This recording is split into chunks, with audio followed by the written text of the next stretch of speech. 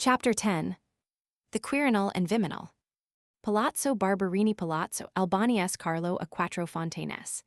Andrea a Monte Cavallo Quirinal Palace Palazzo della Consulta Palazzo Rospigliosi Colonna Gardens and Temple of the Sun S. Silvestro a Monte Cavallo sta. Caterina di Siena S. Domenico e Sisto sta. Agata de' Godi sta. Maria in Monte S.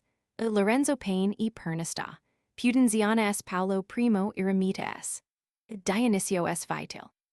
It is difficult to determine the exact limits of what in ancient times were regarded as the Quirinal and Viminal hills. They, like the Esquiline and Celian, are in fact merely spurs or tongues of hill, projecting inwards from a common base, the broad tableland, which slopes on the other side almost imperceptibly into the Campagna. That, which is described in this chapter as belonging to these two hills, is chiefly the district to the right of the Via Quattro Fontane, and its continuations which extend in a straight line to Sta. Maria Maggiore. The Quirinal, like all the other hills, except the Palatine and the Celian, belonged to the Sabines in the early period of Roman history, and is full of records of their occupation. They had a capital here which is believed to have been long anterior to that on the Capitoline, and which was crowned by a temple of Jupiter, Juno, and Minerva. This Sabine capital occupied the site of the present Palazzo Rospigliosi. The name Quirinal is derived from the Sabine word quiris signifying a lance, which gave the Sabines their name of Quirites, or lance-bearers, and to their god the name Quirinus. After his death, Romulus received this title, and an important temple was raised to him on the Quirinal by Numa, under this name, thus identifying him with Janus Quirinus, the national god. This temple was surrounded by a sacred grove mentioned by Ovid. It was rebuilt by the consul L. Papirius Cursor to commemorate his triumph after the Third Samnite War, BC 293, when he adorned it with a sundial Salarium Horologium, the first set up in Rome, which, however, not being constructed for the right latitude, did not show the time correctly. This defect was not remedied till nearly a century afterwards, when Q. Marcius Philippus set up a correct dial. In front of this temple grew two celebrated myrtle trees, one called Patricia, the other Plebia, which shared the fortunes of their respective orders, as the orange tree at Sta. Sabina now does that of the Dominicans. Thus, up to the 5th century, Patricia flourished gloriously and Plebia pined, but from the time when the plebeians completely gained the upper hand, Patricia withered away. The temple was rebuilt by Augustus, and Dion Cassius states that the number of pillars by which it was surrounded accorded with that of the years of his life. Adjoining the temple was a portico. Vicini Pete porticum Quirini, turbam non habet odioserum Pompeius. Marshal Zaeb, I. Officium Cras, primo sol mihi perigendum in Val Quirini. Juvenal Sat, Roman II, 132. Hard by was a temple of Fortuna Publica. Qui dicit, quandam sacrata est called Quirini hac fortuna di publica, veris erit. Ovid Fast, Roman IV, 375. Also an altar to Mamurius, an ancient Sabine divinity, probably identical with Mars, and a temple of Salus, or health, which gave a name to the Porta Salutaria, which must have stood nearly on the site of the present Quattro Fontane, and near which, not inappropriately, was a temple of fever in the Via S. Vital, where fever is still prevalent. The site of the Temple of Quirinus is ascertained to have been nearly that now occupied by S. Andrea, a Monte Cavallo. On the opposite side of the street, where part of the papal palace now stands, was the Temple of Simo Sanctus, the reputed father of Sabinus. Between these two temples was the house of Pomponius Atticus, the friend and correspondent of Cicero, a situation which gave an opportunity for the witticism of Cicero when he said that Caesar would rather dwell with Quirinus than with Salus, meaning that he would rather be at war than be in good health. In the same neighborhood lived Martial the epigrammatist, on the 3rd floor in a narrow street, whence he had a view as far as the portico of Agrippa near the Flaminian Way. Below, probably on the site now occupied by the Piazza Barberini, was a circus of Flora. Mater ades florum ludi celebranda jocosis, discelurum parts mens prior tuas, incipis Aprili, transis in tempora Mai alterti, fugiens, convenet alter habit. Quam tua sint sedenc tibi confinia mensum, convenet in lauds ele velila tuas, circus in hunc exit, Clamatac palma theatris, hoc quoque cum CSI munere carmen eat. Ovid Fast, v. 183. Among the great families who lived on the Quirinal were the Corneliae, who had a street of their own, Vicus Corneliarum, probably on the slopes behind the present Colonna Palace, and the Flavii, who were of Sabine origin. Domitian was born here in the house of the Flavii, afterwards consecrated by him as a temple, in which Vespasian, Titus, and Domitian himself were buried, and Julia, the ugly daughter of Titus, well known from her statues in the Vatican. As some fragments remain of the two buildings erected on the Quirinal during the later empire, Aurelian's Temple of the Sun and the Baths of Constantine, they will be noticed in the regular course. On the ascent of the hill, just above the Piazza del Tritone, is the noble Barberini Palace, built by Urban Roman VIII. From designs of Carlo Maderno, continued by Borromini, and finished by Bernini in 1640. It is screened from the street by a magnificent railing between columns, erected 1865–67, and if this railing could be continued, and the block of houses towards the piazza removed, it would be far the most splendid private palace in Rome. This immense building is a memorial of the magnificence and ambition of Urban Roman VIII. Its size is enormous, the smallest apartment in the palace containing 40 rooms. The prince at present inhabits the right wing, with him lives his elder brother the Duke, who abdicated the family honors in his favor. In the left wing, occupied in the beginning of this century by the ex-king Charles Roman VII. And Queen of Spain, and the Prince of Peace, is the huge apartment of the late Cardinal Barberini, now uninhabited. On this side is the grand staircase, upon which is placed a lion in high relief, found on the family property at Pilstrina.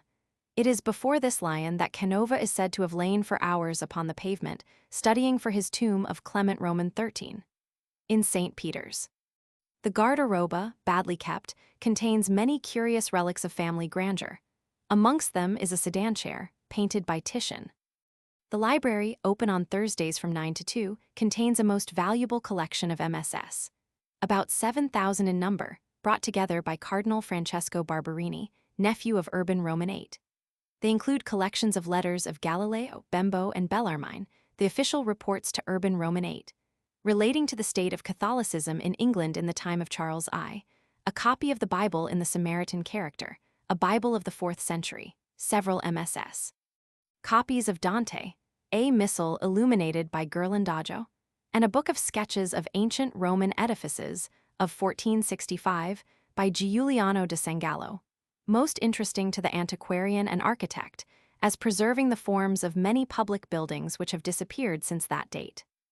Among the 50,000 printed books is a Hebrew Bible of 1788, one of the 12 known copies of the complete edition of Cincino, a Latin Plato by Ficino with marginal notes by Tasso and his father Bernardo, a Dante of 1477 with notes by Bembo and C.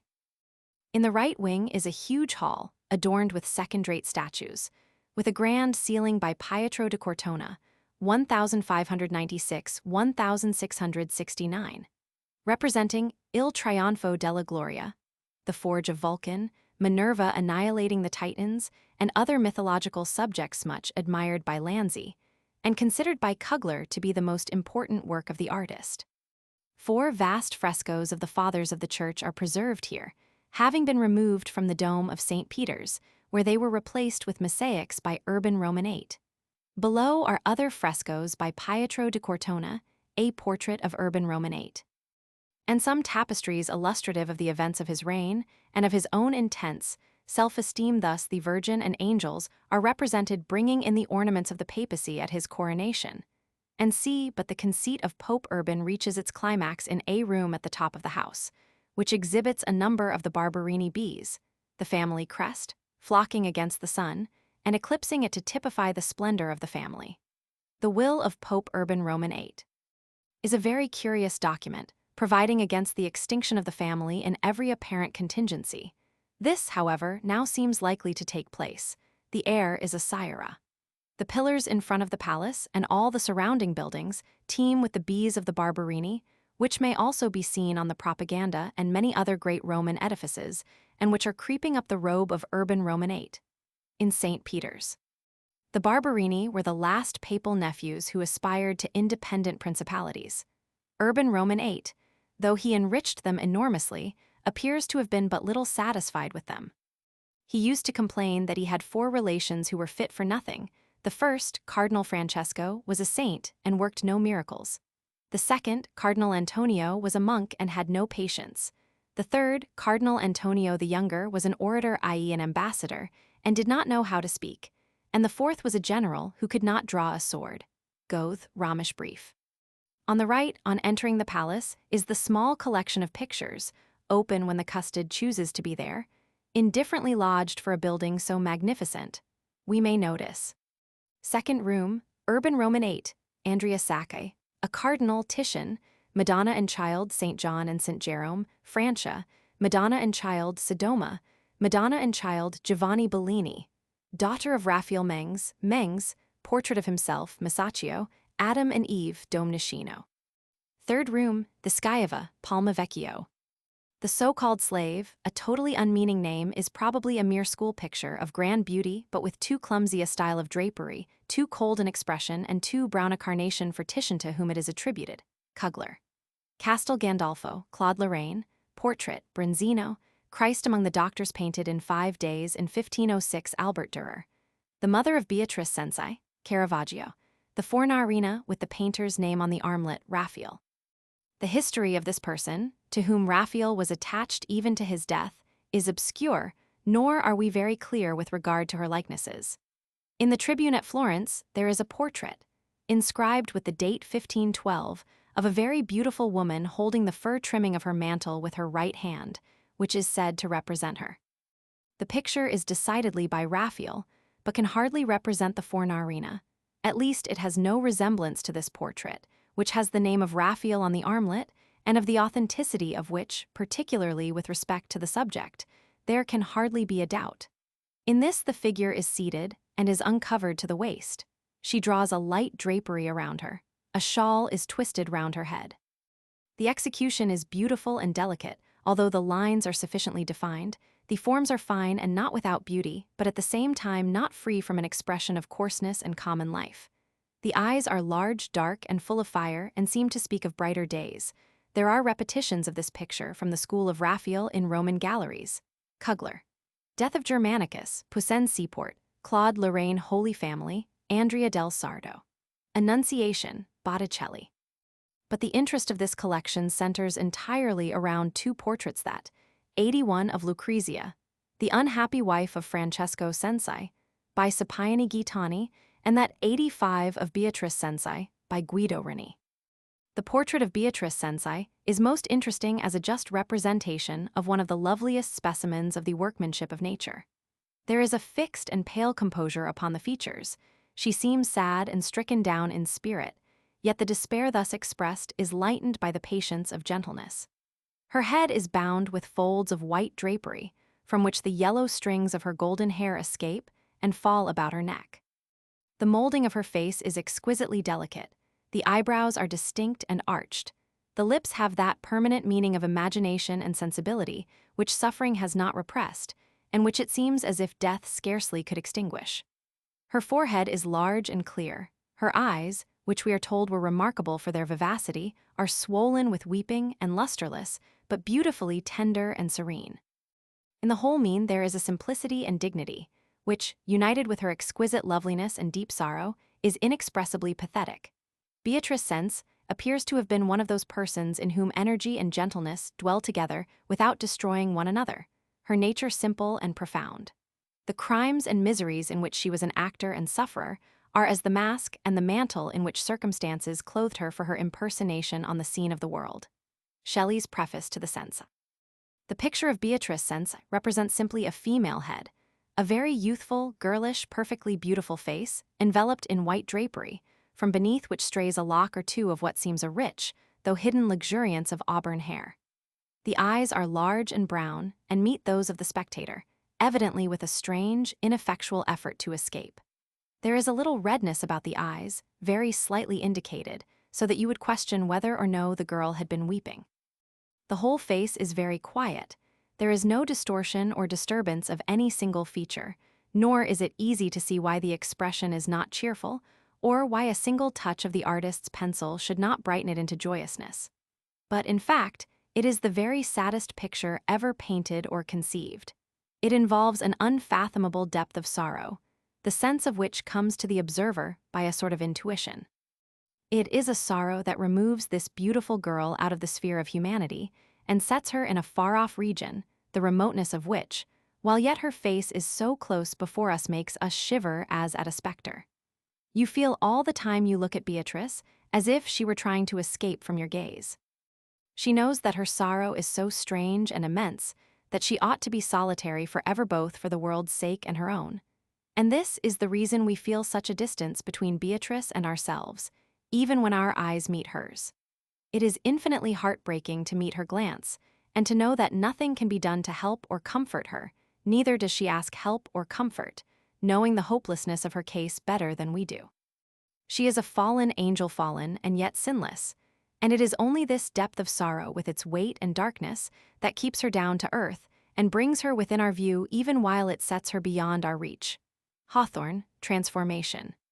The portrait of Beatrice Cenci is a picture almost impossible to be forgotten. Through the transcendent sweetness and beauty of the face, there is a something shining out that haunts me. I see it now, as I see this paper or my pen. The head is loosely draped in white, the light hair falling down below the linen folds. She has turned suddenly towards you, and there is an expression in the eyes, although they are very tender and gentle, as if the wildness of a momentary terror or distraction had been struggled with and overcome, that instant, and nothing but a celestial hope and a beautiful sorrow and a desolate earthly helplessness remained. Some stories say that Guido painted it the night before her execution, some other stories that he painted it from memory, after having seen her on her way to the scaffold. I am willing to believe that, as you see her on his canvas, so she turned towards him, in the crowd from the first sight of the axe, and stamped upon his mind a look which he has stamped on mine, as though I had stood beside him in the concourse. The guilty palace of the Sense, blighting a whole quarter of the town, as it stands withering away by grains, had that face, to my fancy, in its dismal porch and at its black blind windows, and flitting up and down its dreary stairs, and growing out of the darkness of its ghostly galleries. The history is written in the painting, written in the dying girl's face by nature's own hand. And oh, how in that one touch she puts to flight, instead of making kin, the puny world that claims to be related to her, in right of poor conventional forgeries. Dickens. 5 days had been passed by Beatrice in the secret prisons of the Torre Sevella, when, at an early hour in the morning, her advocate, Farinacci, entered her sad abode. With him appeared a young man of about 25 years of age, dressed in the fashion of a writer in the courts of justice of that day. Unheeded by Beatrice, he sat regarding her at a little distance with fixed attention. She had risen from her miserable pallet, but unlike the wretched inmate of a dungeon, she seemed a being from a brighter sphere. Her eyes were of liquid softness, her forehead large and clear, her countenance of angelic purity, mysteriously beautiful. Around her head a fold of white muslin had been carelessly wrapped, from whence in rich luxuriance fell her fair and waving hair. Profound sorrow imparted an air of touching sensibility to her lovely features. With all the eagerness of hope, she begged Farinacci to tell her frankly if his visit foreboded good, and assured him of her gratitude for the anxiety he evinced to save her life and that of her family. Farinacci conversed with her for some time, while at a distance sat his companion, sketching the features of Beatrice. Turning round, she observed this with displeasure and surprise. Farinacci explained that this seeming writer was the celebrated painter, Guido Rini, who, earnestly desiring her picture, had entreated to be introduced into the prison for the purpose of obtaining so rich an acquisition. At first unwilling, but afterwards consenting, she turned and said, "Signor Guido, your renown might make me desirous of knowing you, but how will you undervalue me in my present situation? From the fatality that surrounds me, you will judge me guilty. Perhaps my face will tell you I am not wicked. It will show you, too, that I now languish in this prison, which I may quit only to ascend the scaffold. Your great name and my sad story may make my portrait interesting, and," she added with touching simplicity, "the picture will awaken compassion if you write on one of its angles the word innocent." The great artist set himself to work, and produced the picture now in the Palazzo Barberini, a picture that rivets the attention of every beholder, which once seen, ever after hovers over the memory with an interest the most harrowing and mysterious. From Beatrice Cenci, Storia del Secolo Roman 16, Raccontata dal Daa Firenze, Whiteside's translation.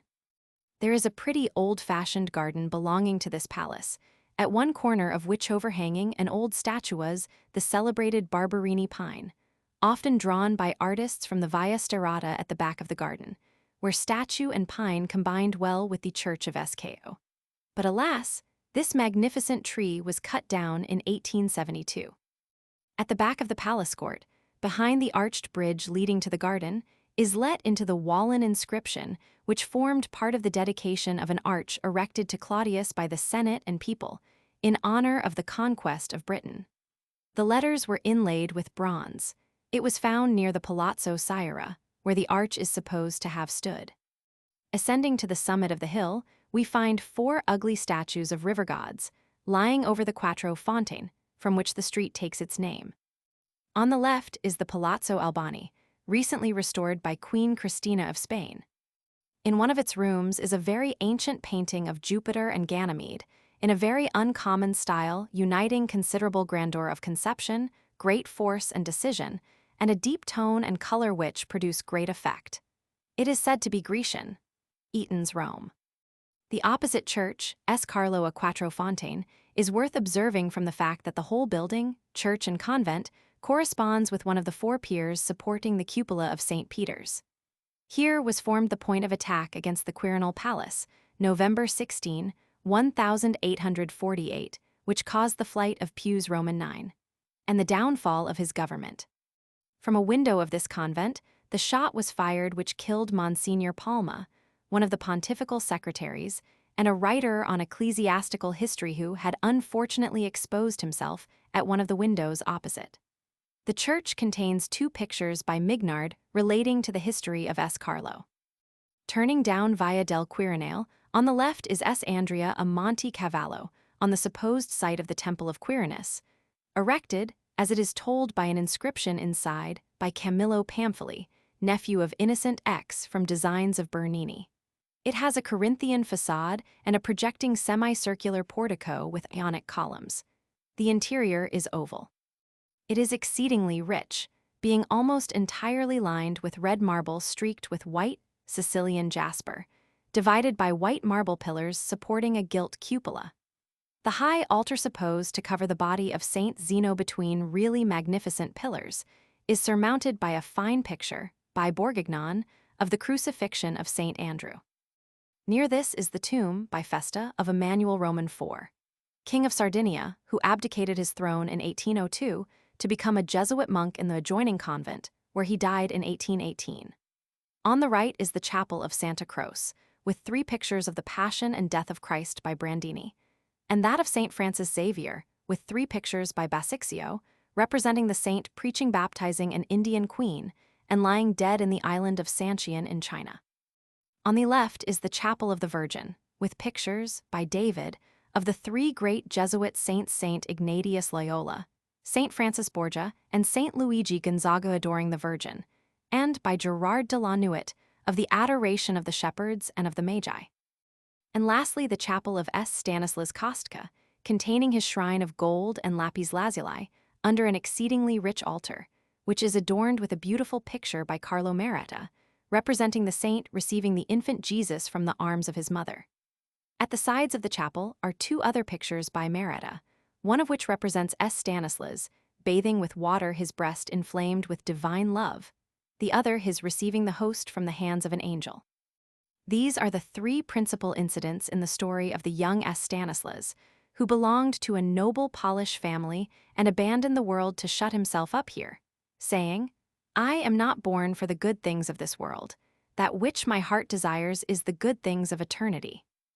I have long ago exhausted all my capacity of admiration for splendid interiors of churches, but methinks this little temple, it is not more than 50 or 60 feet across, has a more perfect and gem-like beauty than any other. Its shape is oval, with an oval dome, and above that another little dome, both of which are magnificently frescoed. Around the base of the larger dome is wreathed a flight of angels, and the smaller and upper one is encircled by a garland of cherub and angel all of pure white marble. The oval center of the church is walled round with precious and lustrous marble, of a red-veined variety, interspersed with columns and pilasters of white. And there are arches, opening through this rich wall, forming chapels, which the architect seems to have striven hard to make even more gorgeous than the main body of the church. The pavement is one star of various tinted marble. Hawthorne, Notes on Italy. The adjoining convent of the Novitiate of the Order of Jesus contains the room in which S. Stanislas Kostka died, at the age of 18, with his reclining statue by Legros, the body in white, his dress, that of a novice in black, and the couch upon which he lies in yellow marble. Behind his statue is a picture of a celestial vision which consoled him in his last moments. On the day of his death, November 13, the convent is thrown open, and Mass is said without ceasing in this chamber, which is visited by thousands. La petite chambre de Stanislas Kostka est un de ces lieux où la prière nate spontanément dans le cœur, et s'en échappe comme par un cours naturel. Vuillat, Parfum de Rome. In the convent garden is shown the fountain, where the angels used to bathe the breast of S. Stanislas, burning with the love of Christ. Passing the Benedictine convent, with a courtyard containing an old sarcophagus as a fountain, and a humble church decorated with rude frescoes of Saint Benedict and Sta. Scholastica, we reach a small and popular church, rich in marbles, belonging to the Perpetua Adoratrice del Divin Sacramento del Altar, founded by Sister Madalena of the Incarnation, who died 1829 and is buried on the right of the entrance. Here the low, monotonous chant of the perpetual adoration may be constantly heard. The piazza of the Monte Cavallo has in its center the red granite obelisk, 95 feet high with its base, erected here by Antinori in 1781 for Pius Roman VI. It was originally brought from Egypt by Claudius, A.D. 57, together with the obelisk now in front of Sta. Maria Maggiore, and they were both first placed at the entrance of the mausoleum of Augustus. At its base are the colossal statues found in the baths of Constantine, of the Dioscuri Castor and Pollux reigning in their horses. These statues give a name to the district. Their bases bear the names of Phidias and Praxiteles, and though their claim to be the work of such distinguished sculptors is doubtful, they are certainly of Greek origin. Copies of these statues at Berlin have received the nicknames of Gehemter Fortschritt and Beforderter Rückschritt, progress checked and retrogression encouraged. At the time when the Mirabilia Rami were published, that is, about the 13th century, these statues were believed to represent the young philosophers, Praxiteles and Phidias, who came to Rome during the reign of Tiberius, and promised to tell him his most secret words and actions provided he would honor them with a monument. Having performed their promise, they obtained these statues, which represent them naked, because all human science was naked and open to their eyes. From this fable, wild and absurd as it is, we may nevertheless draw the inference that the statues had been handed down from time immemorial as the works of Phidias and Praxiteles, though those artists had in the lapse of ages been metamorphosed into philosophers. May we not also assume the existence of a tradition that the statues were brought to Rome in the reign of Tiberius? In the Middle Ages, the group appears to have been accompanied by a statue of Medusa, sitting at their feet and having before her a shell. According to the text of the Mirabilia, as given by Montfaucon in his Diarium Italicum, this figure represented the church. The snakes which surrounded her typified the volumes of Scripture, which nobody could approach unless he had first been washed, that is, baptized in the water of the shell. But the Prague Ms. of the Mirabilia interprets the female figure to represent science, and the serpents to typify the disputed questions with which she is concerned. Dyer's Hist. Of the City of Rome. Elimitation du grand style de Phidias est visible dans plusieurs sculptures quil inspirées, et surtout dans les colosses de Castor et Pollux, domptant des Chevaux, qui ont fait donner à une partie du mont, quirinal le nom de Monte Cavallo. Il n'y faut faire aucune attention aux inscriptions qui attribuent un des du colosses à Phidias et l'autre à Praxitele, Praxitele dont le style en a rien à faire ice.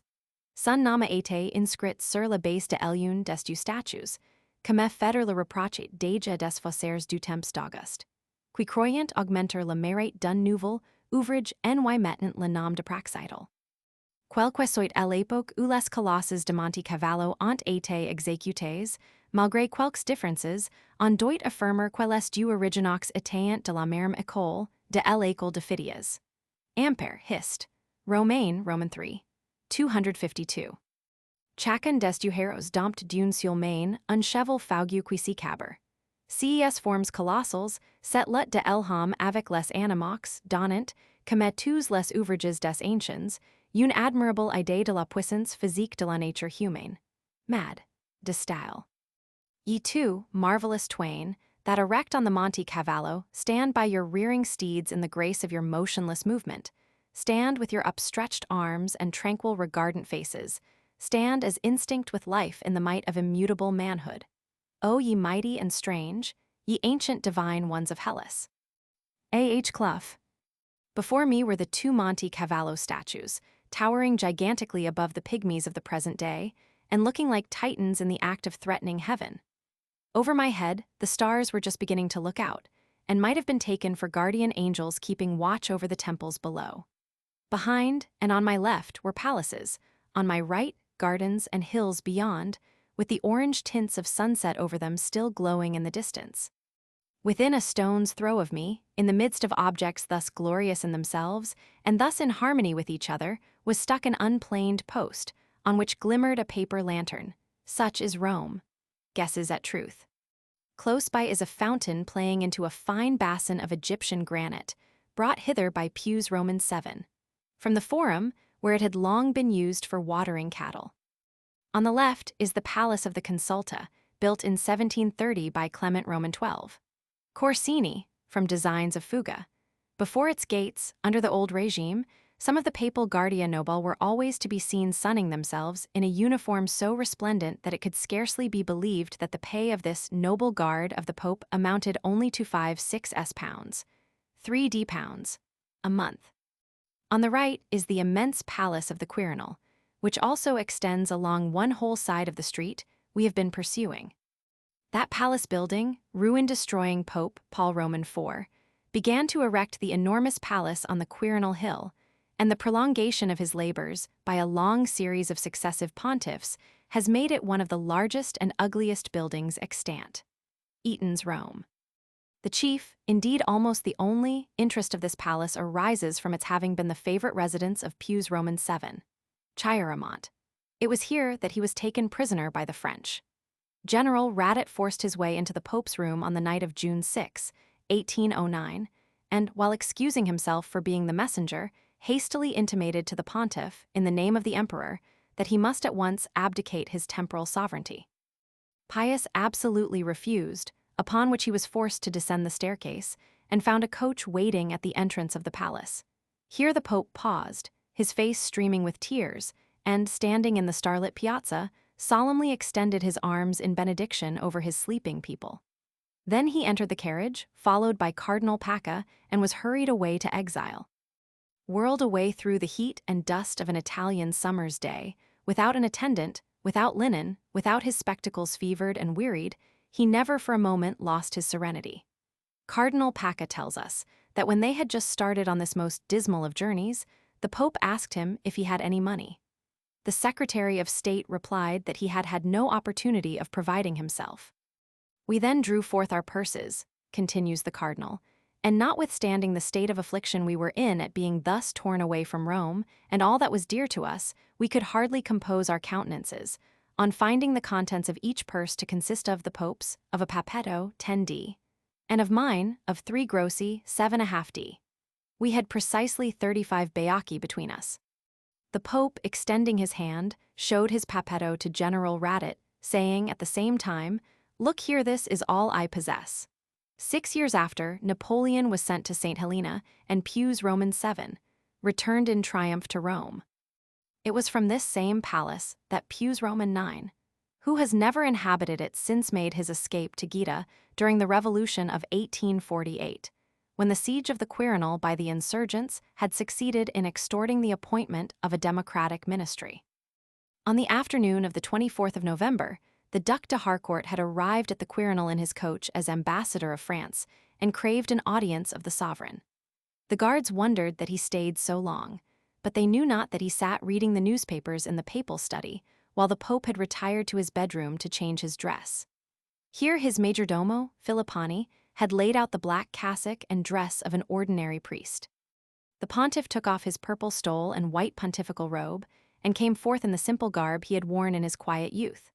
The Duc de Harcourt threw himself on his knees, exclaiming, "Go forth, Holy Father. Divine wisdom inspires this council, divine power will lead it to a happy end." By secret passages and narrow staircases, Pius Roman IX, and his trusty servant passed unseen to a little door, used only occasionally for the Swiss guards, and by which they were to leave the palace. They reached it, and bethought them that the key had been forgotten. Filippani hastened back to the papal apartment to fetch it, and returning unquestioned to the wicket, found the pontiff on his knees and quite absorbed in prayer.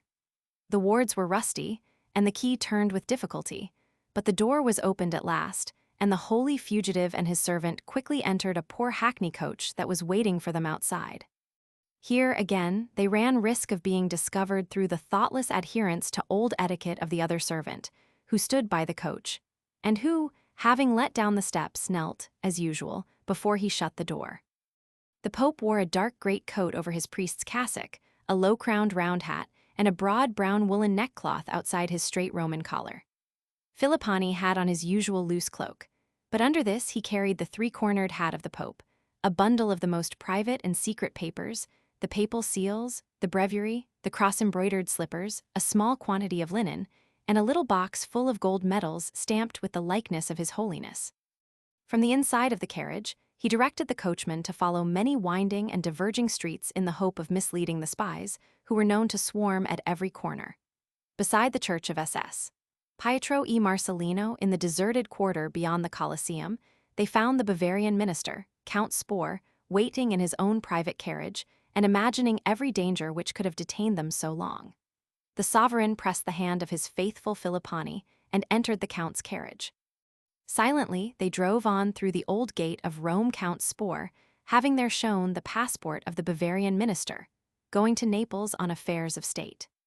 Meanwhile, the Duc de Harcourt grew tired of reading the newspapers in the Pope's study, and when he thought that His Holiness must be far beyond the walls of Rome, he left the palace, and taking post horses, hastened with all speed to overtake the fugitive on the road to Civita Vecchia, whither he believed him to be flying. As he left the study in the Quirinal, a prelate entered with a large bundle of ecclesiastical papers, on which he said he had to confer with the Pope. Then his chamberlain went in to read to him his breviary and the office of the day. The rooms were lighted up, and the supper taken in as usual, and at length it was stated that His Holiness, feeling somewhat unwell, had retired to rest, and his attendants and the guard of honor were dismissed for the night. It is true that a certain prelate, who chanced to see the little door by which the fugitive had escaped into the street left open, began to cry out, "The Pope has escaped! The Pope has escaped!" But Prince Gabriele was beside him, and, clapping his hand upon the mouth of the alarmist, silenced him in time by whispering, "Be quiet, Monseigneur, be quiet, or we shall be cut to pieces." Near Laurixia, the fugitives found Countess Spohr, who had arranged the whole plan of the escape, waiting with a coach and 6 horses in, which they pursued their journey to Gaeta, reaching the Neapolitan frontier between 5 and 6 in the morning. The Pope throughout carried with him the sacrament and the pyx which Pius VII carried when he was taken prisoner to France, and which, as if with prescience of what would happen, had been lately sent to him as a memorial by the Bishop of Avignon. Beste. It is in the Quirinal Palace that the later conclaves have always met for the election of the popes. In the afternoon of the last day of the Novendiali, as they are called after the death of a pope, the cardinals assemble at S. Silvestro a Monte Cavallo and walk in procession, accompanied by their conclavisti, a secretary, a chaplain, and a servant or two, to the great gate of the royal residence, in which one will remain as master and supreme lord. Of course, the hill is crowded by persons, lining the avenue kept open for the procession. Cardinals never before seen by them, or not for many years, pass before them.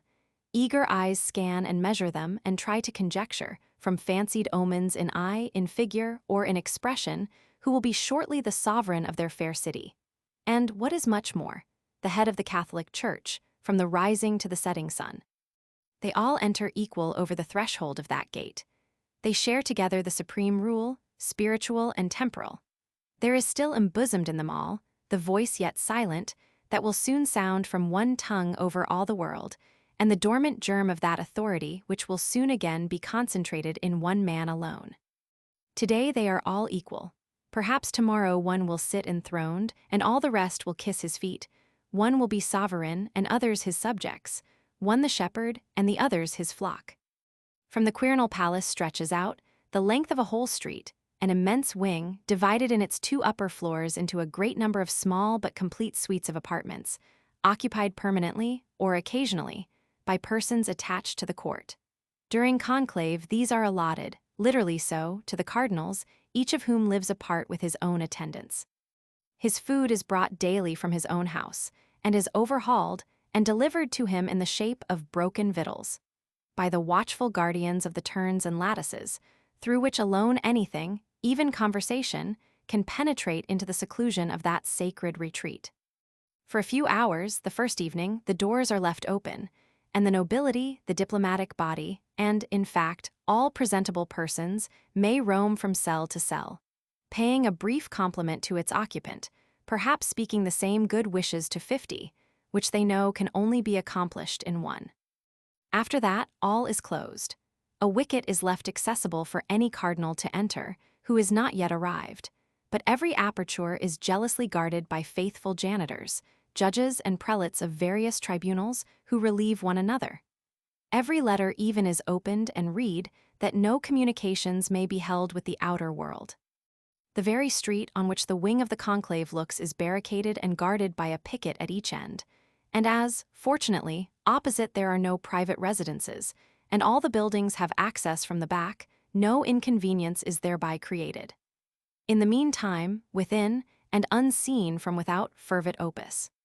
Twice a day the cardinals meet in the chapel belonging to the palace, included in the enclosure, and there, on tickets so arranged that the voter's name cannot be seen, write the name of him for whom they give their suffrage.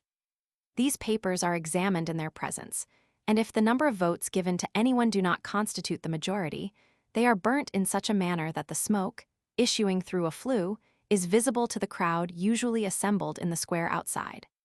Some day, instead of this usual signal to disperse, the sound of pick and hammer is heard. A small opening is seen in the wall which had temporarily blocked up the great window over the palace gateway. At last, the masons of the conclave have opened a rude door, through which steps out on the balcony the first cardinal deacon, and proclaims to the many, or to the few, who may happen to be in waiting, that they again possess a sovereign and a pontiff. Cardinal Weissmann. Sais tu seque sequun conclave.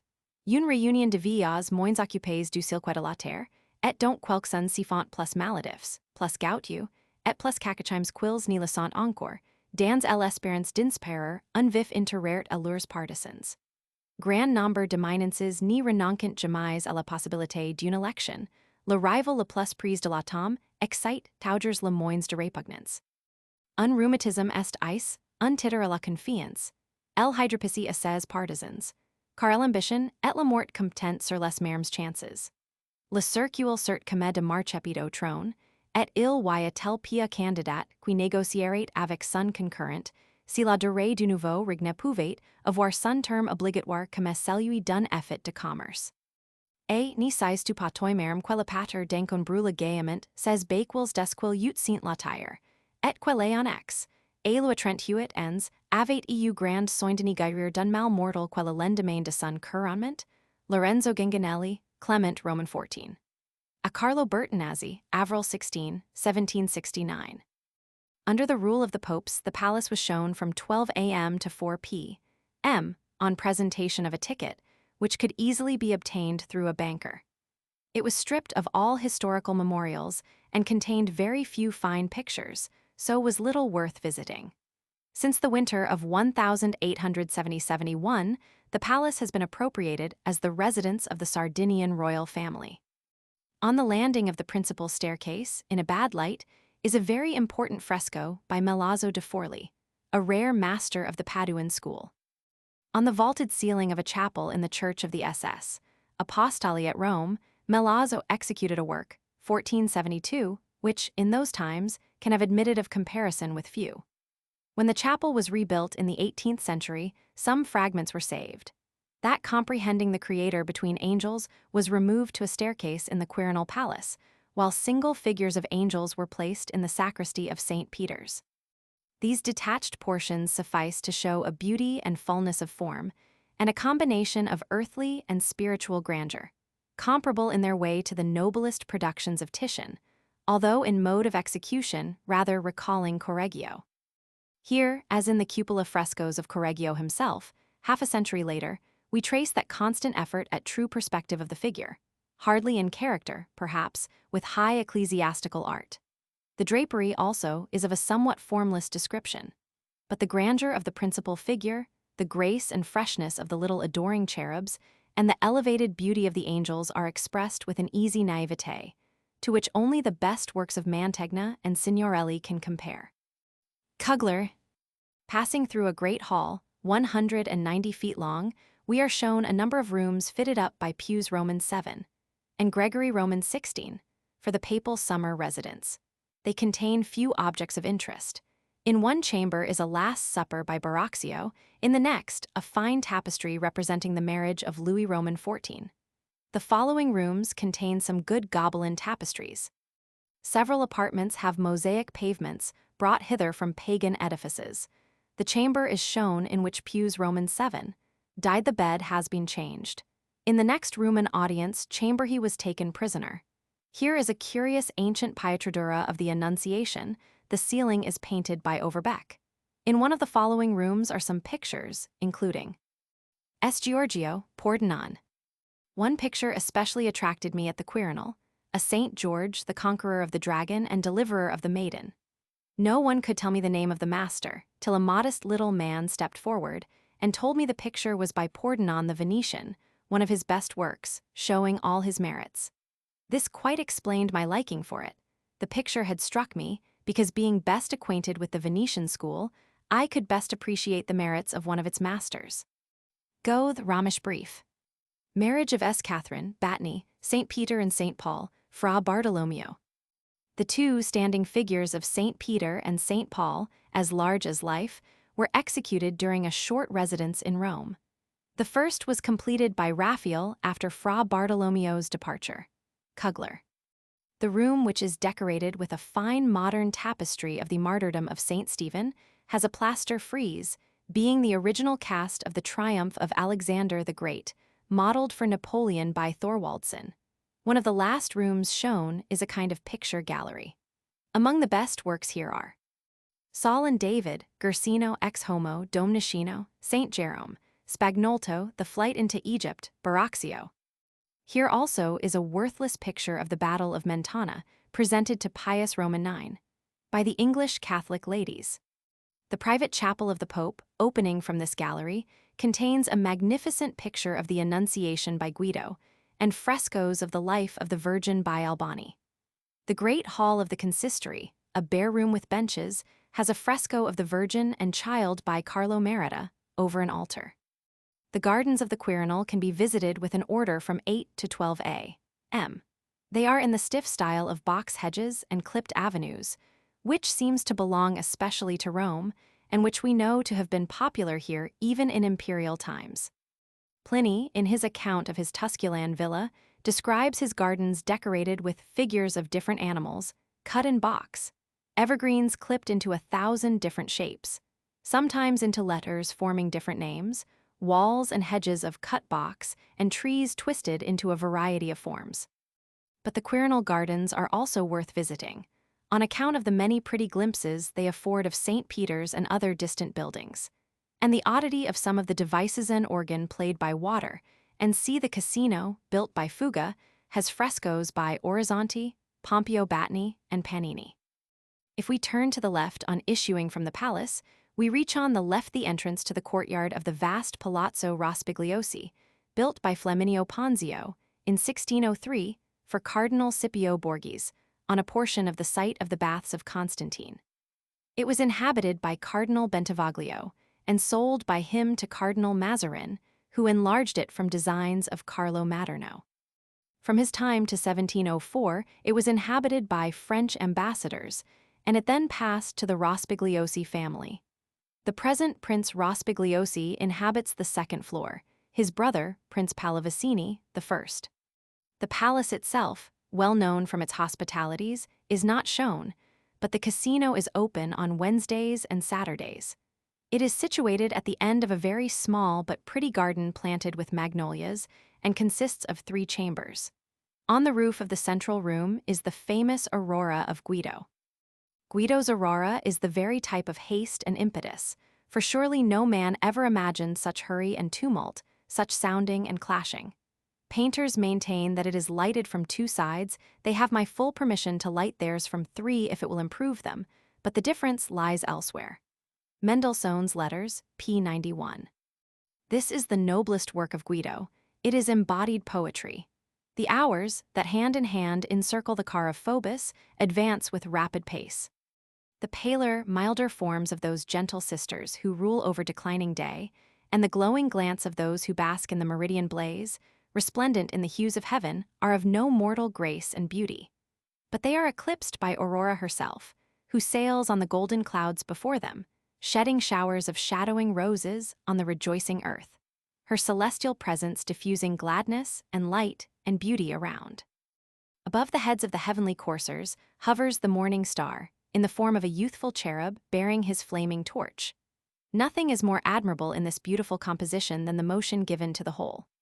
The smooth and rapid step of the circling hours as they tread on the fleecy clouds, the fiery steeds, the whirling wheels of the car, the torch of Lucifer, blown back by the velocity of his advance, and the form of Aurora, borne through the ambient air, till you almost fear she should float from your sight. Eaton's Rome. The work of Guido is more poetic than that of Guercino, and luminous and soft and harmonious. Cupid, Aurora, Phoebus form a climax of beauty, and the hours seem as light as the clouds on which they dance. Forsyth. Lanzi points out that Guido always took the Venus de Medici and the Niobe as his favorite models, and that there is scarcely one of his large pictures in which the Niobe or one of her sons is not introduced, yet with such dexterity that the theft is scarcely perceptible. The frescoes of the frieze are by Tempesta, the landscapes by Paul Brill. In the hall are busts, statues, and a bronze horse found in the ruins of the baths. There is a small collection of pictures, the only work of real importance being the beautiful Daniel di Volterra of our Savior bearing his cross, in the room on the left. In the same room are 2 large pictures, David triumphing with the head of Goliath, Domnicino, and Perseus rescuing Andromeda, Guido. In the room on the right are Adam gathering fig leaves for Eve, in a paradise which is crowded with animals like a menagerie, Domnicino, and Samson pulling down the pillars upon the Philistines, Ludovico Carracci. A second small garden belonging to this palace is well worth seeing in May from the wealth of camellias, azaleas, and roses, with which it is filled. Opposite the Rospigliosi Palace, by ringing at a gate in the wall, we gain admission to the Colonna Gardens, connected with the palace in the Piazza SS. Apostoli by a series of bridges across the intervening street. Here, on a lofty terrace which has a fine view towards the Capitol, and overshadowed by grand cypresses, are the colossal remains of the Temple of the Sun, huge fragments of cornice, built by Aurelian, AD 270-75. At the other end of the terrace, looking down through 2 barns into a kind of pit, we can see some remains of the baths of Constantine, built AD 326, and of the great staircase which led up to them from the valley below. The portico of these baths remained erect till the time of Clement Roman XII, 1730-40, and was adorned with 4 marble statues, of which 2 those of the 2 Constantines may now be seen on the terrace of the Capitol. Beneath the magnificent cypress trees on the slope of the hill are several fine sarcophagi. Only the stem is preserved of the grand historical pine tree, which was planted on the day on which Cola di Renzi died, and which was one of the great ornaments of the city till 1848, when it was broken in a storm. Just beyond the end of the garden are the great convent and church of S. Silvestro, a Monte Cavallo belonging to the missionaries of St. Vincent de Paulin, which the cardinals meet before going in procession to the conclave. It contains a few rather good pictures. The cupola of the second chapel has frescoes by Domnicino, of David dancing before the Ark, the Queen of Sheba, and Solomon Judith with the head of Holofernes, and Esther fainting before Ahasuerus. These are considered by Lanzi as some of the finest frescoes of the master. In the left transept is a chapel containing a picture of the Assumption, painted on slate, considered the masterpiece of Scipione Gaetani. The last chapel but one on the left has a ceiling by Cav, d'Arpino, and frescoes on the walls by Polidoro de Caravaggio. The picture over the altar, representing Saint Dominic and Saint Catherine of Siena, is by Mariotto Albertinelli. Cardinal Bentivoglio, who wrote the history of the wars in Flanders, and lived in the Rospigliosi palaces, buried here. We now reach the height of Maganeopoli, from which the isthmus which joined the Quirinal to the Capitoline was cut away by Trajan. Here is a crossways. On the right is a descent to the Forum of Trajan, at the side of which is the villa of Cardinal Antonelli, and beyond it, the handsome modern palace of Count Trapani, cousin to the King of Naples. Opposite is the Church of Sta. Caterina di Siena, possessing some frescoes attributed on doubtful grounds to the rare master Timoteo della Vite. Adjoining is a large convent, enclosed within the precincts of which is the tall brick medieval tower, sometimes called the Tower of Nero, but generally known as the Torre del Milizzi, i.e., the Roman militia. It was erected by the sons of Peter Alexius, a baron attached to the party of the Senator Pandolfo de Subura. The lower part is said to have been built in 1210, the upper in 1294 and 1330. People pass through two regular courses of study at Rome, the first in learning and the second in unlearning. This is the Tower of Nero, from which he saw the city in flames, and this is the Temple of Concordand, this is the Temple of Castor and Pollexend, this is the Temple of Vestiand, these are the baths of Paulus Aemilius, and so on, says your Lacqui. This is not the Tower of Nero, nor that the Temple of Castor and Pollux, nor the other the Temple of Concord, nor are any of these things what they are called, says your antiquary. Eaton's Rome. The Convent of Sta. Caterina was built by the celebrated Vittoria Colonna, who requested the advice of Michelangelo on the subject, and was told that she had better make the ancient Torah into a belfry. A very curious account of the interview in which this subject was discussed, and which took place in the church of S. Silvestro a Monte Cavallo, is left us in the memoirs of Francesco da Landa, a Portuguese painter, who was himself present at the conversation. Near this point are two other fine medieval towers. One is to the right of the descent to the Forum of Trajan, being that of the Colonnas, now called Torre di Babel, ornamented with three beautiful fragments of sculptured frieze, one of them bearing the device of the Colonna, a crowned column rising from a wreath. The other tower, immediately facing us, is called Torre del Grillo, from the ancient family of that name. Opposite Sta, Caterina is the handsome church of SS, Domenico e Sisto, approached by a good double-twisted staircase. Over the second altar on the left is a picture of the marriage of St. Catherine by Allegrani, and on the anniversary of her visionary marriage, July 19, the dried hand of the saint is exhibited here to the unspeakable comfort of the faithful. Turning by this church into the Via Maganeopoli, formerly Baganeopoli, a corruption of Balnea Polybaths of Aemilius Paulus, we pass on the left the Palazzo Aldobrandini, with a bright, pleasant-looking court and handsome fountain. The present Prince Aldobrandini is brother of Prince Borghese. Of this family was S. Pietro Aldobrandini, generally known as S. Pietro Igneo, who was canonized because, in 1067, he walked unhurt, crucifix in hand, through a burning fiery furnace 10 feet long before the church door of Settimo, near Florence, to prove an accusation of simony which he had brought against Pietro di Pavia, bishop of that city. In the Via di Mazzarini, in the hollow between the Quirinal and Viminal, is the convent of Sta. Agata in Subura, through the courtyard of which we enter the church of Sta. Agata dei Godi. A tradition declares that this, like S. Saba on the Aventine, is on the site of a house of Sta. Sylvia, mother of Saint Gregory the Great, who consecrated the church after it had been plundered by the Goths and dedicated it to Sta Agata. It was rebuilt by Ricimer, the kingmaker, in AD 472. 12 ancient granite columns and a handsome Opus Alexandrinum pavement are its only signs of antiquity. The church now belongs to the Irish Seminary. In the left aisle is the monument of Daniel O'Connell, with bas-reliefs by Benzoni, inscribed. This monument contains the heart of O'Connell, who, dying at Genoa on his way to the Eternal City, bequeathed his soul to God, his body to Ireland, and his heart to Rome.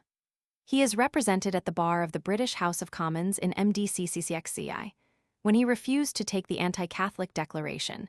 In these remarkable words, I at once reject this declaration. Part of it I believe to be untrue, and the rest I know to be false. He was born Roman 6. Aug. MDCCLXXVI, and died Roman 15. May. MDCCCXLVI. Erected by Charles Bianconi, the faithful friend of the immortal liberator and of Ireland, the land of his adoption. At the end of the left aisle is a chapel, which Cardinal Antonelli, who has his palace near this, decorated, 1863, with frescoes and arabesques as a burial place for his family. In the opposite chapel is a gilt figure of Sta, Agata carrying her breasts, showing the manner in which she suffered. Agatha was a maiden of Catania, in Sicily, whither Decius the emperor sent Quintianus as governor. He, inflamed by the beauty of Agatha, tempted her with rich gifts and promises, but she repulsed him with disdain. Then Quintianus ordered her to be bound and beaten with rods, and sent 2 of his slaves to tear her bosom with iron shears. And as her blood flowed forth, she said to him, O thou cruel tyrant! Art thou not ashamed to treat me thus? Hast thou not thyself been fed at thy mother's breasts? Thus only did she murmur. And in the night a venerable man came to her, bearing a vase of ointment, and before him walked a youth bearing a torch. It was the holy apostle Peter, and the youth was an angel. But Agatha knew it not, though such a glorious light filled the prison that the guards fled in terror.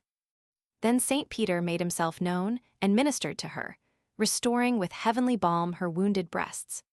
Quintianus, infuriated, demanded who had healed her. She replied, He whom I confess and adore with heart and lips, he hath sent his apostle who hath healed me.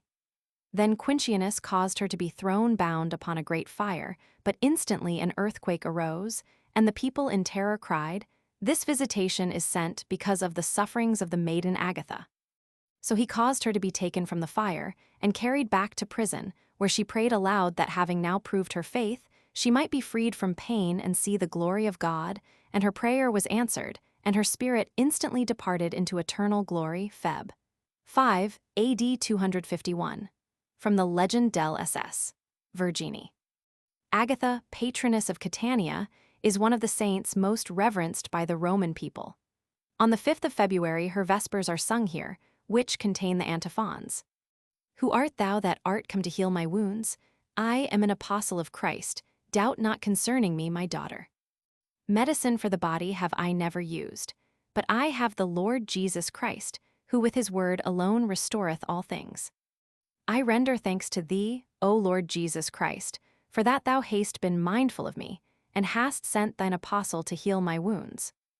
I bless thee, O Father of my Lord Jesus Christ, because through thine apostle thou hast restored my breasts to me. Him who hath vouchsafed to heal me of every wound, and to restore to me my breasts, him do I invoke, even the living God. Blessed Agatha, standing in her prison, stretched forth her hands and prayed unto the Lord, saying, O Lord Jesus Christ, my good Master, I thank thee because thou hast given me strength to overcome the tortures of the executioners. And now, Lord, speak the word, that I may depart hence to thy glory which fadeth not away. The tomb of John Lascaris, a refugee from Constantinople when taken by the Turks, has in Greek the inscription, Lascaris lies here in a foreign grave, but stranger, that does not disturb him, rather does he rejoice. Yet he is not without sorrow, as a Grecian, that his fatherland will not bestow upon him the freedom of a grave. Passing the great convent of S. Bernardino Senensis, we reach the Via dei Serpenti, interesting as occupying the supposed site of the Valles Quirinales, where Julius Proculus, returning from Alba Longa, encountered the ghost of Romulus. Sed Proculus longa veniebat Julius Alba lunec fulgebat. Nec facis usus erat, cum subito modu nubs crepura sinistri, richelit allegradis, horrunt comi, pulcher, et humano major, trabec decorus, Romulus in media vicis adesvia. Ovid Fast, Roman 2, 498. Turning to the right down the Via dei Serpenti, we reach the Piazza Sta, Maria in Monte, containing a fountain, and a church dedicated to SS, Sergius and Bacchus, 2 martyrs who suffered under Maximian at Rasafa in Syria. One side of this piazza is occupied by the Church of Sta, Maria in Monte, in which is deposited a figure of the beggar Laber, canonized by Pius Roman IX. In 1860, dressed in the gown of a mendicant pilgrim, which he wore when living. Over the altar is a picture of him in the Colosseum, distributing to his fellow beggars the alms which he had obtained. His fete is observed here on April 16. At number 3 Via dei Serpenti, one may visit the chamber in which Laber died in the Via dei Crociferi, near the Fountain of Trevi, a chapel containing many of his relics, the bed on which he died, the crucifix which he wore in his bosom, and c.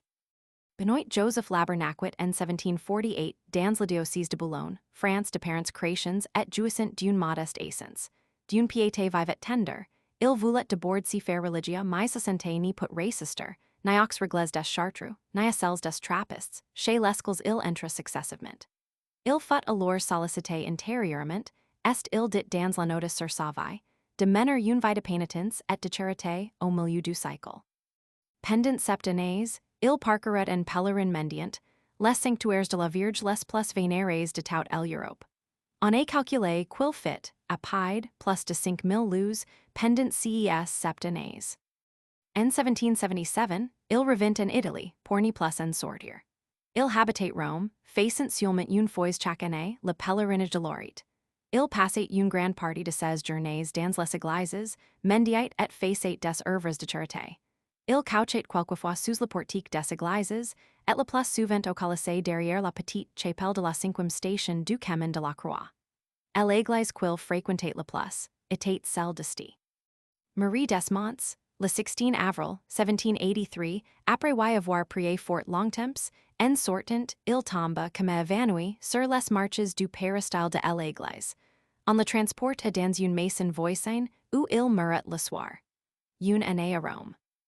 Almost opposite this church, a narrow alley, which appears to be a cul-de-sac ending in a picture of the crucifixion, is in reality the approach to the carefully concealed convent of the Farnesiani nuns, generally known as the Sepult Vive. The only means of communicating with them is by rapping on a barrel, which projects from a wall on a platform above the roofs of the houses when a muffled voice is heard from the interior end if your references are satisfactory. The barrel turns round and eventually discloses a key by which the initiated can admit themselves to a small chamber in the interior of the convent. Over its door is an inscription, bidding those who enter that chamber to leave all worldly thoughts behind them. Round the walls are inscribed, qui non diligit, manet in morti, militia est vita hominis super terram, alter alterius honora portate, and on the other side, opposite the door, Roman 6, esordo a rimerar la vita del mondo, nella gisici la mira un moribando. In one of the walls is an opening with a double grille, beyond which is a metal plate, pierced with holes like the rows of a watering pot. It is beyond this grille and behind this plate that the abbess of the Sepult Vive receives her visitors, but she is even then veiled from head to foot in heavy folds of thick buhr. Gregory Roman 16, who of course could penetrate within the convent and who wished to try her, said, Sorella mia, levate il velo. No mio padre, she replied, e vietato dalla nostra regola. The nuns of the Sepult Vive are never seen again after they once assume the black veil, though they are allowed double the ordinary novitiate. They never hear anything of the outer world, even of the deaths of their nearest relations. Daily, they are said to dig their own graves and lie down in them, and their remaining hours are occupied in perpetual and monotonous adoration of the Blessed Sacrament. Returning as far as the Via Pane e Perna, a continuation of the Via Maganeopoli, we ascend the slope of the Viminal Hill, now with difficulty to be distinguished from the Quirinal. It derives its name from Vimina, osiers, and was once probably covered with woods, since a temple of Silvanus or Pan was one of several which adorned its principal street, the Vicus, longest the site of which is now marked by the countrified lane called Via S. Vital. This end of the hill is crowned by the church of S. Lorenzo Pane e Perna, built on the site of the martyrdom of the deacon St. Lawrence, who suffered under Claudius Roman II, in AD 264, for refusing to give up the goods of the church. Over the altar is a huge fresco, representing the saint extended upon a red-hot gridiron, and below entered from the exterior of the church crypt is shown as the scene of his cruel sufferings. Blessed Laurentius, as he lay stretched and burning on the gridiron, said to the impious tyrant, The meat is done, make haste hither and eat. As for the treasures of the church which you seek, the hands of the poor have carried them to a heavenly treasury. Antiphon of St. Lawrence. The funeral of Saint Bridget of Sweden took place in this church, July 1373, but after resting here for a year, her body was removed by her son to the monastery of Waystein in Sweden. Under the second altar on the right are shown the relics of Saint Crispin and Saint Crispinian, two holy brothers, who departed from Rome with Saint Denis to preach the gospel in France, where, after the example of Saint Paul, they labored with their hands, being by trade shoemakers. And these good saints made shoes for the poor without fee or reward, for which the angels supplied them with leather, until, denounced as Christians, they suffered martyrdom at Soissons, being, after many tortures, beheaded by the sword AD 300. The festival of Saint Crispin and Saint Crispinian is held on October 25, the anniversary of the Battle of Agincourt. And Crispin Crispian shall ne'er go by, from this day to the ending of the world, but we in it shall be remembered. Shakespeare, Henry V.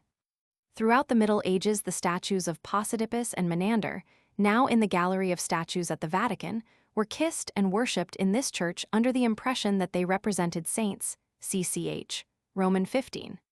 They were found on this site, which was once occupied by the Baths of Olympias, daughter-in-law of Constantine.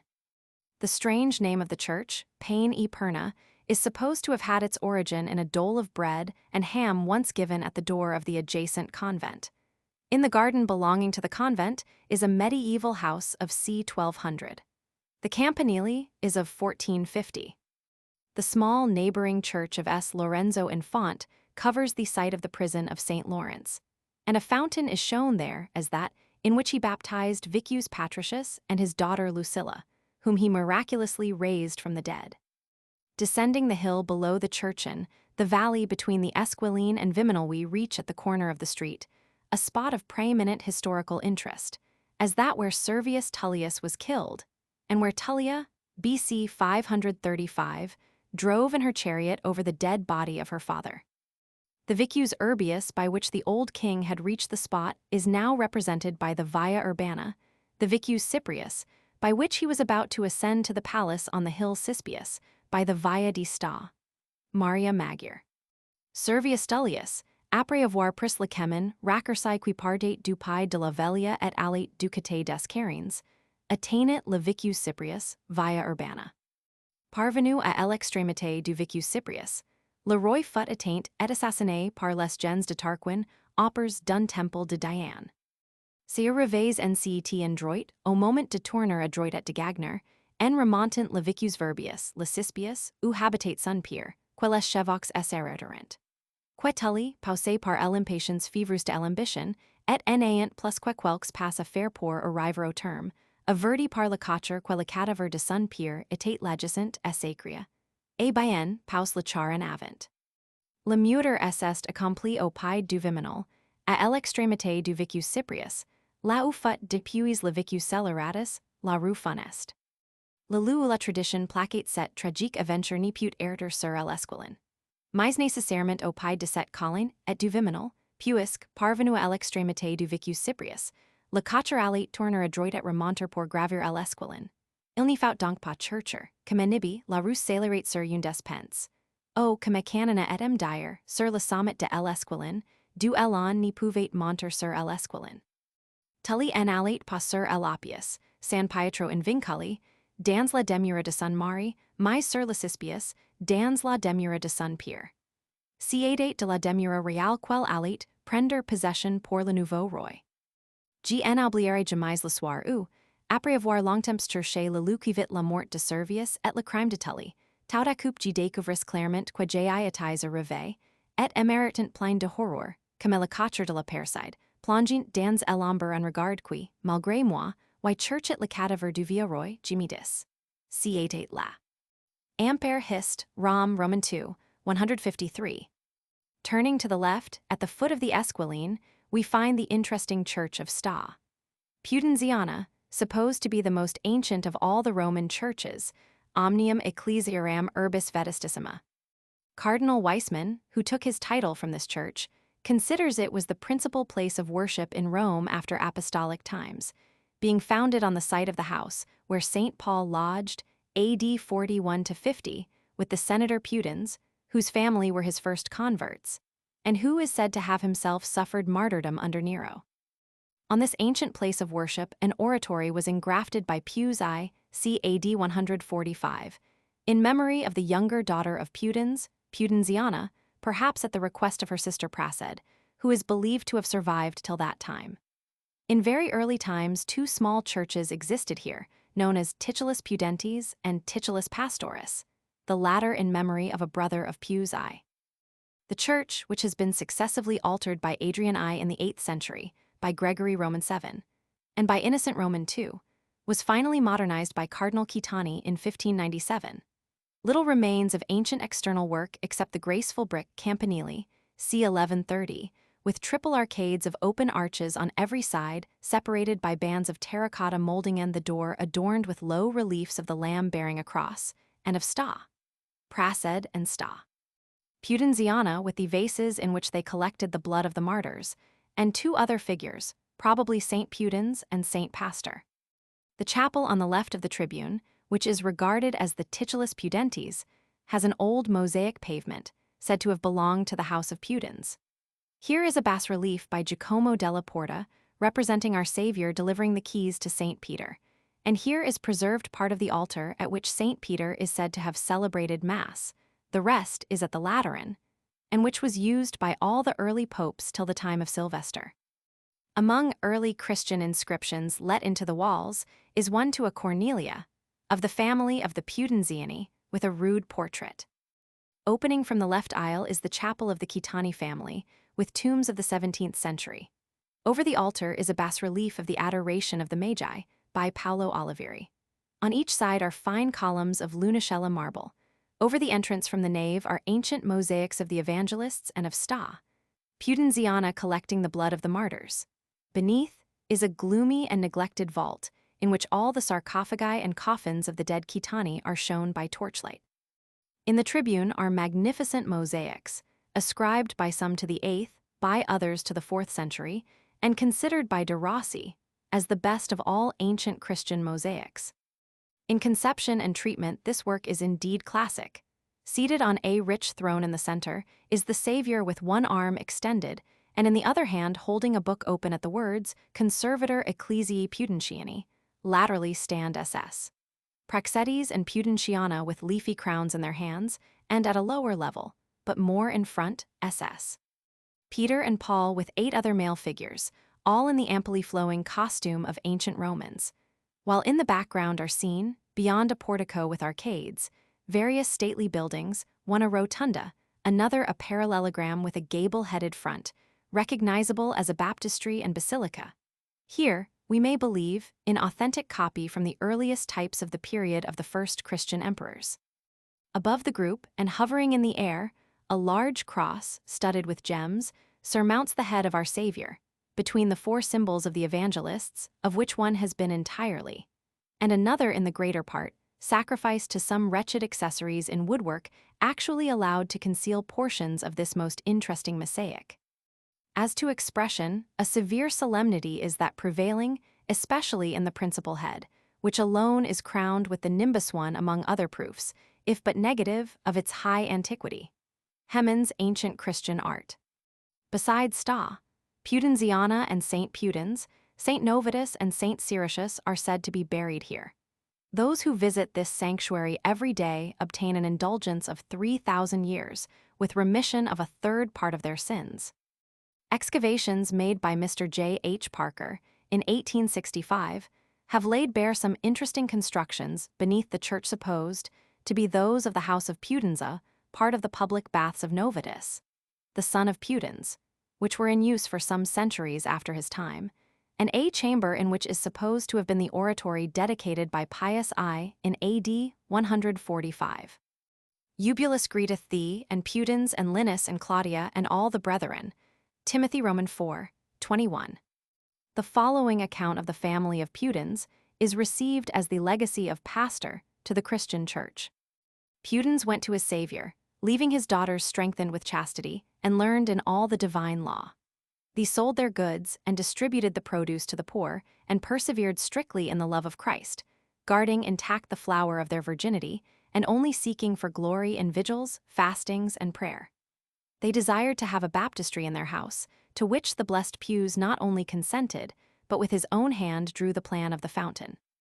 Then calling in their slaves, both from town and country, the two virgins gave liberty to those who were Christians, and urged belief in the faith upon those who had not yet received it. By the advice of the blessed Pius, the affranchisement was declared, with all the ancient usages, in the oratory founded by Pudens. Then, at the festival of Easter, 96 neophytes were baptized, so that thenceforth assemblies were constantly held in the said oratory, which night and day resounded with hymns of praise. Many pagans gladly came thither to find the faith and receive baptism.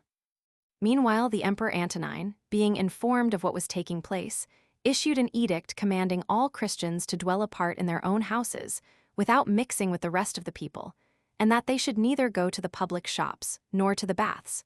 Praxetes and Pudentiana then assembled those whom they had led to the faith, and housed them. They nourished them for many days, watching and praying. The blessed Bishop Pius himself frequently visited us with joy, and offered the sacrifice for us to the Savior. Then Pudentiana went to God. Her sister and I wrapped her in perfumes and kept her concealed in the oratory. Then, at the end of 28 days, we carried her to the cemetery of Priscilla and laid her near her father Pudens. 11 months after, Novatus died in his turn.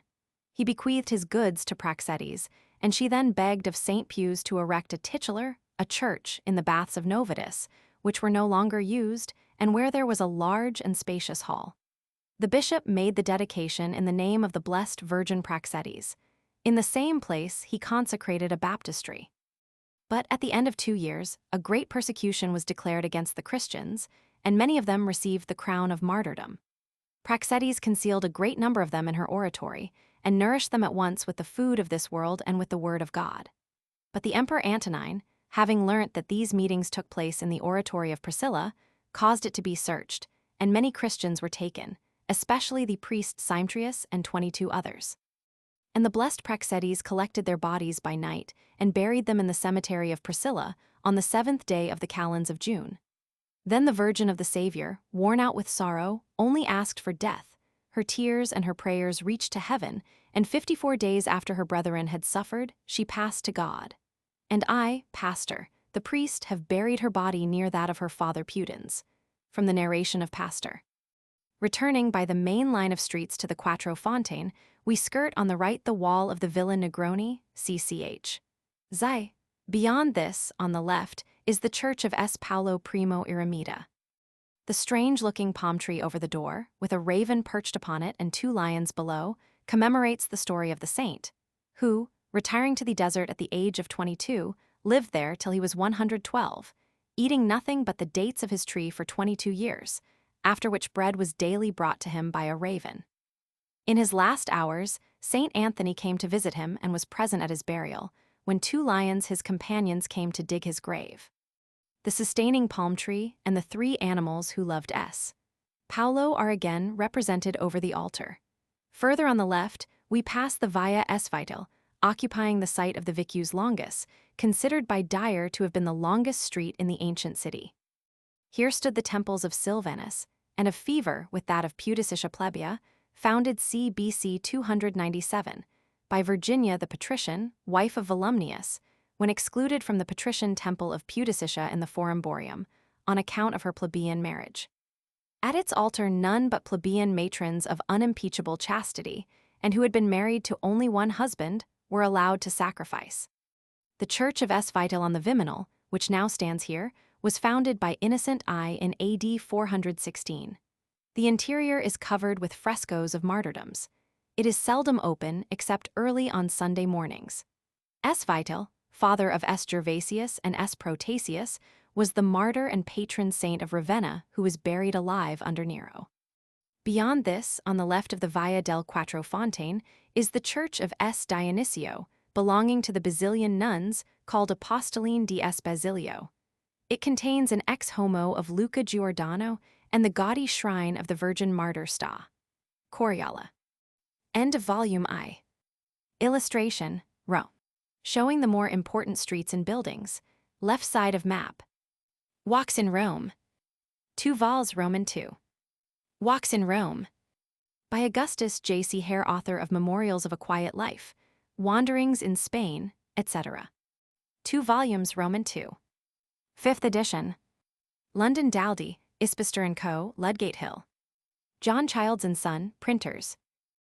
Chapter 11. The Neighborhood of the Baths of Diocletian. The Cappuccini S. Isidore Niccolò in Tolentino via S. A Basilio Convent of the Pregatrici Villa Massimo Rignano Gardens of Sallust Villa Ludovici Porta Salera Villa Albani Catacombs of Sta. Felicitas and Sta. Priscilla Pont Salera Porta Pia Villa Torlonia Sunt Agnes Sta. Costanza Pont Nomentana Mons Caceres Alessandro Villa Torlonia within the walls via Macaupratorian Camp Railway Station Villa Negroni Ager of Servius Tullius Sta. Maria Digli Angeli Fountain of the Termini Sta. Maria della Vittoria Sta, Susanna S. Bernardo Escaio.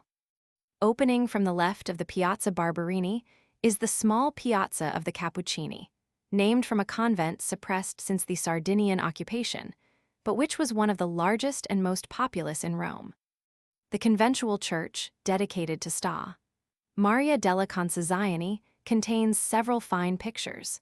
In the first chapel, on the right, is the magnificent Guido of the Archangel Michael trampling upon the devil, said to be a portrait of Pope Innocent X, against whom the painter had a peculiar spite. Here the angel, standing, yet scarcely touching the ground, poised on his outspread wings, sets his left foot on the head of his adversary. In one hand he brandishes a sword, in the other he holds the end of a chain, with which he is about to bind down the demon in the bottomless pit. The attitude has been criticized, and justly, the grace is somewhat mannered, verging on the theatrical, but Forsyth is too severe when he talks of the air of a dancing master. One thing, however, is certain: we do not think about the attitude when we look at Raphael's St. Michael in the Louvre. In Guido's it is the first thing that strikes us, but when we look farther, the head redeems all. It is singularly beautiful, and in the blending of the masculine and feminine graces, in the serene purity of the brow, and the flow of the golden hair, there is something divine. A slight, very slight expression of scorn is in the air of the head. The fiend is the worst part of the picture. It is not a fiend, but a degraded, prosaic human ruffian. We laugh with incredulous contempt at the idea of an angel called down from heaven to overcome such a wretch. In Raphael, the fiend is human, but the head has the godlike ugliness and malignity of a satyr. Guido's fiend is only stupid and base. It appears to me that there is just the same kind of difference between the angel of Raphael and the angel of Guido, as between the description in Tasso and the description in Milton. Let any one compare them. In Tasso, we are struck by the picturesque elegance of the description as a piece of art, the melody of the verse, the admirable choice of the expressions, as in Guido by the finished but somewhat artificial and studied grace. In Raphael and Milton, we see only the vision of a shape divine. Jameson's Sacred Art, p. 107. In the same chapel is a picture by Gherardo Della, not of Christ, in the purple robe. The third chapel contains a fresco by Domenichino of the death of St. Francis, and a picture of the ecstasy of St. Francis, which was a gift from the same painter to this church. The first chapel on the left contains the visit of Ananias to Saul, by Pietro da Cortona. Whoever would know to what length this painter carried his style in his altarpiece should examine the conversion of St. Paul in the Cappuccini at Rome, which, though placed opposite to the St. Michael of Guido, cannot fail to excite the admiration of such judges as are willing to admit various styles of beauty in art. Lanzi. On the left of the high altar is the tomb of Prince Alexander Sobieski, son of John Roman III, King of Poland, who died at Rome in 1714. The church was founded in 1624 by Cardinal Barberini, the old monk brother of Urban Roman VIII, who, while his nephews were employed in building magnificent palaces, refused to take advantage of the family elevation otherwise than to endow this church and convent. He is buried in front of the altar, with the remarkable epitaph very different to the pompous, self-glorifying inscriptions of his brother. Hic jacet pulvis sinis et nihil. This Cardinal Barberini, possesses some historical interest from the patronage, he extended to Milton during his visit to Rome in 1638. During his sojourn in Rome, Milton enjoyed the conversation of several learned and ingenious men, and particularly of Lucas Holsteinius, keeper of the Vatican Library, who received him with the greatest humanity, and showed him all the Greek authors, whether in print or which had passed through his correction, and also presented him to Cardinal Barberini, who, at an entertainment of music performed at his own expense, waited for him at the door, and taking him by the hand, brought him into the assembly. The next morning he waited upon the cardinal to return him thanks for these civilities, and by the means of Holsteinius was again introduced to his eminence, and spent some time in conversation with him. Newton's Life of Milton. Over the entrance is a cartoon, with some differences, for the Navicella of Giotto. From this church is entered the famous cemetery of the Cappuccini, not subterranean, consisting of 4 chambers, ornamented with human bones in patterns, and with mummified bodies. The earth was brought from Jerusalem. As the cemetery was too small for the convent, when any monk died, the one who had been buried longest was ejected to make room for him. The loss of a grave was supposed to be amply compensated by the short rest in the holy earth which the body had already enjoyed. It is pleasant to read on the spot the pretty sketch in the improvisator. I was playing near the church of the Capuchins with some other children who were all younger than myself. There was fastened on the church door a little cross of metal. It was fastened about the middle of the door, and I could just reach it with my hand. Always when our mothers had passed by with us, they had lifted us up that we might kiss the holy sign. One day, when we children were playing, one of the youngest of them inquired why the child Jesus did not come down and play with us. I assumed an air of wisdom, and replied that he was really bound upon the cross. We went to the church door, and although we found no one, we wished, as our mothers had taught us, to kiss him, but we could not reach up to it. One therefore lifted up the other, but just as the lips were pointed for the kiss, that one who lifted the other lost his strength, and the kissing one fell down just when his lips were about to touch the invisible child Jesus. At that moment my mother came by, and when she saw our child's play, she folded her hands and said, "You are actually some of God's angels, and thou art mine own angel," added she, and kissed me. The Capuchin monk, Fra Martino, was my mother's confessor. He made very much of me and gave me a picture of the Virgin weeping great tears, which fell like raindrops down into the burning flames of hell, where the damned caught this draught of refreshment. He took me over with him into the convent, where the open colonnade, which enclosed in a square the little potato garden, with the 2 cypress and orange trees, made a very deep impression upon me. Side by side, in the open passages, hung old portraits of deceased monks, and on the door of each cell were pasted pictures from the history of the martyrs, which I contemplated with the same holy emotions as afterwards the masterpieces of Raphael and Andrea del Sarto. "Thou art really a bright youth," said he. "Thou shalt now see the dead." Upon this, he opened a little door of a gallery which lay a few steps below the colonnade. We descended, and now I saw round about me skulls upon skulls, so placed one upon another that they formed walls and therewith several chapels.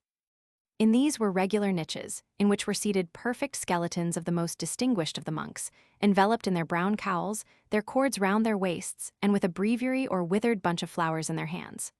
Altars, chandeliers, bas-reliefs of human joints, horrible and tasteless as the whole idea. I clung fast to the monk, who whispered a prayer, and then said to me, "Here also I shall sometime sleep. Wilt thou thus visit me?" I answered not a word, but looked horrified at him, and then round about me upon the strange, grisly assembly. It was foolish to take me, a child, into this place. I was singularly impressed with the whole thing, and did not feel myself easy again until I came into his little cell, where the beautiful yellow oranges almost hung in at the window, and I saw the brightly colored picture of the Madonna, who was borne upwards by angels into the clear sunshine, while 1,000 flowers filled the grave in which she had rested. On the festival of All Saints I was down in the chapel of the dead, where Fra Martino took me when I first visited the convent. All the monks sang masses for the dead, and I, with 2 other boys of my own age, swung the incense-breathing censer before the great altar of skulls. They had placed lights in the chandeliers made of bones, new garlands were placed around the brows of the skeleton monks, and fresh bouquets in their hands. Many people, as usual, thronged in. They all knelt and the singers intoned the solemn miserere. I gazed for a long time on the pale yellow skulls and the fumes of the incense which wavered in strange shapes between me and them, and everything began to swim round before my eyes. It was as if I saw everything through a large rainbow, as if 1,000 prayer bells rung in my ear. It seemed as if I was borne along a stream. It was unspeakably delicious more, I know not. Consciousness left me, I was in a swoon. Hans C.H. Andersen. The street behind the Piazza Cappuccini leads to the Church of S. Isidoro, built 1622 for Irish Franciscan monks. The altarpiece representing S. Isidore is by Andrea Sacchi. This church contains several tombs of distinguished Irishmen who have died in Rome. Opposite are the recently founded convent and small chapel of the Purgatricii nuns, most picturesquely attired in blue and white, and devoted to the perpetual adoration of the sacrament, who sing during the benediction service, like the nuns of the Trinità di Monte. The Via S. Niccolo in Tolentino leads by the handsome church of that name, from the Piazza Barberini to the railway station. In this street are the hotels Costanzi and Del Globo. Parallel with and behind this, the Via S. Basilio runs up the hillside. At the top of this street is the entrance of the Villa Massimo Rignano, containing some fine palm trees. This site, with the ridge of the opposite hill and the valley between, was once occupied by the gardens of Sallust, Horti Pretiosissimi, purchased for the emperors after the death of the historian, and a favorite residence of Vespasian, Nerva, and especially of Aurelian. Some vaulted halls under the cliff of the opposite hill, and a circular ruin surrounded by niches, are the only remains of the many fine buildings which once existed here, and which comprised a palace, baths, and the portico called Miliorensis, 1,000 feet long. These edifices are known to have been ruined when Rome was taken by the Goths under Alaric, 410, who entered at the neighboring Porta Salera. The obelisk now in front of the Trinità di Monte was removed from hence by Pius Roman VI. The picturesque old casino of the Barberini, which occupied the most prominent position in the gardens, was pulled down in 1869 to make way for a house belonging to Spithover the librarian. The hillside is supported by long picturesque buttresses, beneath which are remains of the huge masonry of Servius Tullius, whose agger may be traced on the ridge of the hill running towards the present railway station. Part of these grounds are supposed to have formed the campus Celeratus, where the Vestal virgins suffered who had broken their vows of chastity. When condemned by the College of Pontifices, the Vestal was stripped of her viti and other badges of office, was scourged, was attired like a corpse, placed in a close litter, and borne through the forum, attended by her weeping kindred with all the ceremonies of a real funeral, to the campus Celeratus within the city walls, close to the Colline Gate. There a small vault underground had been previously prepared, containing a couch, a lamp, and a table with a little food. The Pontifex Maximus, having lifted up his hands to heaven and uttered a secret prayer, opened the litter, led forth the culprit, and placing her on the steps of the ladder which gave access to the subterranean cell, delivered her over to the common executioner and his assistants, who conducted her down, drew up the ladder, and having filled the pit with earth until the surface was level with the surrounding ground, left her to perish deprived of all the tributes of respect usually paid to the spirits of the departed. In every case the paramour was publicly scourged to death in the forum. Smith's Dict of Antiquities. Avignaeulo showed us in the gardens of Sallust a hole, through which he said those Vestal virgins were put who had violated their vows of chastity. While we were listening to their story, some pretty contadini came up to us attended by their rustic swains, and after looking into the hole, pitied the Vestal virgins' poverine, shrugged their shoulders, and laughing, thanked their stars and the Madonna that poor Fancial were not buried alive for such things nowadays. Eaton's Rome. A turn in the road now leads to the gate of the beautiful Villa Ludovisi, to which it has been very difficult to obtain admittance since the Sardinian occupation. The excellent proprietors, the Duke and Duchess Sora, have lived at Foligno in complete seclusion since the change of government. The villa was built early in the last century by Cardinal Ludovisi, nephew of Gregory Roman XV, from whom it descended to the Prince of Piombino, father of Duke Sora. The grounds, which are of an extent extraordinary when considered as being within the walls of a capital, were laid out by Lenader, and are in the stiff French style of high clipped hedges, and avenues adorned with vases and sarcophagi. Near the entrance is a pretty fountain shaded by a huge plane tree. The Quirinal is seen in the distance. To the right of the entrance is the principal casino of sculptures, a very beautiful collection, catalogues on the spot. Especially remarkable are the grand colossal head, known as the Ludovisi Juno, 41. A Rome, un junon surpassed touts les auteurs par son aspect et rappelle la junon de Polyclete par sa majesté. C'est la célèbre junon Ludovisi que goth admirate tant, et devant laquelle dans un exias de dévotion païenne, sur genre de dévotion quil eight connu à Rome, il facet, nous dit-il, sa prière du matin. Cet terre colossal de Junon offer bien les caractères de la sculpture de Polyclete, la gravité, la grandeur, la dignité. Mais ainsi que dans daughters Junons quan put supposer avoir été sculptés à Rome, l'imitateur de Polyclete en doit le croire adaucit la sévérité, gidure presque durité de l'original, tel quel s'y monter sur les médailles d'argos, et celles de lys. Ampère hist. Romain 3. 264. No words can give a true impression of the colossal head of Juno in the Villa Ludovisi. It is like a song of Homer. Goethe. The statue of Mars seated with a cupid at his feet, found in the portico of Octavia and restored by Bernini. Roman 2 avate bien un Mars assist de scopas, et si Mars etate a Rome mais un dia dans son temple devate, erder assist sur un trône, et non sur un rocher. Comme le prétendu Mars Ludovisi. On a donc eu racin, selon moi, de reconnaître dans cette belle statue en Achille, à l'expression pensive de son visage, et surtout à l'attitude caractéristique que le sculpteur lui a donnée, lui faisant embrasser son genou avec ses deux mains, attitude qui, dans le langage de la sculpture antique, était le signe d'une méditation douloureuse. On citait comme très beau un Achille de Solanian sculpteur grec habile à rendre les sentiments violents. D'après cela, son Achille pouvait erder un Achille indigné, c'est de lui que viendrait l'accle de la Villa Ludovisi. L'expression de dépit plus énergique dans l'original, out été adouci dans une admirable copie ampère. Hist. Roman 3, 437. And number 28. Le beau groupe, auquel on avait donné le nom de riet pétis. Il fallait fermer les yeux à l'évidence pour voir un ramen du temps de Claude dans si chef barberqui, après avoir taillé sa femme, si frappe lui-même d'un coup mortel. Le type du visage, la chevelure le caractère de l'action, tout est gaulois. La manière même dont est accomplit l'immolation, volontaire montre que si en est, pas un ramen que nous avons devant les yeux. Un ramen si tuit plus simplement, avec moins de fracas.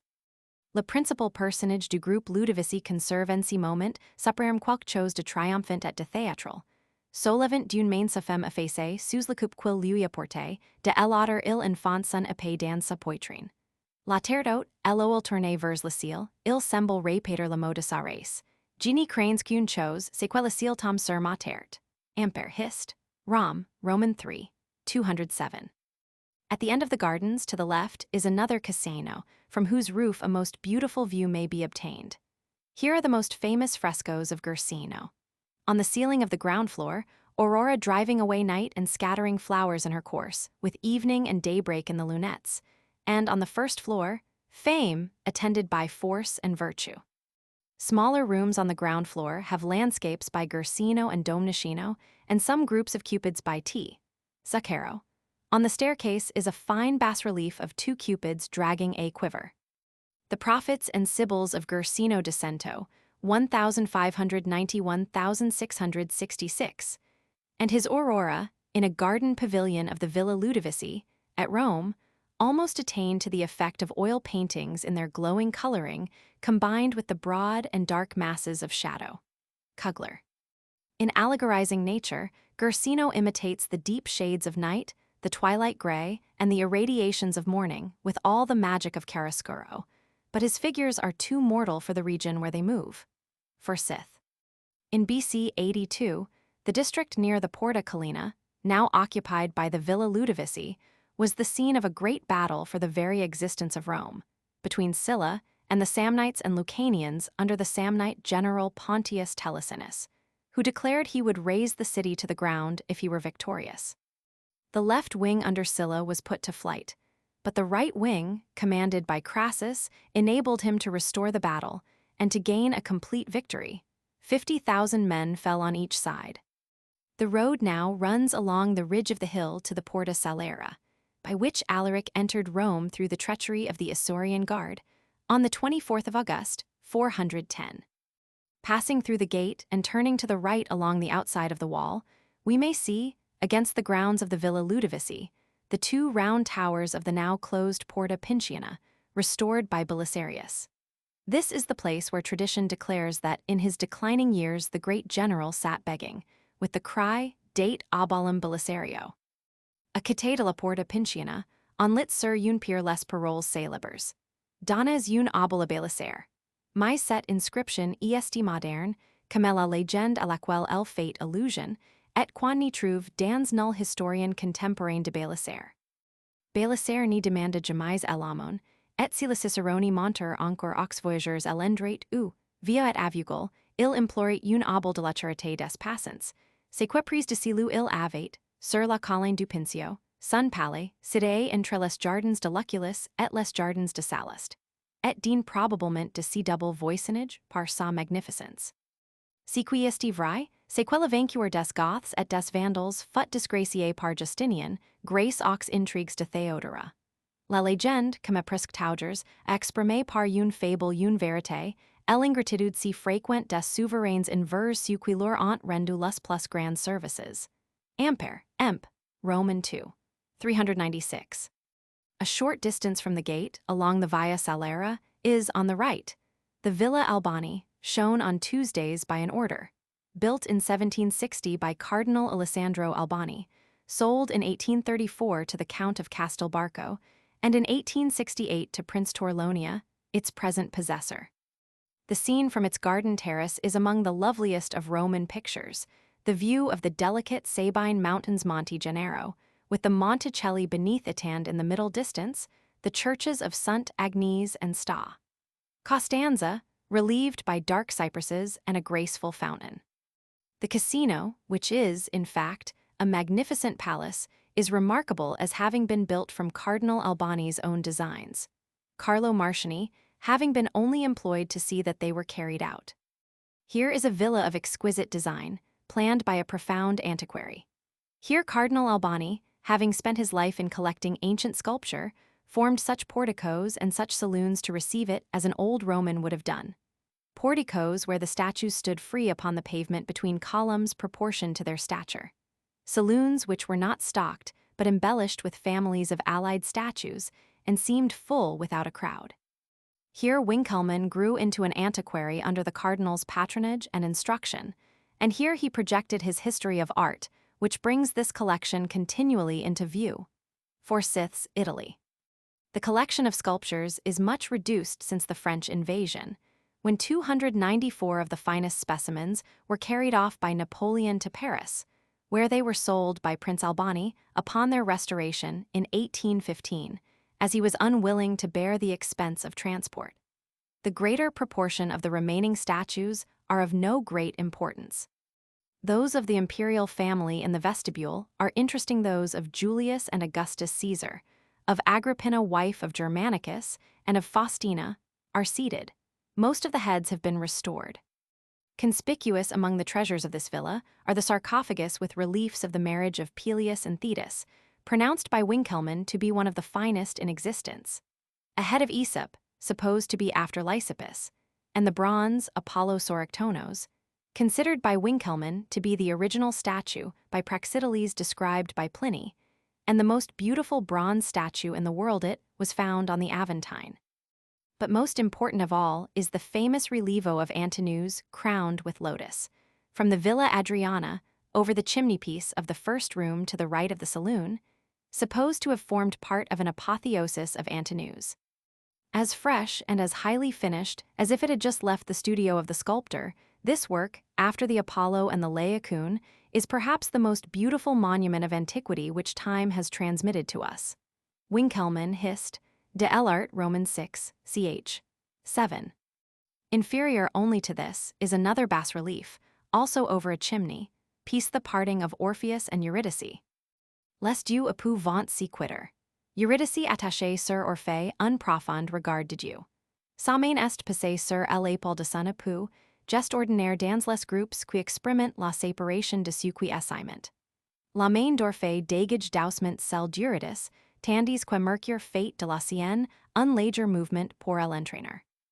Dans si léger mouvement est tout leur sort l'effet le plus pathétique est, produit par la composition la plus simple, et l'émotion la plus pénétrante est exhale de la sculpture la plus tranquille. Ampere, Hist, Roman 3, 256. The villa also contains a collection of pictures, of which the most interesting are the sketches of Giulio Romano for the frescoes of the story of Psyche in the Palazzo del T at Mantua, and 2 fine pictures by Luca Signorelli and Perugino, in compartments, in the first room on the left of the saloon. All the works of art have lately been rearranged. The Caf and the Bigliardo, reached by an avenue of oaks, which, being filled with ancient tombstones, has the effect of a cemetery, contain more statues, but of less importance. Beyond the villa, the Via Salera, said by Pliny to derive its name from the salt of Ostia, exported to the north by this route, passes on the left the site of Antimony, and crosses the Anio 2 miles from the city, by the Pont Salera, destroyed by the Roman government in the terror of Garibaldi's approach from Monte Rotondo in 1867. This bridge was a restoration by Narses in the 6th century, but stood on the foundations of that famous Pont Salera, upon which Titus Manlius fought the Gaulish giant, and cutting off his head, carried off the golden collar which earned him the name of Torquatus. Manlius prend un bouclier lager de fantassin, une paix espagnol commode pour combattre de tres prises, et es avance à la rencontre du barber. Lest you champions, isolés sur le pont, comme sur un théâtre, si joignant au milieu. Le barber portait un vêtement bariolé, et une armure ornée de dessins et d'incrustations dorées, conforme au caractère de sa race, aussi vain que valente. Les armes du Romain étaient bonnes, mais sans éclat. Point chez lui comme chez son adversaire, de chant, de transports, d'armes agitées avec fureur, mais un cœur plein de courage et d'une colère muette qu'il réservait tout entière pour le combat. Le Gaulois, qui dépassait son adversaire de tout la terre, met en avant son bouclier et fait tomber pessimment son glaive sur l'armure de son adversaire. Celui-ci le huet du fois de son bouclier, le force à reculer, le trouble, et si glissant alors entre le bouclier et le corps du Gaulois, de deux coups rapidement portés lui ouvre le ventre. Quand le grand corps est tombé, Manlius lui coupe la tête, et ramassant le collier de son ennemi décapité, jet tout sanglant sur son cousi collier, le torques properox Gaulois, et quan put voir au capitole porté par celui quan appellator le gladiateur mourant. Unsoldat don en placentant a Manlius le sobriquet de Torquatus, que sa famille a toujours été fière de porter. Ampere, Hist, Roman 3, 10. Beyond the ruins of the bridge is a huge tomb with a tower, now used as an osteria. Hence, the road leads by the villa of Phaon, Villa Spada, where Nero died, and the site of Fidene, now known as Castel Giubileo, to Monte Rotondo. The district beyond the Porta Salera, and that extending between the Via Salera and the Monte Parioli, are completely undermined by catacombs, CCH. Roman 9. The most important are 1. Nearest the gate, the catacomb of St. Felicitas, which had 3 tiers of galleries, adorned by Pope Boniface I, who took refuge there from persecution now much dilapidated. Over this cemetery was a church, now destroyed, which is mentioned by William of Malmesbury. 2. The catacomb of SS. Thraso and Saturninus, much decorated with the usual paintings. 3. The catacomb of Sta. Priscilla, near the descent to the Anio. This cemetery is of great interest, from the number of martyrs' graves it contains, and from its peculiar construction in an ancient arenarium, pillars and walls of masonry being added throughout the central part in order to sustain the tufa walls. Here were buried probably because the entrance to the chapel of the popes at St. Calixtus was blocked up to preserve it in the persecution under Diocletian Pope St. Marcellinus, ob 308, and Pope St. Marcellus, ob 310, who was sent into exile by Maxentius. On the tomb of the latter was placed, in finely cut type, the following epitaph by Pope Damasus. Veredicus rector, lapsos quia crimina flir predixit, miseris fuit omnibus hostis amoris. Hinc furor, hinc odium sequitur, discordia, lights, seditio, cedes, solvuntur fodera passus. Crimen ob alterius Christum qui in pace negavit, finibus expulsus patrii est feritate tyranni. Hic breviter Damasus voluit comperta refera, Marcelli ut populus meridum cognoscere possit. The truth-speaking pope, because he preached that the Lapps should weep for their crimes, was bitterly hated by all those unhappy ones. Hence followed fury, hatred, discord, contentions, sedition, and slaughter, and the bonds of peace were ruptured. For the crime of another, who in a time of peace had denied Christ, the pontiff was expelled the shores of his country by the cruelty of the tyrant.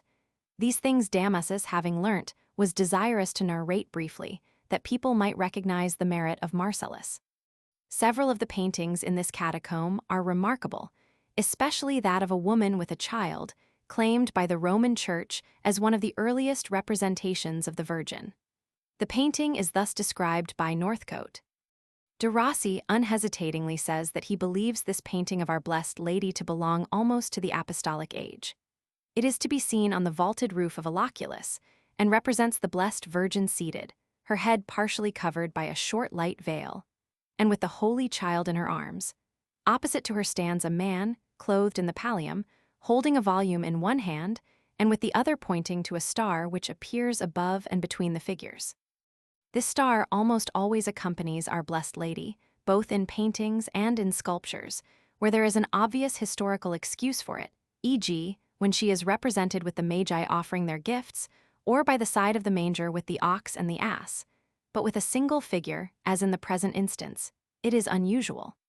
The most obvious conjecture would be that the figure was meant for Saint Joseph, or for one of the Magi. De Rossi, however, gives many reasons for preferring the prophet Isias, whose prophecies concerning the Meshes abound with imagery borrowed from light. Roma Soterranea. This catacomb is one of the oldest, sta. Priscilla, from whom it is named, being supposed to have been the mother of Pudens and a contemporary of the apostles. Her granddaughters, Prased and Pudenziana, were buried here before the removal of their relics to the church on the Esquiline. With this cemetery is connected the extraordinary history of the manufacture of sta. Philomena, now one of the most popular saints in Italy, and one towards whom idolatry is carried out with frantic enthusiasm both at Domo da Sola and in some of the Neapolitan states. The story of this saint is best told in the words of Mrs. Jameson. In the year 1802, while some excavations were going forward in the catacomb of Priscilla, a sepulchre was discovered containing the skeleton of a young female. On the exterior were rudely painted some of the symbols constantly recurring in these chambers of the dead: an anchor, an olive branch, emblems of hope and peace, a scourge, 2 arrows, and a javelin. Above them the following inscription, of which the beginning and end were destroyed: Lumina pax te cum fi. The remains, reasonably supposed to be those of one of the early martyrs for the faith, were sealed up and deposited in the treasury of relics in the Lateran. Here they remained for some years unthought of. On the return of Pius Roman 7. From France, a Neapolitan prelate was sent to congratulate him. One of the priests in his train, who wished to create a sensation in his district, where the long residence of the French had probably caused some decay of piety, begged for a few relics to carry home, and these recently discovered remains were bestowed on him. The inscription was translated somewhat freely to signify Santa Filomena, rest in peace. Another priest, whose name is suppressed because of his great humility, was favored by a vision in the broad noonday, in which he beheld the glorious Virgin Philomena, who was pleased to reveal to him that she had suffered death for preferring the Christian faith and her vow of chastity to the addresses of the emperor, who wished to make her his wife. This vision leaving much of her history obscure, a certain young artist, whose name is also suppressed, perhaps because of his great humility, was informed in a vision that the emperor alluded to was Diocletian. And at the same time, the torments and persecutions suffered by the Christian Virgin Philomena, as well as her wonderful constancy, were also revealed to him. There were some difficulties in the way of the Emperor Diocletian, which inclined the writer of the historical account to incline to the opinion that the young artist in his wisdom may have made a mistake, and that the emperor may have been not Diocletian but Maximian. The facts, however, now admitted of no doubt. The relics were carried by the priest Francesco da Lucia to Naples. They were enclosed in a case of wood resembling in form the human body. This figure was habited in a petticoat of white satin, and over it a crimson tunic after the Greek fashion. The face was painted to represent nature, a garland of flowers was placed on the head, and in the hands a lily and a javelin with the point reversed to express her purity and her martyrdom. Then she was laid in a half-sitting posture in a sarcophagus, of which the sides were glass, and after lying for some time in state in the chapel of the Torres family in the church of Sant' Angelo, she was carried in grand procession to Magnano, a little town about 20 miles from Naples, amid the acclamations of the people, working many and surprising miracles by the way. Such is the legend of Sta. Philomena, and such the authority on which she has become within the last 20 years one of the most popular saints in Italy.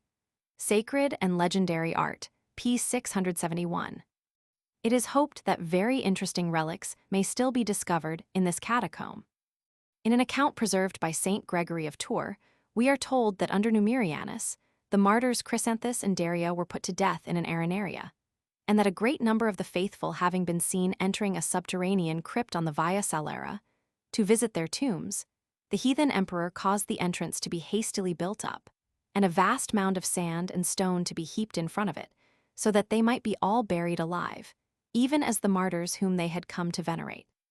Saint Gregory adds that when the tombs of these martyrs were rediscovered, after the ages of persecution had ceased, there were found with them not only the relics of those worshippers who had been thus cruelly put to death, skeletons of men, women, and children lying on the floor, but also the silver cruets, ursi argentae, which they had taken down with them for the celebration of the sacred mysteries.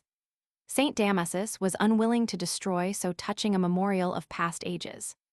He abstained from making any of those changes by which he usually decorated the martyrs' tombs, but contented himself with setting up one of his invaluable historical inscriptions, and opening a window in the adjacent wall or rock, that all might see, without disturbing, this monument so unique in its kind, this Christian Pompeii in miniature.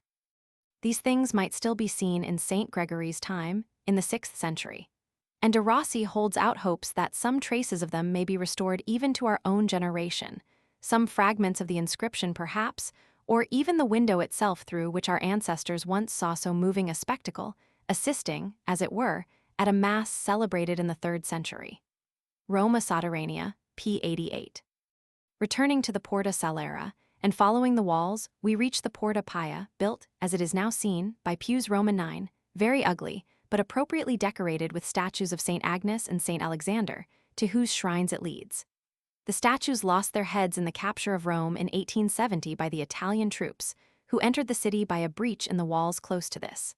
A little to the right was the Porta Nomentana, flanked by round towers, closed by Pius Roman IV.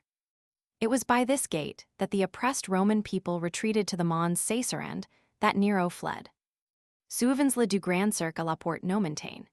Quel spectacle Néron, accoutumé à toutes les recherches de la volupté, à savants à cheval, les pieds nus, en chemise, couvert d'un viamento dont la couleur était passée, un mauquer sur le visage. Quater persons seulement l'accompagnent, parmi elles est si sporus, que dans un jour d'indicible folie il avait publiquement épousé. Il sent la terre trembler, il voit les éclairs au ciel, Néron a pour. Tous ceux qui la fate mourir lui apparaissent et semblant si précipiter sur lui. Nous voici à la porte Nomentane, qui touche au camp des praetorians. Néron reconnaît si lui, il y a quins ens suivant alors le chemin quil vient de suivre, il est venu si faire reconnaître empereur par les praetorians. En passant sous les murs de leur camp, vers lequel son destin le ramène, il les entend former des voix pour galba, et lancer des imprécations contre lui. Un passant lui dit, voilà des gens qui cherchent Néron. Son cheval si cabre au milieu de la route, c'est quil affleure un cadaver, le mauquer qui couvrait son visage tom, un praetorian qui s'y trouvait le ramas et le reine de l'empereur, quil salut par son nom. A chacun de ces incidents son effroi double. En fin il est arrivé un petit chemin qui est ouvert à notre gauche, dans la direction de la voie Salera, parallèle à la voie Nomentane. C'est entre ces du voies quadet la ville de Féon, à 4 milles de Rome. Pour l'attendre, Néron, qui a mis pied de terre, s'enfonce à travers un forêt de pines, et un champ de roseaux comme il s'en trouve tant dans la campagne de Rome. Il a peine de essayer frère un chemin. Il arrive ainsi au mur de derrière de la villa. Prise de la tête un de ces enters cruces pour l'extraction du sable volcanique, appelé pouzzelaine, tells quan envoit encore de cicate. Féon engage le fugitif si cacher. Il refuse. En fait untrue dans la murale de la villa par il peinater, marchant quadrupeds, dans l'intérieur. Il entre dans une petite salle et s'y couche sur un lit, formé d'un machant matelas sur lequel on avait jeté un viamento. Ce qui el enterant le present de mourir pour a chapper aux outrages et au supplice. Il essaie à plusieurs reprises de s'y donner la mort et en I put s'y resauter. Il pleure. Enfin, en intendant les cavaliers qui venaient le saisir, il cite un vers grec, fait un effort et s'y tout avec les seckers d'un affranchi. Ampere, Emp, Roman 2, 65. Immediately outside the Porta Pia is the entrance of the beautiful Villa Patrese, whose grounds enclose the small catacomb of Saint Nicomedes. Then comes the Villa Lizani, where Giustina is buried in a chapel, and where her festa is observed on the 25th of October. Beyond this is the ridiculous Villa Torlonia, shown with an order on Wednesdays from 11 to 4, but not worth seeing, sprinkled with mock ruins. At little more than a mile from the gate, the road reaches the Basilica of St. Agnes Fuori le Mura, founded by Constantine at the request of his daughter Constantia, in honor of the Virgin Martyr buried in the neighboring catacomb. But rebuilt 625-38 by Honorius I, it was altered in 1490 by Innocent Roman VIII, but retains more of its ancient character than most of the Roman churches. The polychrome decorations of the interior and the rebuilding of the monastery were carried out at the expense of Pius Roman IX. As a thank offering for his escape, when he fell through the floor here into a cellar, with his cardinals and attendants on April 15, 1855. The scene is represented in a large fresco by Domenico Toggi, in a chamber on the right of the courtyard. The approach to the church is by a picturesque staircase of 45 ancient marble steps, lined with inscriptions from the catacombs. The nave is divided from the aisles by 16 columns, 4 of which are of Porta Santa and 2 of Pavonazzetto. A smaller range of columns above these supports the roof of a triforium, which is on a level with the road. The baldacchino, erected in 1614, is supported by 4 porphyry columns. Beneath is the shrine of Saint Agnes surmounted by her statue, an antique of oriental alabaster, with modern head and hands of gilt bronze. The mosaics of the tribune, representing Saint Agnes between Popes Honorius I and Symmachus, are of the 7th century. Beneath is an ancient episcopal chair. The second chapel on the right has a beautiful mosaic altar, and a relief of SS, Stephen and Lawrence of 1490. The third chapel is that of Saint Emerentiana, foster sister of Saint Agnes, who was discovered praying beside the tomb of her friend, and was stoned to death because she refused to sacrifice to idols. So ancient is the worship paid to Saint Agnes, that next to the evangelists and apostles, there is no saint whose effigy is older. It is found on the ancient glass and earthenware vessels used by the Christians in the early part of the 3rd century, with her name inscribed, which leaves no doubt of her identity. But neither in these images, nor in the mosaics, is the lamb introduced, which in later times has become her inseparable attribute, as the patroness of maidens and maidenly modesty. Jameson's Sacred Art, p. 105. Saint Agnes suffered martyrdom by being stabbed in the throat under Diocletian in her 13th year CCH, Roman 14. After which, according to the expression used in the acts of her martyrdom, her parents, with all joy, laid her in the catacombs. One day as they were praying near the body of their child, she appeared to them surrounded by a great multitude of virgins, triumphant and glorious like herself, with a lamb by her side, and said, "I am in heaven, living with these virgins my companions, near him whom I have so much loved." By her tomb, also Constantia, a princess sick with hopeless leprosy, was praying for the healing of her body when she heard a voice saying, "Rise up, Constantia, and go on constantly, Constanter age, Constantia, in the faith of Jesus Christ, the Son of God, who shall heal your diseases." And, being cured of her evil, she besought her father to build this basilica as a thank offering. On the 21st of January, a beautiful service is celebrated here, in which 2 lambs, typical of the purity of the Virgin Saint, are blessed upon the altar. They are sent by the chapter of St. John Lateran, and their wool is afterwards used to make the pallium of the Pope, which is consecrated before it is worn, by being deposited in a golden urn upon the tomb of Saint Peter. The pallium is the sign of episcopal jurisdiction.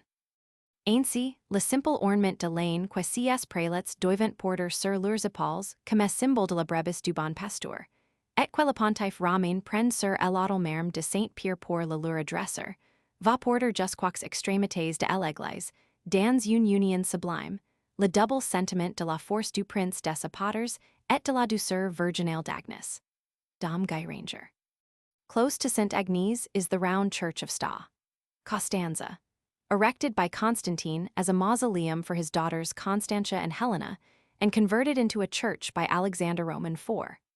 1254-61, in honor of the Princess Constantia, Ob 354, whose life is represented by Marcellinus as anything but saint-like, and who is supposed to have been confused in her canonization with a sainted nun of the same name.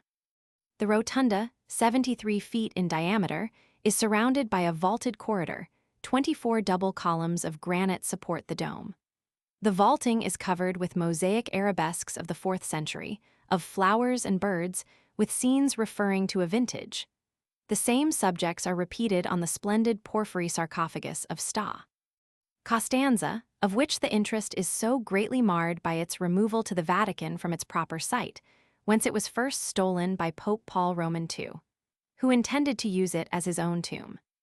Les enfants qui faulant la raison, tels quan les voit dans les mosaiques de l'église de Saint Constance, les bas-reliefs de Saint Tomo et ceux de beaucoup d'autres Tomo créations sont bien d'origine païenne, car on les voit aussi figurer dans les bas-reliefs ou parait priap. Ampere, Hist. Rom, Roman III, 257. Behind the two churches is an oblong space, ending in a fine mass of ruin, which is best seen from the valley below. This was long supposed to be the hippodrome of Constantine, but is now discovered to have belonged to an early Christian cemetery. The catacomb of St. Agnes is entered from a vineyard about a quarter of a mile beyond the church. It is lighted and open to the public on St. Agnes Day. After those of St. Calixtus, this, perhaps, is the catacomb which is most worthy of a visit. We enter by a staircase attributed to the time of Constantine. The passages are lined with the usual loculi for the dead, sometimes adapted for a single body, sometimes for two laid together.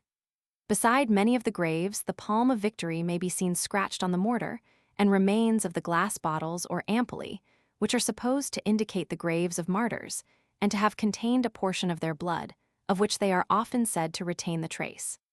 One of the graves in the first gallery bears the names of consuls of AD 336, which fixes the date of this part of the cemetery.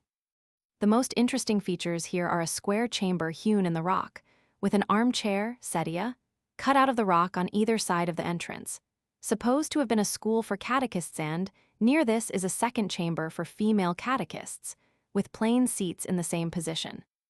Opening out of the gallery close by is a chamber which was apparently used as a chapel. Its arcosolium has marks of an altar remaining at the top of the grave, and near it is a credence stable.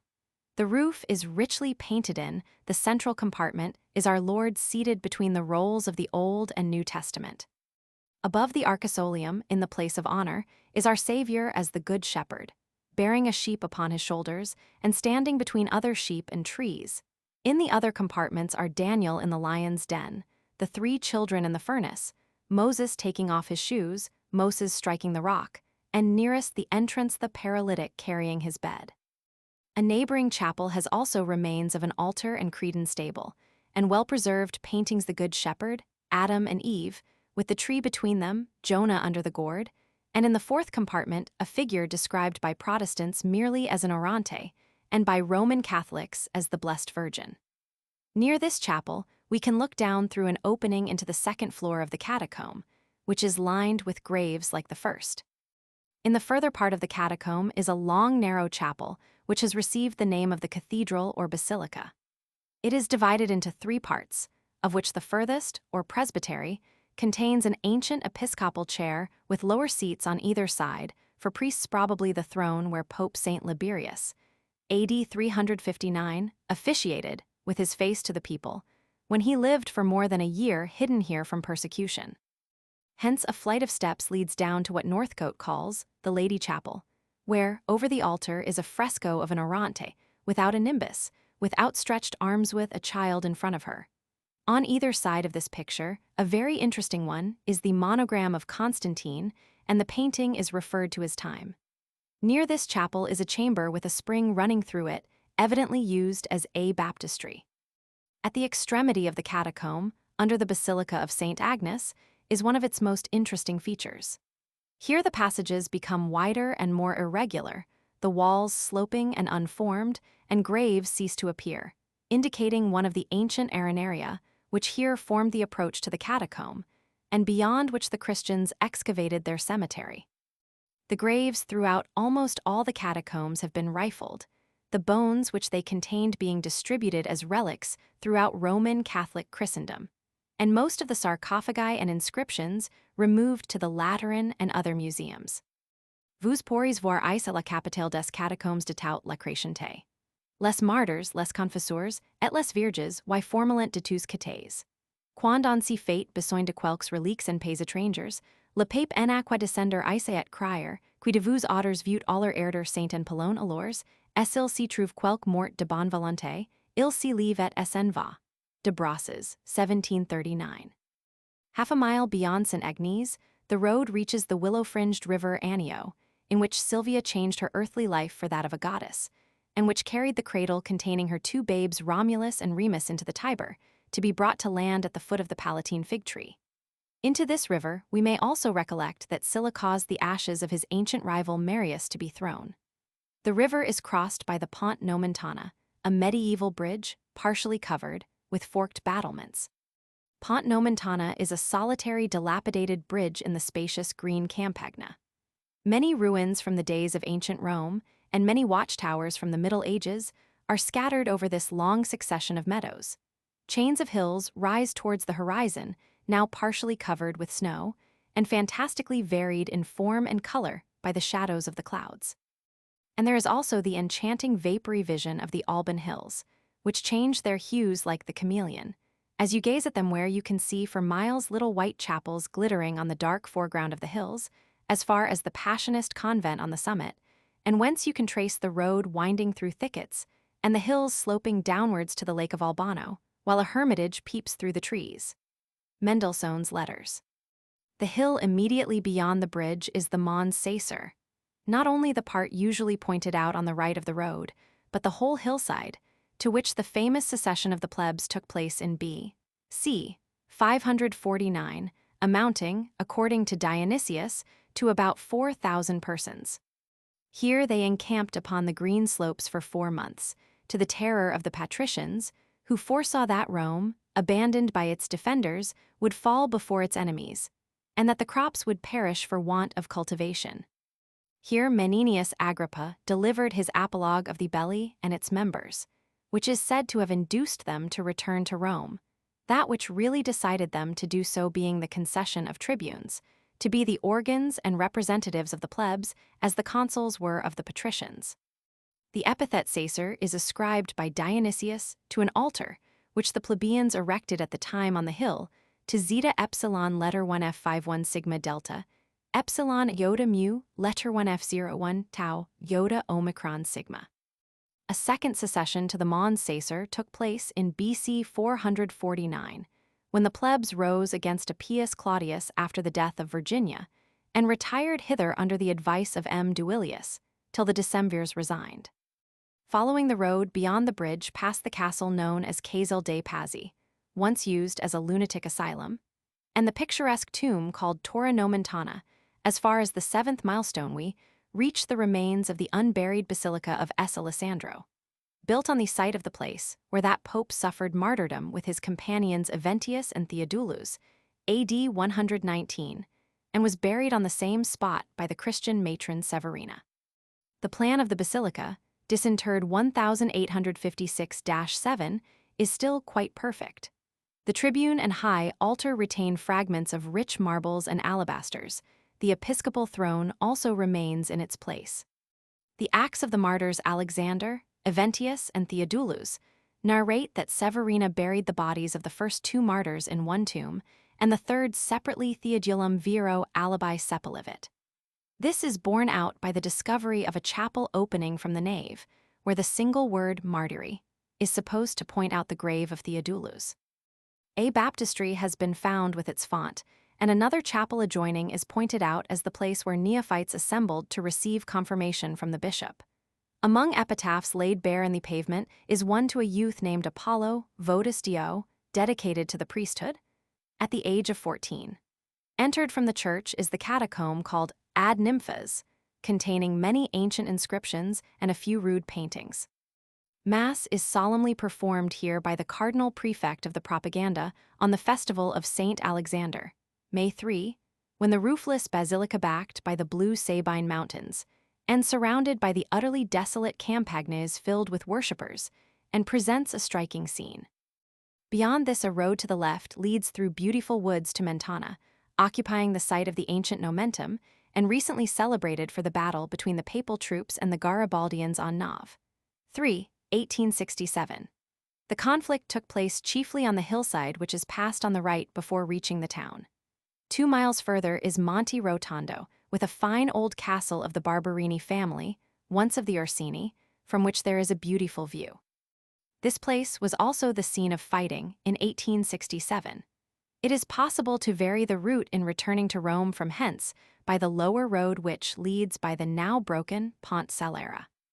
If we re-enter Rome by the Porta Pia, immediately within the gates we find another villa belonging to the Torlonia family.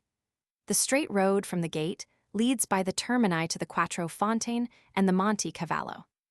On the left, if we follow the Via de Macao, which takes its strange name from a gift of land which the princes of Savoy made to the Jesuits for a mission in China, we reach a small piazza with 2 pines, where a gate on the left leads to the remains of the Praetorian camp, established by Sejanus, the minister of Tiberius. It was dismantled by Constantine, but from 3 sides having been enclosed by Aurelian in the line of his city wall, its form is still preserved to us. The Praetorian camp was an oblong of 1,200 by 1,500 feet. Its area was occupied by a vineyard of the Jesuits till 1861, when a campo militare was again established here for the pontifical troops. En suivant l'enceinte de Rome, quand on arrive à l'entrée où elle se continue par le mur du camp des Praetorians, on est frappé de la supériorité de construction que présente celui-ci. La partie des murs de Norius qui est voisine a été refaite au huitième siècle. Le commencement et la fin de l'empire s'y touchant. On peut apprécier d'un coup d'œil l'aide de la civilisation aux deux époques. Voilà ce qu'on faisait dans le premier siècle, et voilà ce qu'on faisait au huitième, après la conquête de l'empire romain par les barbares. Il faut songer toutefois que cette époque où l'on construisait si bien amenait celle où l'on n'y savait plus construire. Ampere, Emp. I 421. Hence a road, 3/4 of a mile long, leads passing under an arch of Sixtus V to the Porta S. Lorenzo, ch. Roman 13. The road opposite the gateway leading to the camp is bordered on the left by the buildings belonging to the railway station, beyond which is the entrance to the grounds of the Villa Massimo Negroni, which possessed a delightful terrace, fringed with orange trees, a most agreeable sunny walk in winter and many pleasant shady nooks and corners for summer, but which has been mutilated and stripped of all its beauties since the Sardinian rule. In a part of this villa beyond the railway but still visible from hence is a colossal statue of Minerva, generally called Rome, which is a relic of the residence here of Cardinal Felix Peretti, who as a boy had watched the pigs of his father at Montalto, and who lived to mount the papal throne as Sixtus V. The pedestal of the statue bears his armsé lion holding 3 pears in its paw. Here, with her husband's uncle, lived the famous Vittoria Accoramboni, the wife of the handsome Francesco Peretti, who had been vainly sought in marriage by the powerful and ugly old Prince Paolo Orsini. It was from hence that her young husband was summoned to a secret interview with her brothers on the slopes of the Quirinal, where he was cruelly murdered by the hired bravos of her first lover. Hence also Vittoria went forth on the very day of the installation of Sixtus V. to her strange second marriage with the murderer of her husband, who died 6 months after, leaving her with one of the largest fortunes in Italy, an amount of wealth, which led to her own barbarous murder through the jealousy of the Orsini a month afterwards. Here, after the election of her brother to the papacy, lived Camilla, the sister of Sixtus V, whom he refused to recognize when she came to him in splendid attire as a princess, but tenderly embraced when she reappeared in her peasant's wimple and hood. From hence, her two granddaughters were married, one to Virginius Orsini, the other to Marc Antonio Colonna, an alliance which healed the feud of centuries between the two families. In later times, the Villa Negroni was the residence of the poet Alfieri. The principal terrace ends near a reservoir which belonged to the baths of Diocletian. As one looks from the Villa Negroni windows, one cannot fail to be impressed by the strange changes through which this wonderful city has passed. The very spot on which Nero, the insane emperor artist, fiddled while Rome was burning, has now become a vast kitchen garden, belonging to Prince Massimo, himself a descendant, as he claims, of Fabius Cunctator, where men no longer, but only lettuces, asparagus, and artichokes are ruthlessly cut down. The inundations are not for moxie fights among slaves, but for the peaceful purposes of irrigation. In the bottom of the valley, a noble old villa, covered with frescoes, has been turned into a manufactory for bricks, and part of the Villa Negroni itself is now occupied by the railway station. Yet here the princely family of Negroni lived, and the very lady at whose house Lucrezia Borgia took her famous revenge may once have sauntered under the walls, which still glow with ripening oranges, to feed the goldfish in the fountain, or walked with stately friends through the long alleys of clipped cypresses, or picnicked alla giornata on lawns which are now but kitchen gardens, dedicated to San Cavallo. Stories Roba di Roma. The lower part of the Villa Negroni and the slopes towards the Esquiline were once celebrated as the Campus Esquilinus, a large pauper burial ground where bodies were thrown into pits called pudicali, as is still the custom at Naples. There were also tombs here of a somewhat pretentious character, those probably of rich, well-to-do burgesses, yet not great enough to command the posthumous honor of a roadside mausoleum. Horace dwells on the horrors of this burial ground, where he places the scene of Canidia's incantations. Nec in sepulchris pauperum prudens anus novum diels dissipere pulvers. Epod, Roman 17:47. Has nullo perdir possum nec prohiber modo, simul ac vaga luna decorum percilit os, quin ossa legant, herbesque nocens. Vidi egomit nigra succinctem vadir palicanadium, pedibus nudis passoque capillo, cum sagana major ululantum. Pallor etrusque fesseret horrendas aspectu. Serpentis ac viters infernas erer canes, lunam rubentum ni fortis testis post magna later sepulchra. Hor, Sat. I8. The place was considered very unhealthy until its purification by Maecenas. Huc prius angustis ejecta cadavera cellis conservis villi portanda locabat in arca. Hoc miseri plebi stabet commune sepulchrum, pantalabo scurri, nomentanoc nepoti. Mil pedis in front, tricentos sippus in agram hic dabat. Heredes monumentum ni sequiretur. Nunc licet esquilis habiter salubribus, at gagur in aprico spatiari. Quo modo trists albus in formum spectabant ossibus agram. Hor Sat. I8. Post in sepulta membra different lupi, et esquilinia lights. Hor Ep. V100. The Campus Esquilinus, between the roads which issued from the Esquiline and Viminal gates, was the spot assigned for casting out the carcasses of slaves, whose foul and half-burnt remains were hardly hidden from the vultures. The accursed field was enclosed, it would appear, neither by wall nor fence, to exclude the wandering steps of man or beast, and from the public walk on the summit of the ridge, it must have been viewed in all its horrors. Here prowled in troops the houseless dogs of the city and the suburbs, here skulked the solitary wolf from the Alban hills, and here perhaps, to the doleful murmurs of the Marsic chaunt, the sorceress compounded her philters of the ashes of dead men's bones. Maecenas, BC 7, deserved the gratitude of the citizens when he obtained a grant of this piece of land and transformed it into a park or garden. The Campus Esquilinus is now part of the gardens of the Villa Negroni. Medieval Romans under the Empire. Within what were the grounds of the Villa Negroni until they were encroached upon by the railway, but now only to be visited with a lascia passer, from the station master, are some of the best remains of the agger of Servius Tullius. In 1869-70, some curious painted chambers were discovered here, but were soon destroyed, and the foolish jealousy of the authorities prevented any drawings or photographs being taken.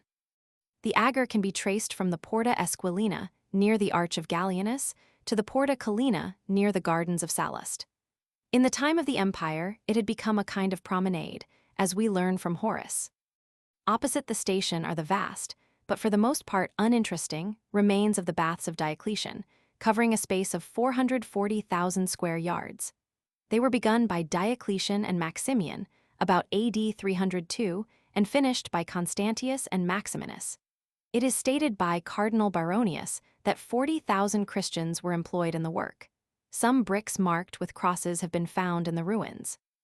At the angles of the principal front were two circular halls, both of which remain. One is near the modern Villa Strozzi, at the back of the Negroni Garden, and is now used as a granary. The other is transformed into the church of S. Bernardo. The baths are supposed to have first fallen into decay after the Gothic invasion of AD 410. In the 16th century, the site was sold to Cardinal Bella, ambassador of Francis I at Rome, who built a fine palace among the ruins. After his death, in 1560, the property was resold to S. Carlo Borromeo. He sold it again to his uncle, Pope Pius Roman IV, who founded the monastery of Carthusian monks. These, in 1593, sold part of the ruins to Caterina Sforza, who founded the Cistercian convent of S. Bernardo. About 1520, a Sicilian priest called Antonio del Duca came to Rome, bringing with him from Palermo pictures of the seven archangels: Michael, Gabriel, Raphael, Uriel, Santhiel, Gendiel, and Borachil, copied from some which existed in the church of S. Angelo. Carried away by the desire of instituting archangel worship at Rome, he obtained leave to affix these pictures to 7 of the columns still standing erect in the Baths of Diocletian, which 10 years after, Julius Roman II allowed to be consecrated under the title of Sta. Maria degli Angeli, though Pius Roman IV, declaring that angel worship had never been sanctioned by the Church, except under the 3 names mentioned in Scripture, ordered the pictures of Del Duca to be taken away. At the same time, he engaged Michelangelo to convert the great oblong hall of the Baths, Calidarium, into a church. The church then arranged was not such as we now see, the present entrance having been then the atrium of the side chapel, and the main entrance at first by what is now the right transept, while the high altar stood in what is now the left transept. In 1749, the desire of erecting a chapel to the Beato Niccolo Albergati led to the church being altered, under Van Vitelli, as we now see it. The Church of Sta. Maria degli Angeli, still most magnificent, is now entered by a rotunda laconicum, which contains 4 monuments of some interest. On the right of the entrance is that of the artist Carlo Meretta, who died 1713. On the left that of Salvator Rosa, who died 1673, with an epitaph by his son, describing him as pictorum sui temporis nulli secundum, poetarum omnium temporum principibus perm. Beyond on the right is the monument of Cardinal Alciati, professor of law at Milan, who procured his hat through the interest of S. Carlo Borromeo, with the epitaph Verdut vixit, memoria vivit, gloria vivit, on the left, that of Cardinal Parisio di Corinza, inscribed, corpus humo tegitur, fama per ora valet, spiritus astra tenet. In the chapel on the right are the angels of peace and justice, by Petrich, in that on the left Christ appearing to the Magdalene by Arrigo Fiammingo. Against the pier on the right is the grand statue of S. Bruno by Haudon, of which Clement Roman XIV. Ganganelli used to say, he would speak if the rule of his order did not forbid it. The body of the church is now a perfect gallery of very large pictures, most of which were brought from St. Peter's, where their places have been supplied by mosaic copies. In what is now the right transept on the right is the crucifixion of St. Peter, Ricciolini, the fall of Simon Magus, a copy of Francesco Vanni, the original in St. Peter's. On the left, St. Jerome with St. Bruno and St. Francis, Musiano, 1528-92, the landscape by Brill, and the miracles of St. Peter, Baglioni. This transept ends in the chapel of the Beato Niccolo Albergati, a Carthusian cardinal who was sent as legate by Martin V. in 1422 to make a reconciliation between Charles Roman VI of France and Henry V of England. The principal miracle ascribed to him, the conversion of bread into coal in order to convince the Emperor of Germany of his divine authority, is represented in the indifferent altarpiece. In the left transept, which ends in the chapel of S. Bruno. On the left, Saint Basil by the solemnity of the Mass rebuking the Emperor Valens, Subliras, and the fall of Simon Magus, Pompeo Batni on the right, the Immaculate Conception, P. Bianchi, and Tabitha raised from the dead, P. Costanzi. In the tribune are, on the right, the presentation of the Virgin in the Temple, Romanelli, and the martyrdom of Saint Sebastian, a grand fresco of Domnicino, painted originally on the walls of St. Peter's and removed here with great skill by the engineer Zabaglia, on the left. The death of Ananias and Sapphira, Pomerancio, and the baptism of Christ, Meretta. On the right of the choir is the tomb of Cardinal Antonio Serbelloni, on the left that of Pius Roman IV. Giovanni Angelo Medici, 1559–1565, under whose reign the Council of Trent was closed, uncle of S. Carlo Borromeo, a lively and mundane pope, but the cruel persecutor of the Carafa nephews of his predecessor, Paul Roman IV, whom he executed in the castle of S. Angelo. Of the 16 columns in this church, 45 feet in height, 16 feet in diameter, only the 8 in the transept are of ancient Egyptian granite. The rest are in brick, stuccoed in imitation, and were additions of Van Vitelli. On the pavement is a meridian line, laid down in 1703. Quan Diocletian facet travailer les pauvres créations à ses étuves, si enadet passant de signe de bâtir des églises à leurs successeurs. Il n'y pensait pas erreur fondateur, comme il a été d'un monastère de Piers, Chartreux et d'un monastère de Piers Fuelens. Seaux dépens de Diocletian, de ses Piers et de son ciment quan fait des autels, et des chapelles à Jesus Christ, des dortoirs et des réfectoires à ses serviteurs. La providence de Dieu jau de cette sorte des pensées des hommes, et les événements sont bien illuminés des intentions quand la terre en dessin et le ciel en odeur. Balzac. The Carthusian convent behind the church, ladies are not admitted, contains several picturesque fountains. That in the great cloister, built from designs of Michelangelo, is surrounded by a group of huge and grand cypresses, said to have been planted by his hand. Il semble que la vinicert ice, qua contempler la mort les hommes qui existent ainsi, sont portant les mermes aquilagerat tout son activité, sufferate a pain as ils y tant accoutumés. Si un sujet inépuisable de réflexion, quelles différentes combinaisons de la destinée humaine sur la terre. Il s'y passe dans l'intérieur de l'âme 1000 accidents, il s'y forme 1000 habitudes, qui font de chaque individu un monde et son histoire. Madame de Staël. On a line with the monastery is a prison for women, then an institution for deaf, dumb, and blind, then the ugly fountain of the Termini, designed by Fontana, sometimes called Fontanon dell'Aqua Fellis. Fellis, from Fra Fellis, the name by which Sixtus V was known before his papacy, to which the Aqua Fellis was brought from Colonna 22 miles distant in the Alban Hills. In 1583, by Sixtus V, it is surmounted by a hideous statue of Moses by Prospero Bresciano, who is said to have died of vexation at the ridicule it excited when uncovered. The side statues of Aaron and Gideon are by Giove, Bat, Della Porta, and Flaminio Vacca. Opposite this, in the Via della Porta Pia, is the Church of Sta. Maria della Vittoria, built in 1605 by Carlo Maderno, for Paul V. Its facade was added from designs of Giove. Bat. Soria, by Cardinal Borghese, in payment to the monks of the adjoining Carmelite convent, for the statue of the hermaphrodite, which had been found in their vineyard. The name of the church commemorates an image of the Virgin, burnt in 1833, which was revered as having been instrumental in gaining the victory for the Catholic imperial troops over the Protestant Frederick and Elizabeth of Bohemia at the Battle of the White Mountain near Prague. The third chapel on the left contains the Trinity, by Guercino, a crucifixion, by Guido, and a portrait of Cardinal Cornaro, Guido. The altarpiece of the second chapel on the right, representing St. Francis receiving the infant Christ from the Virgin, is by Domnicino, as are two frescoes on the side walls. In the left transept, above an altar adorned with a gilt bronze relief of the Last Supper, by Cav d'Arpino, is a group representing Sta. Teresa transfixed by the dart of the Angel of Death, by Bernini. The following criticisms upon it are fair specimens of the contrast between English and French taste. All the Spanish pictures of Sta. Teresa sin in their materialism, but the grossest example, the most offensive, is the marble group of Bernini in the Santa Maria della Vittoria at Rome. The head of Sta. Teresa is that of a languishing nymph, the angel is a sort of Eros. The whole has been significantly described as a parody of divine love.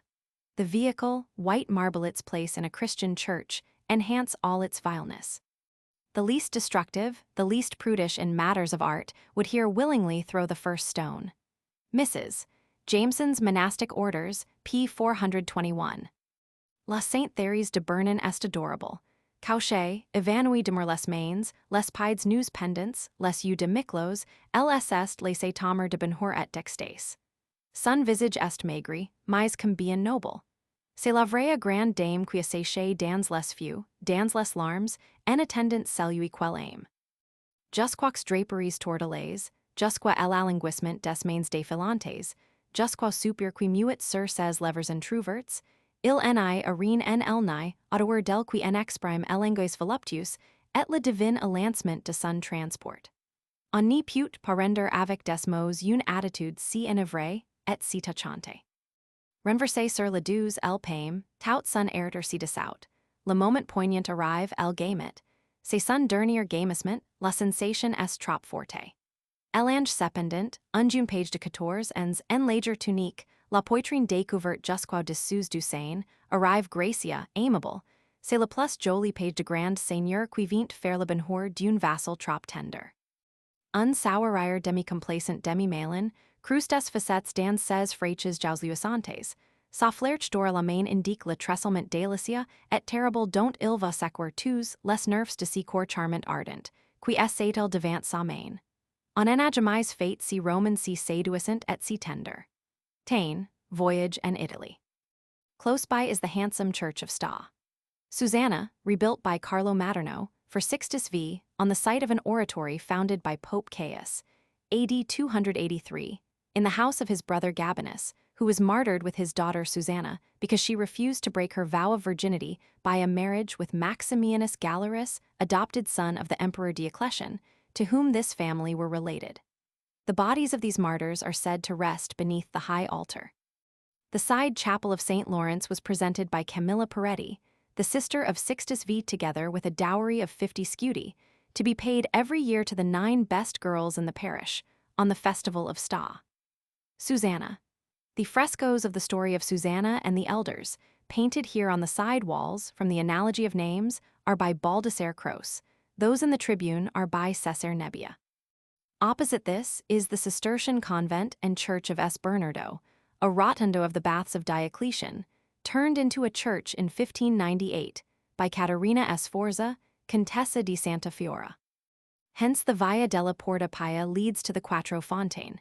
On the left is the small church of Escao, which encloses the tomb of that pope, inscribed Sancti Cai, Papi Martyris Assa.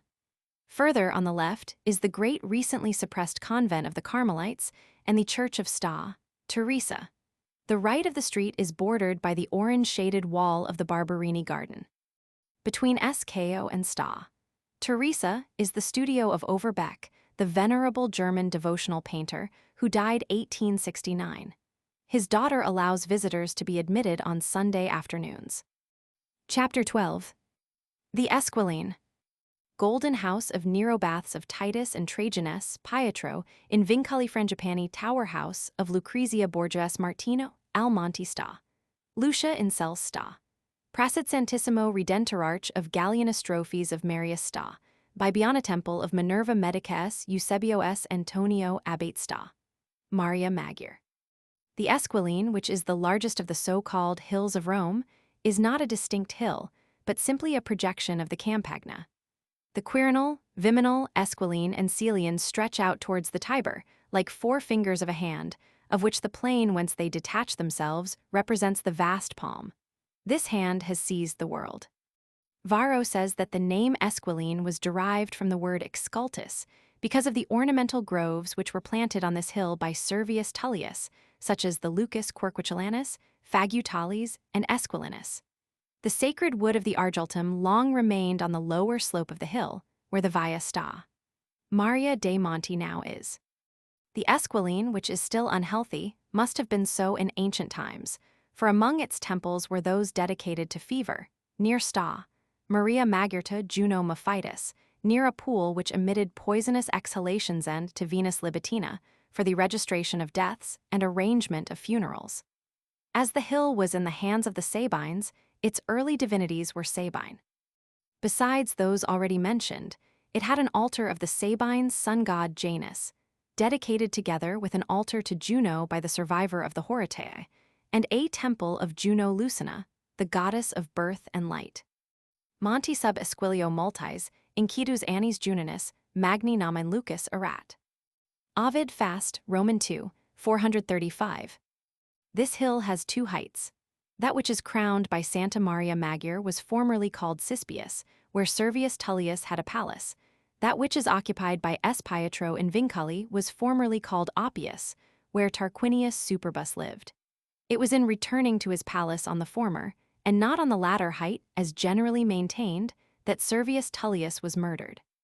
The most important buildings of the Esquiline, in the later Republican and in imperial times, were on the slope of the hill behind the Forum, and near the Colosseum, in the fashionable quarter called Carinae, the rich Carinae.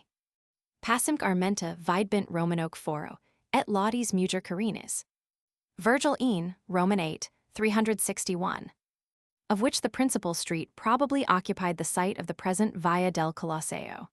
At the entrance of this suburb, where the fine medieval Torre dei Conti now stands, was the house of Spurius Cassius, consul BC 493, which was confiscated and demolished, and the ground ordained to be always kept vacant, because he was suspected of aiming at regal power. Here, however, or very nearly on this site, the Ides Telluris, or Temple of Tellus, was erected c. BC 269, a building of sufficient importance for the Senate, summoned by Antony, to assemble in it. The quarter immediately surrounding this temple acquired the name of In Tellur, which is still retained by several of its modern churches.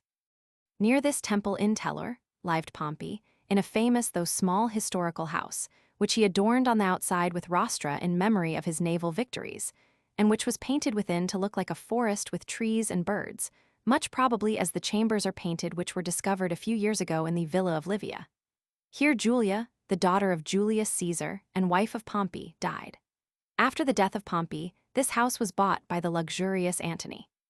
The difference between its two masters is portrayed by Cicero, who describes the severe comfort of the house of Pompey contrasted with the voluptuous luxury of its second master, and winds up his oration by exclaiming, "I pity even the roofs and the walls under the change." At a later period, the same house was the favorite residence of Antoninus Pius. Hard by, in the Carinae, the favorite residence of Roman knights, lived the father of Cicero, and hence the young Tullius went to listen in the Forum to the orators whom he was one day to surpass. Also in the Carinae, but nearer the site of the Colosseum, was the magnificent house of the wealthy Vedius Pollio, which he bequeathed to Augustus, who pulled it down and built the portico of Livia on its site.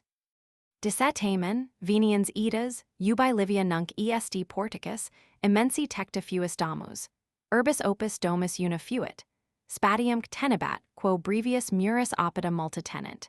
Hic equata solo est, nullo sub crimen rigni, sed quia luxuria visa nocer sua, sustenuit tantas operam subverter moles, tac suas heres perdir Caesar opes. Ovid Fast, Roman 6, 639. At its opposite extremity, the Carinae was united to the unfashionable and plebeian quarter of the Subura, occupying the valley formed by the convergence of the Esquiline, Quirinal, and Viminal, which is still crowded with a teeming population. In one of the small streets leading from the Vicus Cyprius, between the Esquiline and Viminal, towards the Carinae, was the Tigellum Sororis, which was extant repaired at the public expense still the 5th century. This, the Sisters' Beam, commemorated the well-known story of the last of the Horatii, who, returning from the slaughter of the Curiatii, and being met by his sister, bewailing one of the dead to whom she was betrothed, stabbed her in his anger. He was condemned to death, but at the prayer of his father his crime was expiated by his passing under the yoke of the Sisters' Beam. On one side of the Tigellum Sororis was an altar to Juno Sororis, on the other an altar to Janus Curiatius. During the empire, several poets had their residence on the Esquiline. Virgil lived there, near the gardens of Maecenas, which covered the slopes between the Esquiline and Viminal. Propertius had a house there, as we learn from himself. I puer, et situs hic aliqua propone columna, et dominum Esquiliae scribe habiter tuum. Propert elig Roman 4, 23. It is believed, but without certainty, that Horace also lived upon the Esquiline. He was constantly there in the villa of Maecenas, where he was buried, and which he has described in his poems both in its original state as a desecrated cemetery, and again after his friend had converted it into a beautiful garden. Nunc licet Esquiliae habiter salubribus, at gagur in aprico spatieri, quo modo tristes albus in formum spectabant ossibus agrum. Sat I. The house of Maecenas, the great patron of the poets of the Augustan age, probably occupied a site above the Carinni, where the baths of Titus afterwards were. It was a lofty and magnificent edifice, and is described by Horace, who calls it fastidiosum desur copium, et molem propinquam nubibus arduis, omit mirari bidi fumum et opes strepitum rami. Odd Roman 3, 29. Maecenas bequeathed his villa to Augustus, and Tiberius at one time resided in it. Another, though less well-known poet of this age, who lived upon the Esquiline, was Pedo Albanovinus, much extolled by Ovid, who lived at the summit of the Vicus Cyprius, probably the Via Sta. Maria Magir, in a little house. Illic parvitui domus pednis celata est aquili minor penna. Martial Exep, 19. Near this was the Lacus Orphae, a fountain, in the center of which was a rock, and sea, surmounted by a statue of Orpheus with the enchanted beasts around him. The house of Pedo was afterwards inhabited by Pliny. On Septimius, as the furthest slope of the Esquiline towards the Viminal was called, lived Maximus, of whom Martial says, Esquiles domus est tibi call Diani, et tua patricius culmina vicus habit, hinc vidui Sibylis, elinc sacraria vesti, inda novum veterum prospices inda Jovum. Mart Roman 7, ep. 72. Only the northern side of the Esquiline is now inhabited at all. The southern, and by far the larger portion, is clothed with vineyards and gardens, sprinkled over with titanic masses of ruin. On most parts of the hill, one might imagine oneself far away in the country. According to Niebuhr, the dweller amid the vines of the Esquiline, when he descends into the city, still says, I am going to Rome. Nero, AD 54-68, purchased the site of the villa of Maecenas, and covered the whole side of the hill towards the Carinni with the vast buildings of his golden house, which also swallowed up the Celian and a great part of the Palatine. But he did not destroy the buildings which already existed, and the golden house was still the old mansion of Augustus, and the villa of Maecenas connected by a long series of columns and arches. Titus, AD 79-81, and Trajan, AD 98-117, used part of the same site for their baths, and the ruins of all these buildings are now jumbled up together, and the varying whims of antiquaries have constantly changed the names of each fragment that has been discovered. The more interesting of these ruins are on the southern slope of the Esquiline towards the Colosseum, and are most easily approached from the Via Pulveriura. They are shown now as the Baths of Titus, or Camere Esquiline, and occupy a space of about 1150 feet by 850. That the chambers which are now visible were to be seen in the time of Leo X. 1513-22, we learn from Vasari, who says that Raphael and Giovanni da Udine were wont to study there, and copy the arabesques to assist their work in the Vatican Loggie.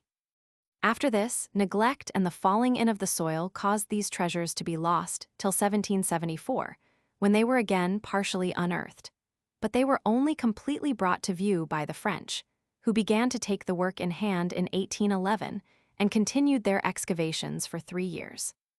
The principal remains, which are now exhibited by the dim torch of a solitary cicerone, are those of 9 chambers, extending for 300 feet, and having on the north a kind of corridor or cryptoporticus, whose vault is covered with paintings of birds, griffins, and flowers, and see in 2 of these halls are alcoves for couches, and in one is a cavity for a fountain with a trench round it, like that in the Nymphaeum of the Palace of the Caesars. In one of the halls is a group representing Venus attended by 2 cupids, with doves hovering over her. Near this, a pedestal is shown as that occupied by the Laocoon, though it was really found in the Vigna de Fredis, between the set sail and sta. Maria Magyar. A set of 30 engravings, published by Miri, from drawings taken in 1776, show what the paintings were at that time, but very few now remain perfect. Group of Coriolanus and his mother, represented in Miri's work, is now inaccessible. All the paintings are Pompeian in character, and for some time were considered the best remains of ancient pictorial art in Rome, but they are inferior to those which have since been discovered on the Latin Way and at the Baths of Livia. The chambers which open beyond the 9 outer halls are considered to be part of the Golden House. In one of these, the Meliger of the Vatican was found. A small chapel, dedicated to Sta. Felicitas and her 7 sons, evidently engrafted upon the pagan building in the 6th century, was discovered in 1813. It is like the chapels in the catacombs, and is decorated with the conventional frescoes of the Good Shepherd, Daniel in the lion's den. And see, there are also some faint remains of a fresco of the sainted patrons. Behind the convent of S. Pietro in Vincoli, in the open vineyards, are other ruins called the Set Sail, being remains of the reservoirs, in reality 9 in number, for the baths. In these vineyards also are 3 large circular ruins, adorned on the interior with rows of niches for statues. One of them is partly built into the pulveriura, or powder magazine. These have been referred alternately to the baths of Titus and those of Trajan. Immediately behind the Forum of Nerva stands the colossal brick tower, known as the Torre dei Conti, and built by Innocent Roman III. 1198–1216, as a retreat for his family, now extinct. Its architect was Martian de Reze, and it was so much admired by Petrarch that he declared it had no equal upon earth. He must have meant in height. 4 of the Conti have mounted the papal throne: Innocent Roman III, Gregory Roman IX, Alexander Roman IV, and Innocent Roman XIII. The last named pope, 1721–24, boasted of having 9 uncles, 8 brothers, 4 nephews, and 7 great-nephews. Yet a century after and not a Conti remained. If we turn to the left close to this, we shall find, in a commanding position, the famous church of S. Pietro in Vincoli, said to have been originally founded in AD 109 by Theodora, sister of Hermes, prefect of Rome, both converts of the then pope, who was the martyr Saint Alexander of the Basilica in the Campagna. A bolder legend attributes the foundation to Saint Peter himself, who is believed to have dedicated this church to his divine master. History, however, can assign no earlier foundation than that in 442 by the Empress Eudoxia, wife of Valentinian Roman III, from whom the church takes its name of the Eudoxican Basilica, and who placed there one of the famous chains which now form its great attraction to Roman Catholic pilgrims. The chains, left in the Mamertine prisons after St. Peter's confinement there, are said to have been found by the martyr Sta. Balbina in 126, and by her given to Theodora, another sainted martyr, sister to Hermes, prefect of Rome, from whom they passed into the hands of Saint Alexander, first pope of that name, and were finally deposited by him in the church erected by Theodora, where they have since remained. Such is the legendary, but the historic origin of this basilica cannot be traced higher than about the middle of the 5th century, subsequent to the year 439, when Juvenal, bishop of Jerusalem, presented to the Empress Eudoxia, wife of Theodosius the Younger, 2 chains, believed to be those of Saint Peter, one of which was placed by her in the Basilica of the Apostles at Constantinople, and the other sent to Rome for her daughter Eudoxia, wife of Valentinian Roman III, who caused this church, hence called Eudoxian, to be erected as the special shrine of Peter's chains, Hemens. One chain had been sent to Rome by Eudoxia the Elder, and the other remained at Constantinople, but the Romans could not rest satisfied with the possession of half the relic. And within the walls of this very basilica, Leo I beheld in a vision the miraculous and mystical uniting of the 2 chains, since which they have both been exhibited here, and the day of their being soldered together by invisible power, August 1, has been kept sacred in the Latin Church. The church is at present entered by an ugly atrium, which was the work of Fontana in 1705. But Basio Pintelli had already done almost all that was possible to destroy the features of the old basilica, under the cardinal titular of the church, Giulio della Rovere, the same who, as Pope Julius Roman II, destroyed the old St. Peter's and 87 tombs of his predecessors. By Pintelli, the present capitals were added to the columns in the nave, and the horizontal architrave above them was exchanged for a series of narrow, round-headed arches. But in spite of alterations, the interior is still imposing. 2 long lines of ancient fluted Doric columns, 10 on each side, relics of the baths of Titus or Trajan, which once covered this site, lead the eye to the high altar, supposed to cover the remains of the 7 Maccabean brothers, and to the tribune, which contains an ancient episcopal throne and is adorned with frescoes by Jacopo Coppi, a Florentine of the 16th century, illustrative of the life of St. Peter. Beneath these is the tomb of G. Clovis, a miniature painter of the 16th century and canon of this church. On the left of the entrance is the tomb of Antonio Pollagiulo, the famous worker in bronze, and his brother Pietro.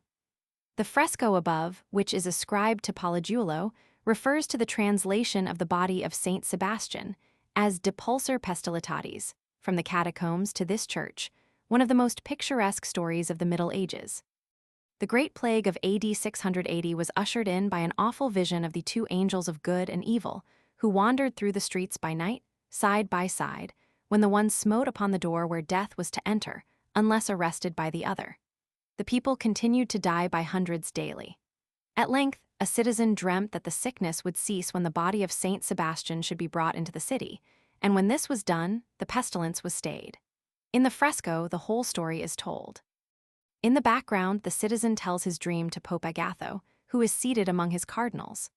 On the right, the angels of good and evil, the bad angel represented as a devil, are making their mysterious visitation.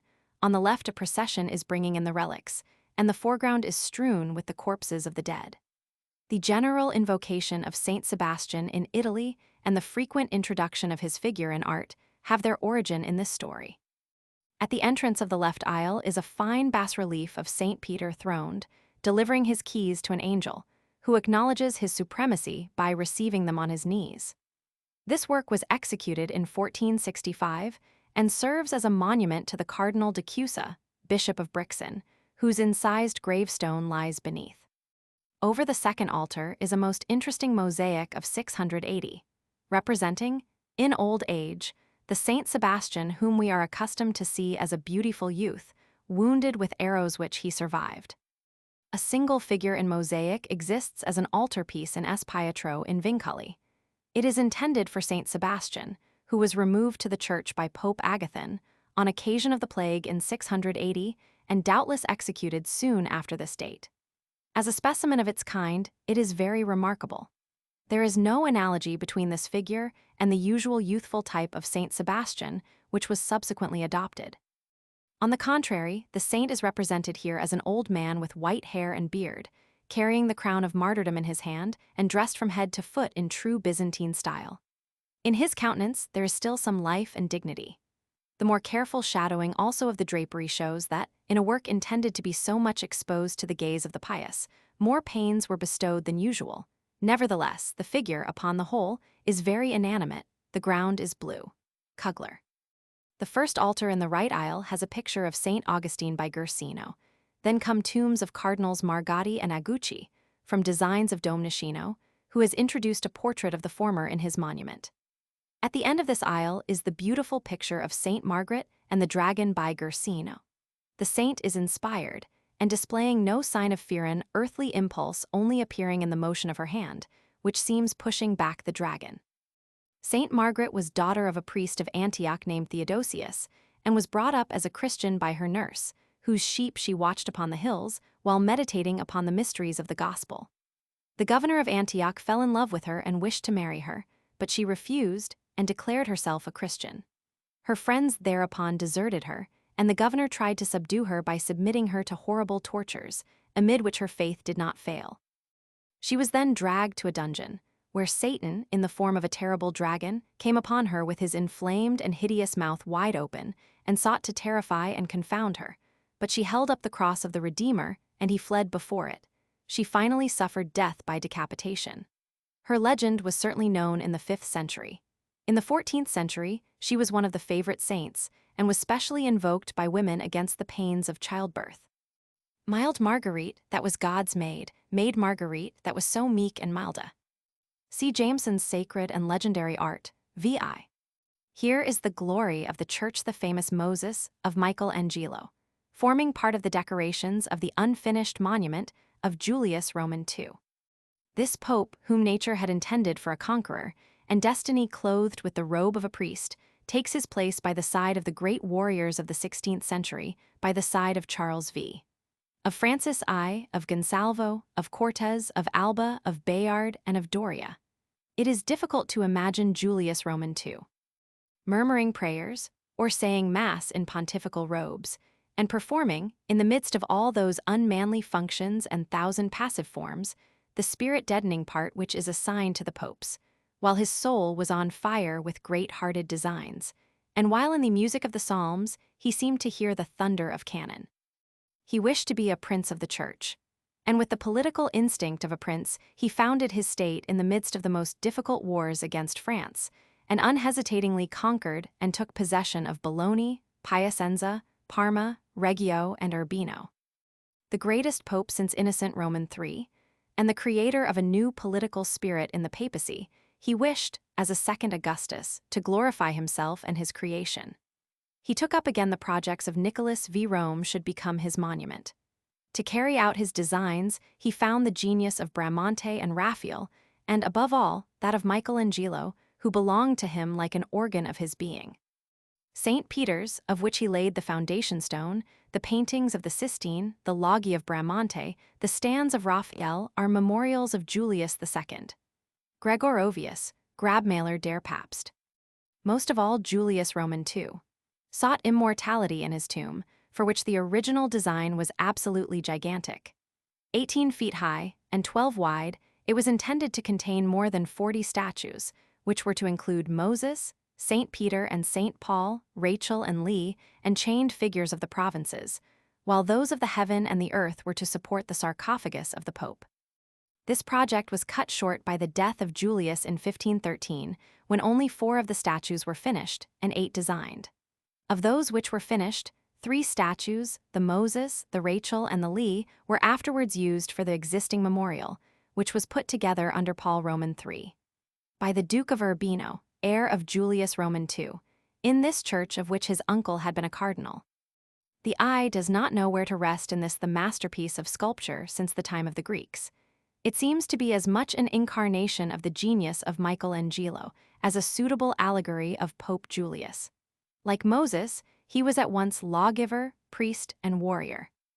The figure is seated in the central niche, with long flowing beard descending to the waist, with horned head and deep-sunk eyes, which blaze, as it were, with the light of the burning bush, with a majesty of anger which makes one tremble, as of a passionate being, drunken with fire.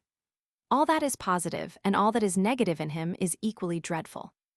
If he were to rise up, it seems as if he would shout forth laws which no human intellect could fathom, and which, instead of improving the world, would drive it back into chaos. His voice, like that of the gods of Homer, would thunder forth in tones too awful for the ear of man to support. Yes, there is something infinite which lies in the Moses of Michelangelo.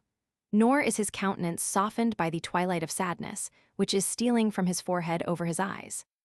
It is the same deep sadness which clouded the countenance of Michelangelo himself, but here it is less touching than terrible. The Greeks could not have endured a glance from such a Moses, and the artist would certainly have been blamed, because he had thrown no softening touch over his gigantic picture. That which we have is the archetype of a terrible and quite unapproachable sublimity. This statue might take its place in the cell of a colossal temple, as that of Jupiter Ammon, but the tomb where it is placed is so little suited to it, that regarded even only as its frame it is too small. Gregorovius. On either side of the principal figure are niches containing Michelangelo's statues of Rachel and Lee, emblematic of active and contemplative life. Those above, of the Prophet and the Sibyl, are by Raphael da Montelupo, his best pupil. On the summit is the Madonna with the infant Jesus by Sciarrano da Settignano. The worst figure of the whole is that, by Maso dal Bosco, of the Pope himself, who seems quite overwhelmed by the grandeur of his companions, and who lies upon a pitiful sarcophagus, leaning his head upon his hand and looking down upon the Moses. He is represented with the beard which he was the first pope to reintroduce after an interval of many centuries, and it is said to have been from his example that Francis I, Charles V, and others adopted it also. After all, Julius Roman II was not buried here, and the tomb is merely commemorative. He rests beneath a plain marble slab near his uncle Sixtus Roman IV, in the chapel of the sacrament at St. Peter's. Close to the Moses is the entrance to the chapel in which the chains are preserved, behind a bronze screen the work of Poligullo. They are of unequal size, owing to many fragments of one of them, first whole links, then only filings, having been removed in the course of centuries by various popes and sent to Christian princes who have been esteemed worthy of the favor. The longest is about 5 feet in length. At the end of one of them is a collar, which is said to have encircled the neck of St. Peter.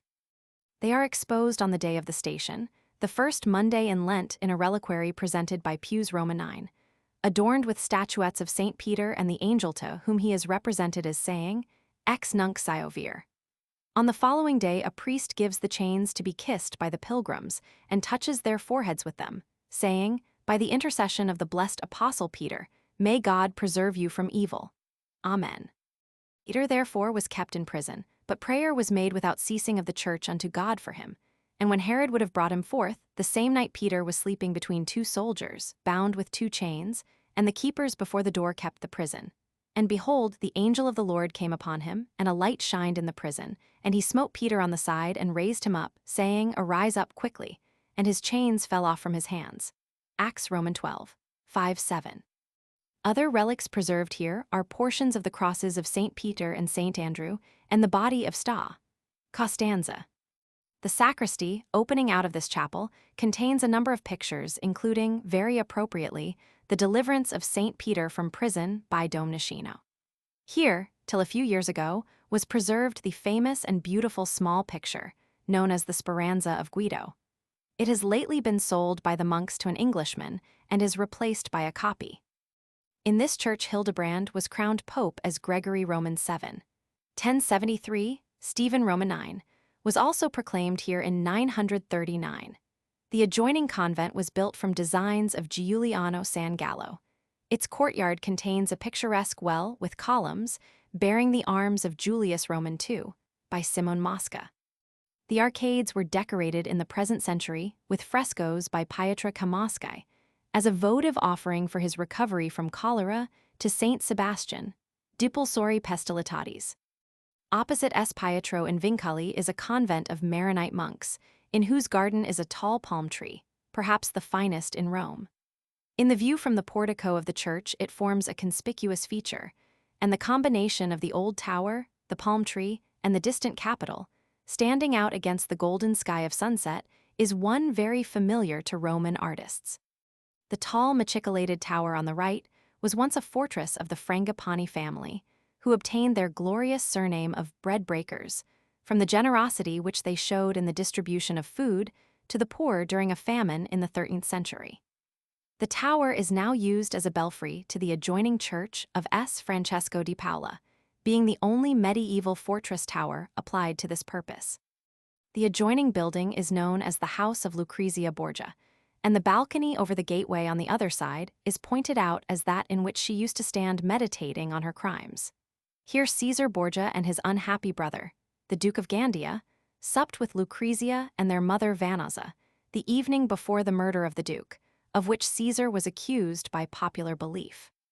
It is worthwhile to descend under the low-browed arch from the church piazza and look back upon this lofty house, with its steep, dark, winding staircase, a most picturesque bit of street architecture, which looks better the further you descend. The Via S. Francesco di Paola is considered by Ampere to have been the place where the house of the Horatae and the Tigellum Sororis once stood. Following the narrow lane behind S. Pietro, we reach on the left S. Martino al Monte, the great church of the Carmelites, which though of uninviting exterior is of the highest interest.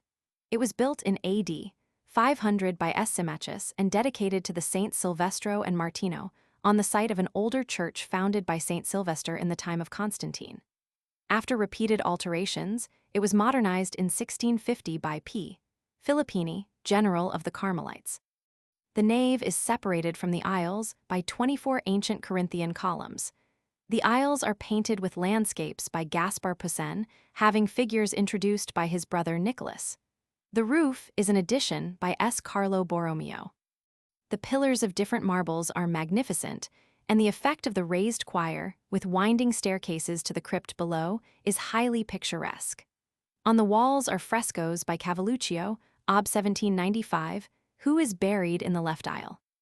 The collection of incised gravestones deserves attention. They comprise those of a knight in mail armor of 1349, Cardinal Guillaume Carafa with a curious epitaph, and various generals and remarkable monks of the Carmelite order.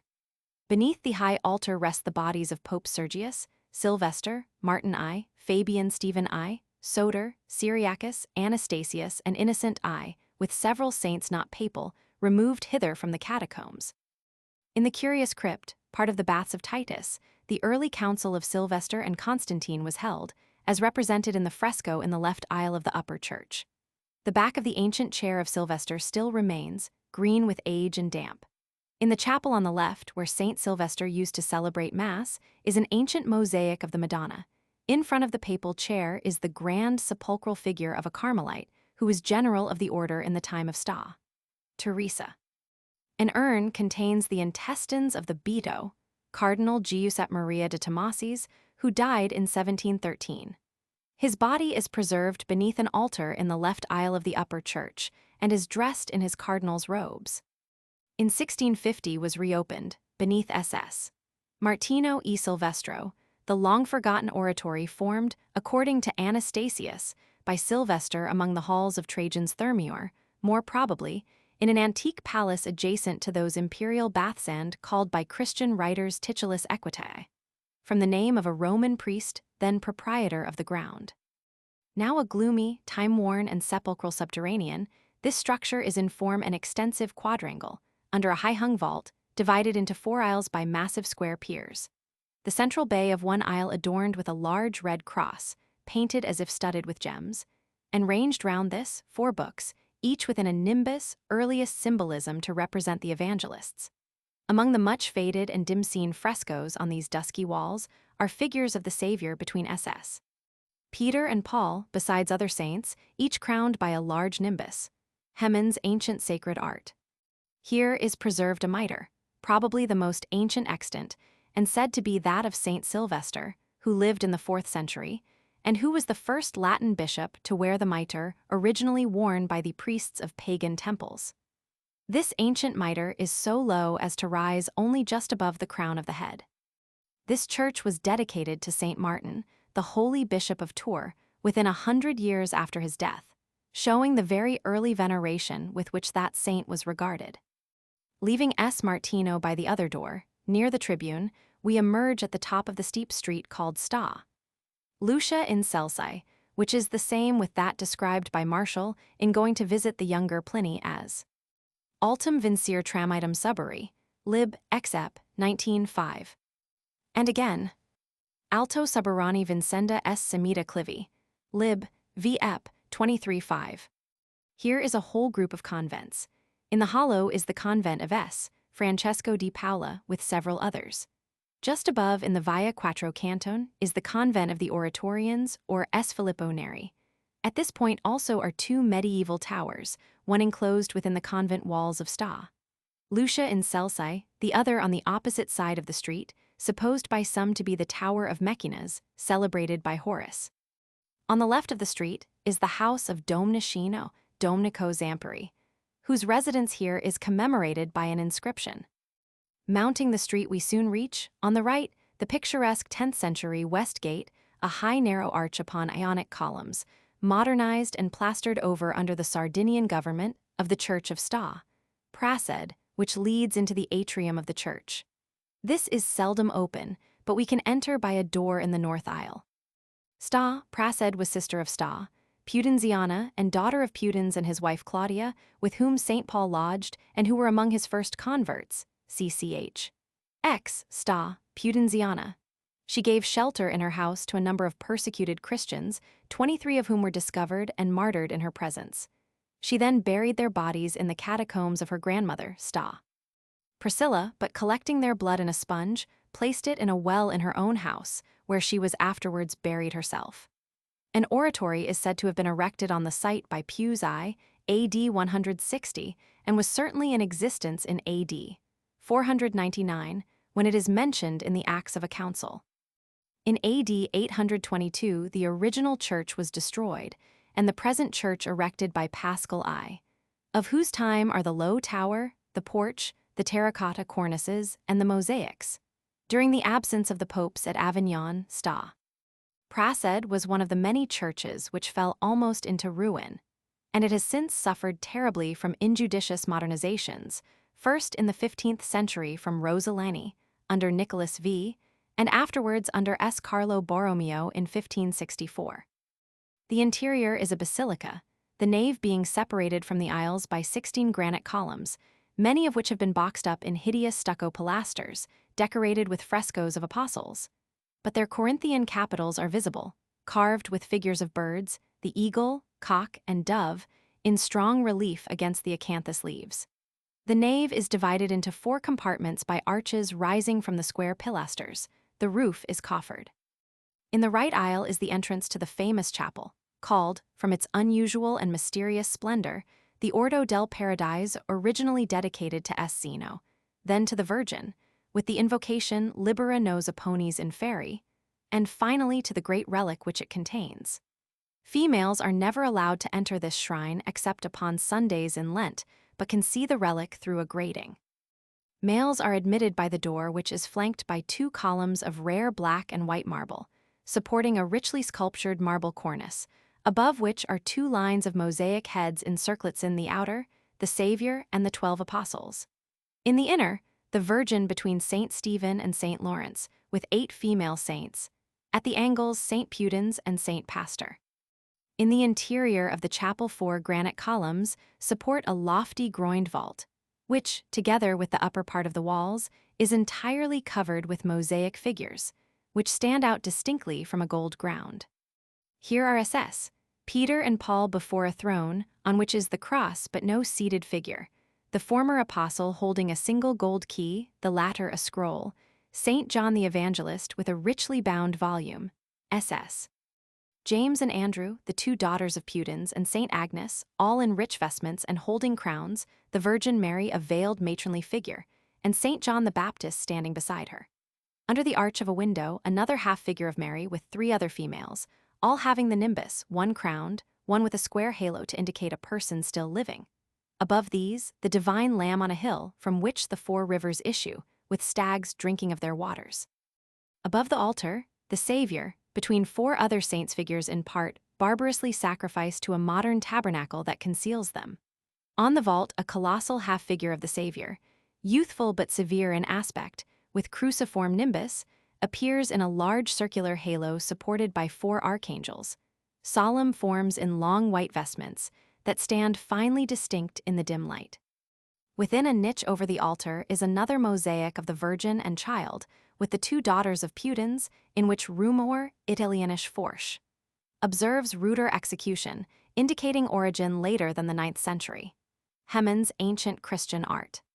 The relic preserved here, one of the principal objects of pilgrimage in Rome, is the column to which our Savior is reputed to have been bound, said to have been given by the Saracens to Giovanni Colonna, cardinal of this church, and legate of the Crusade, because, when he had fallen into their hands and was about to be put to death, he was rescued by a marvelous intervention of celestial light.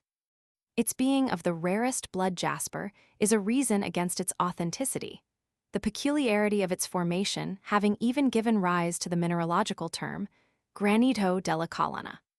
A disc of porphyry in the pavement marks the grave of 40 martyrs collected by Paschal I, the mother of that pope, is also buried here, and the inscription commemorating her observes an ancient ecclesiastical usage in allowing her the title of episcopa. Ubi utique benignissimi sui genitricis, silicet domini Theodori, episcopi corpus quiescit. In this chapel Paschal, I saw the spirit of his nephew dragged to heaven by an angel, through the little window, while he was saying a mass for his soul. The high altar covers the entrance to a small crypt, in which are 2 ancient sarcophagi containing the remains of the sainted sisters Prassed and Pudenziana. An altar here, richly decorated with mosaic, is shown as that which existed in the house of Prassed. Above is a fresco, referred to the 12th century, representing the Madonna between the sainted sisters. At the end of the left aisle is a large slab of granite, Nero Bianco, upon which sta. Prassed is said to have slept, and above it a picture of her asleep. In the center of the nave is the well where she collected the blood, with a hideous statue of her squeezing it out of a sponge. The chapel at the end of the left aisle is that of S. Carlo Borromeo, who was cardinal of this church, and contains his episcopal throne, a wooden chair, and a table at which, like St. Gregory, he used to feed and wait upon 12 poor men daily. The pictures in this chapel, by Louis Stern, represent S. Carlo in prayer and in ecstasy before the sacrament. In the cloister is an old orange tree which was planted by him, but is still flourishing. Opposite the side entrance of the Ordo del Paradiso is the tomb of Cardinal Sedev, 1474, with his sleeping figure and statuettes of SS, Peter and Paul, sta. Prassed and sta. Pudenziana. This will recall Browning's quaint forcible poem of the bishop who orders his tomb at St. Praxed's Church. St. Praxed's ever was the church for peace. And there how I shall lie through centuries, and hear the blessed mutter of the Mass, and see God made and eaten all day long, and feel the steady candle flame, and taste good strong thick stupefying incense smoke. Other tombs of interest are those of Cardinal Ancherus, assassinated in 1286 outside the Porta S. Giovanni, and of Monsignor Santoni, a bust said to have been executed by Bernini when only 10 years old. Two pictures inside chapels are interesting in a Vallombrosan church, as connected with saints of that order, one representing S. Pietro Aldobrandini passing through the furnace at Settimo, and another the martyrdom of Cardinal Beccaria, put to death at Florence, whither he was sent by Alexander Roman IV, to make peace between the Guelphs and Ghibellines, and consigned to hell by Dante. Quel di Beccaria di cui sigo, Fiorenza la Gorgiera. Inferno, Roman 32. Steps of magnificent Rossanico lead to the tribune, which is covered with mosaics of AD 817-824. Those on the arch represent the heavenly Jerusalem. Within is the Savior with a cruciform halo, the hand of the first person of the Trinity, holding a crown over his head, and St. Peter and St. Paul bringing in the sainted sisters of the Church. On the right, Pope Paschal I with a model of his church. On the left, St. Zeno. Above these figures is the adoration of the spotless Lamb, and beneath their feet the Jordan. Below all is the Lamb again, with the 12 sheep issuing from the mystic cities of Jerusalem and Bethlehem, and verses recording the work of Paschal I. The arrangement of saints at Sta. Prassed, 817, is altogether different from that at Ravenna, but equally striking. Over the grand arch which separates the choir from the nave is a mosaic representing the New Jerusalem, as described in the Revelations. It is a walled enclosure, with a gate at each end, guarded by angels. Within is seen the Savior of the world, holding in his hand the orb of sovereignty, and a company of blessed seated on thrones. Outside, the noble army of martyrs is seen approaching, conducted and received by angels. They are all arrayed in white and carry crowns in their hands. Lower down on each side, a host of martyrs press forward with palms and crowns to do homage to the Lamb, throned in the midst. None of the martyrs are distinguished by name, except those to whom the church is dedicated. Sta. Prassed and her sister Pudenziana, Mrs. Jameson. While Pope Gelasius Roman II was celebrating Mass in this church, he was attacked by armed bands of the inimical houses of Leone and Frangipani, and was only rescued by the assistance of his nephew Gaetano after a conflict of some hours. Hence, in 1630, Moriandi, abbot of Sta.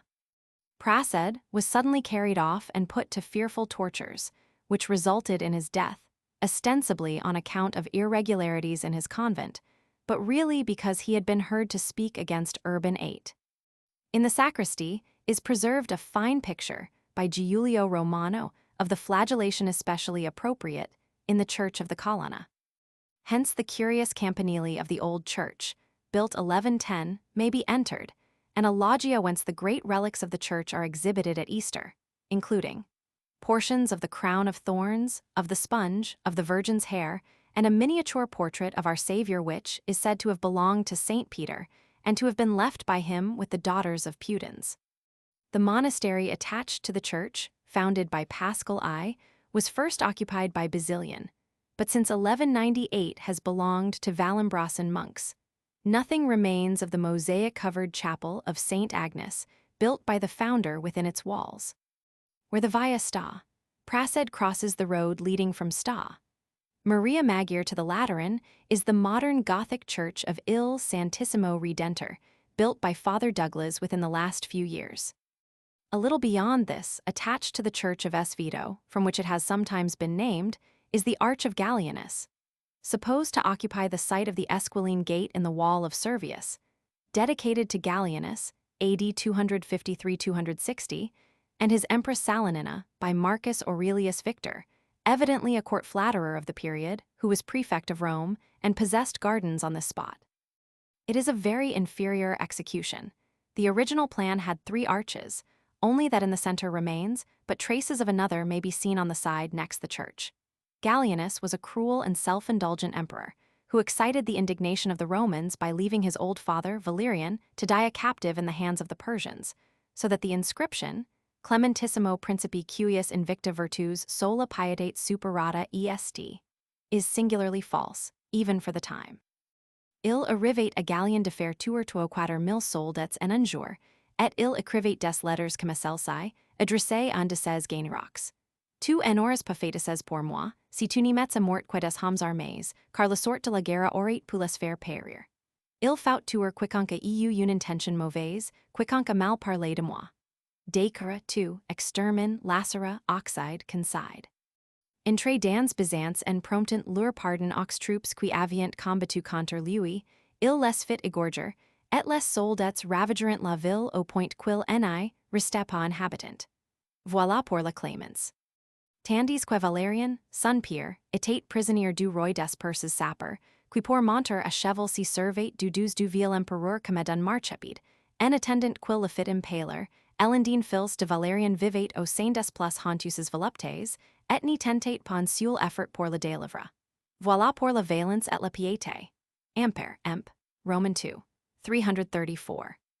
Close to this Gallienus had ordered a statue of himself to be erected, which was to be double the height of the Colossus of Nero, but it was unfinished at the time of his death, and destroyed by his successor. From the center of the arch hung, from the 13th century, the chain and keys of the gates of Viterbo, removed at the same time as the great bell of the capital. These interesting memorials of Middle Age warfare were taken down in 1825. Passing under the arch, we enter upon the Via Maggiore, the main artery leading to Santa Croce. On the left is the humble convent of the Monash Pollack, where the long-suffering Mater Macrina, the sole survivor of the terrible persecution of the nuns of Minsk, has lived in the closest retirement since her escape in 1845. The story of the cruel sufferings of the Polish Basilian nuns of Minsk reminds one of the worst persecutions of the early Christians, under Nero and Diocletian. Macrina Myxilslawska was abbess of a convent of 38 nuns, whom the apostate bishop Simasko first tried to compel to the Greek faith in the summer of. Their refusal led to their being driven, laden with chains, to Vitebsk in Siberia, where they were forced to hard labor, many of them being beaten to death, one roasted alive in a hot stove, and another having her brains beaten out with a stake by the abbess of the Chernus, apostate nuns, on their persisting in their refusal to change their religion.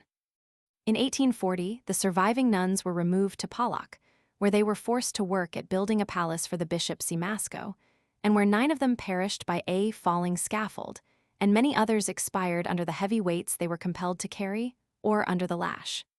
In 1842, their tortures were increased tenfold, 8 of the sisters having their eyes torn out, and others being trodden to death. In 1843, those who still survived were removed to Myadziali, where the proto-pope Skriken said that he would drown them like puppies, and where they were dragged by boats through the shallows of the half-frozen Dwina, up to their necks in water, till many died of the cold.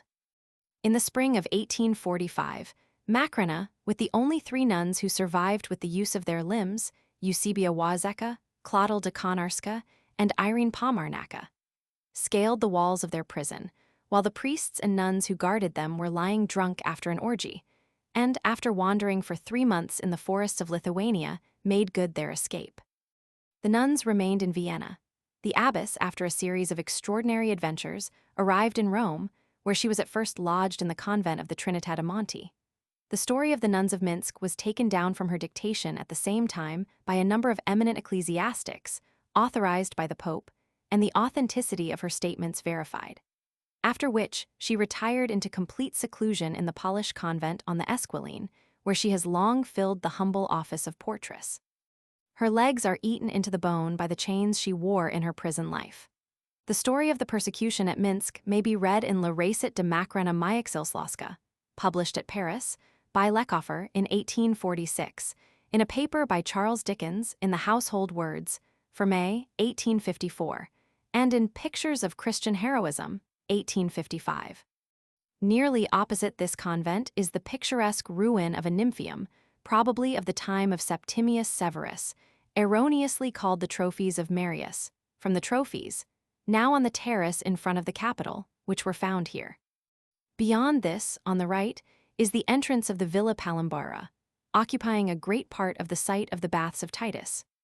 This villa once belonged to Queen Christina of Sweden, who is left upon the little doorway exactly opposite the ruin called the Trophies of Marius, a curious record of her credulity. It consists of a collection of unintelligible words, signs, and triangles, given her by some alchemist as the rule to make gold, and which no doubt he had found successful, having obtained from her, and probably from many other votaries, abundance of that precious metal in exchange for it. But as she could make nothing of it, she caused it to be inscribed here, in case any passenger, wiser than herself, should be able to develop the mystic signs of this golden secret. Eaton's Rome. Though the existing ruin is misnamed, the trophies erected in honor of the victories which Marius gained over the Cimbri were really set up near this. And curiously enough, on this site also Marius was defeated at the Forum Esquilinum by Sylla, who suddenly descended upon Rome from Nola with 6 legions, and entering by the Porta Esquilina, met his adversary here, and forced him to fly to Ostia. Behind the trophies of Marius, a lane branches off on the left to the desolate church of Sta, Bibiana. In the time of Julian the Apostate, there dwelt in Rome a Christian unity, consisting of Flavian, his wife Dalfrosa, and his 2 daughters, Bibiana and Demetria. All these died for their faith. Flavian was exiled and died of starvation, Dalfrosa was beheaded, the sisters were imprisoned, AD 362, and scourged, and Demetria died at once under the torture. Bibiana glorified God by longer sufferings. Apronius, the prefect of the city, astonished by her beauty, conceived a guilty passion for her, and placed her under the care of one of his creatures named Rufina, who was gradually to bend her to his will. But Bibiana repelled his proposals with horror, and her firmness excited him to such fury that he commanded her to be bound to a column and scourged to compliance. The order was executed with all imaginable cruelty. Rivers of blood flowed from each wound, and morsels of flesh were torn away till even the most barbarous spectators were stricken with horror. The saint alone continued immovable, with her eyes fixed upon heaven and her countenance radiant with celestial peace, until her body being torn to pieces, her soul escaped to her heavenly bridegroom to receive the double crown of virginity and martyrdom. After the death of Bibiana, her body was exposed to dogs for 3 days in the Forum Boarium, but remained unmolested, after which it was stolen at night by John the priest, who buried it here. The church, founded in the 5th century by Olympia, a Roman matron, was modernized by Bernini for Urban Roman VIII, and has no external appearance of antiquity. The interior is adorned with frescoes. Those on the right are by Agostino Ciampelli, those on the left are considered by Lanzi as the best works of Pietro da Cortona. They portray in detail the story of the saint. Bibiana refuses to sacrifice to idols. The death of Demetria. Bibiana is scourged at the column. The body of Bibiana is watched over by a dog. Olympia founds the church, which is dedicated by Pope Simplicius. The statue of the saint at the high altar is considered the masterpiece of Bernini. It is dignified and graceful, and would hardly be recognized as his work. This statue is one of his earliest works, and it is said that when Bernini, in advanced life, returned from France, he uttered, on seeing it, an involuntary expression of admiration. "But," added he, "had I always worked in this style, I should have been a beggar." This would lead us to conclude that his own taste led him to prefer simplicity and truth, but that he was obliged to conform to the corrupted predilection of the age, Eaton's Rome. The remains of the saint are preserved beneath the altar, in a splendid sarcophagus of oriental alabaster, adorned with a leopard's head. A column of rosso antico is shown as that to which Sta. Bibiana was bound during her flagellation. The fête of the martyred sisters is observed with great solemnity on December 2. Il est touchant de voir, le jour de la fête, le chapitre entier de la grande et somptueuse basilique de Sainte-Marie Majura, venir processionnellement, à cette modeste église et célèbre de solennels, et pompeuses cérémonies, en el honor de sieste du Vierges et leur mère. C'est quasi sieste aux femmes étant fables et ignorées selon le monde, elles sont devenues par leur foi, fortes et sublimes. Et l'église n'y croit pouvoir trop, faire pour glorifier une pareille grandeur. Impressions d'une catholique à Rome. On or near this site were the Horti Lamiani, in which the Emperor Caligula was hastily buried after his assassination, AD 41, though his remains were shortly afterwards disinterred by his sisters and burnt. These gardens were probably the property of Aelius Lamia, to whom Horace addressed one of his odes. At an earlier period, Aelius Tubero lived here, celebrated for his virtue, his poverty, and his little house, where 16 members of the Aeolian gens dwelt harmoniously together. He married the daughter of L. Aemilius Paulus, who, says Plutarch, though the daughter of one who had twice been consul and twice triumphed, did not blush for the poverty of her husband, but admired the virtue which had made him poor. On the other side of the trophies of Marius, the Via Porta Maggiore leads to the gate of that name, CCH. Roman 13. Approached by a gate on the left of this road, most desolate, until the making of the railway amid its vineyards and gardens, and crowned with lentiscus and other shrubs, is the picturesque ruin generally called the Temple of Minerva Medica, from a false impression that the Giustiniani Minerva, now in the Vatican, had been found here. It is now generally decided to be a remnant of the bath built by Augustus in honor of his grandsons Caius and Lucius Caesar, sons of Agrippa and Julia. It is a decagon, with a vaulted brick roof and 9 niches for statues, those of Aesculapius, Antinous, Hercules, Adonis, Pomona, and the Farnese faun have been found on the site. Near this is a curious columbarium of the Aruntia family, and a brick-lined hollow, supposed to be part of the Naumatia, which Dion Cassius says that Augustus constructed in the grove of Caius and Lucius. Just where the lane turns off to Sta. Bibiana is the entrance to the courtyard of the church and monastery of S. Eusebio, built upon the site of the house of the saint, a priest of noble family, martyred by starvation under Constantius, AD 357. His body rests under the high altar, with that of Saint Orasus, a Spanish priest who suffered at the same time. The ceiling of the church is painted by Mengs and represents the apotheosis of the patron saint. The campanile dates from 1220. In this convent, which was conceded to the Jesuits in 1825 by Leo Roman XII. English clergymen about to join the Roman Catholic Church frequently make a retreat before their reception. Archdeacon Wilberforce is one of many converts who have been received here. Turning towards Sta. Maria Maggiore, on the left is a cross on a pedestal formed by a cannon reversed and inscribed in hoc signo vinces, a memorial of the absolution given by Clement Roman VIII. In 1595 to Henry Roman IV, of France on his being received into the Roman Catholic Church. Opposite this is a peculiar round arched doorway unique in Rome forming the entrance to the church of S. Antonio Abate, said to occupy the site of a temple of Diana. The church is decorated with very coarsely executed frescoes of the life of the saint, his birth, his confirmation by a bishop who predicted his future saintship, and his temptation by the devil in various forms.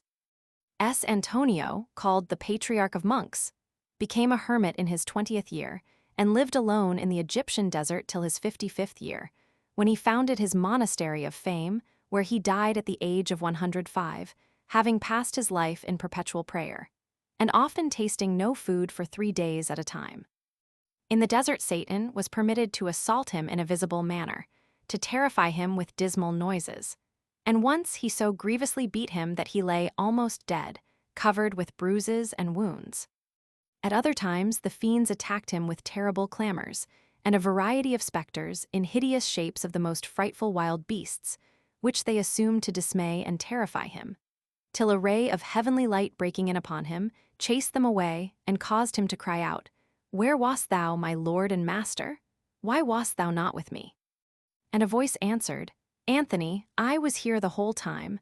I stood by thee, and beheld thy combat. And because thou hast manfully withstood thy enemies, I will always protect thee, and will render thy name famous throughout the earth." Butler's Lives of the Saints. Surely the imagery painted on the inner walls of Egyptian tombs, and probably believed by Anthony and his compeers to be connected with devil worship, explains his visions. In the words of the elders, a monk complains of being troubled with pictures, old and new. Probably, again, the pain which Anthony felt was the agony of a fever, and the visions which he saw its delirium. Kingsley's Hermits. In the chapel of S. Antonio is a very ancient mosaic, representing a tiger tearing a bull.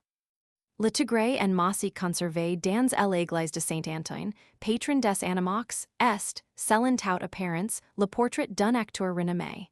Ampere, Hist, Rom, Roman 4, 28. Hither, on the week following the feast of Saint Anthony, January 17, horses, mules, and cows are brought to be blessed as a preservative against accidents for the year to come. On the 23rd, the horses of the Pope, Prince Borghese, and other Roman grandees, about 2:30 p.m., are sent for this purpose. All the animals are sprinkled with holy water by a priest, who receives a gift in proportion to the wealth of their master, and recites over each group the formula. Per intercessionem Bedi Antoni Abatis, hic and Amalia liberantur a Mollis, in nomen Patris et Filii et Spiritus Sancti. Amen. Les bergers ramains facient la lustration de leurs taro ils, purifiant leurs brebis à la ferte de pales, pour accarder du tout influence funest, comme ils les font encore asperger do benite à la ferte de Saint Antoine. Ampere, Hist, Rom, Roman 2. Long live Saint Anthony, writes Mabillon in the 17th century, as he describes the horses, asses, and mules, all going on the saint's festival to be sprinkled with holy water and receive the benediction of a reverend father. All would go to ruin, say the Romans, if this act of piety were omitted. So nobody escapes paying toll on this occasion, not even Nostro Signor himself. Stephen's French Benedictines.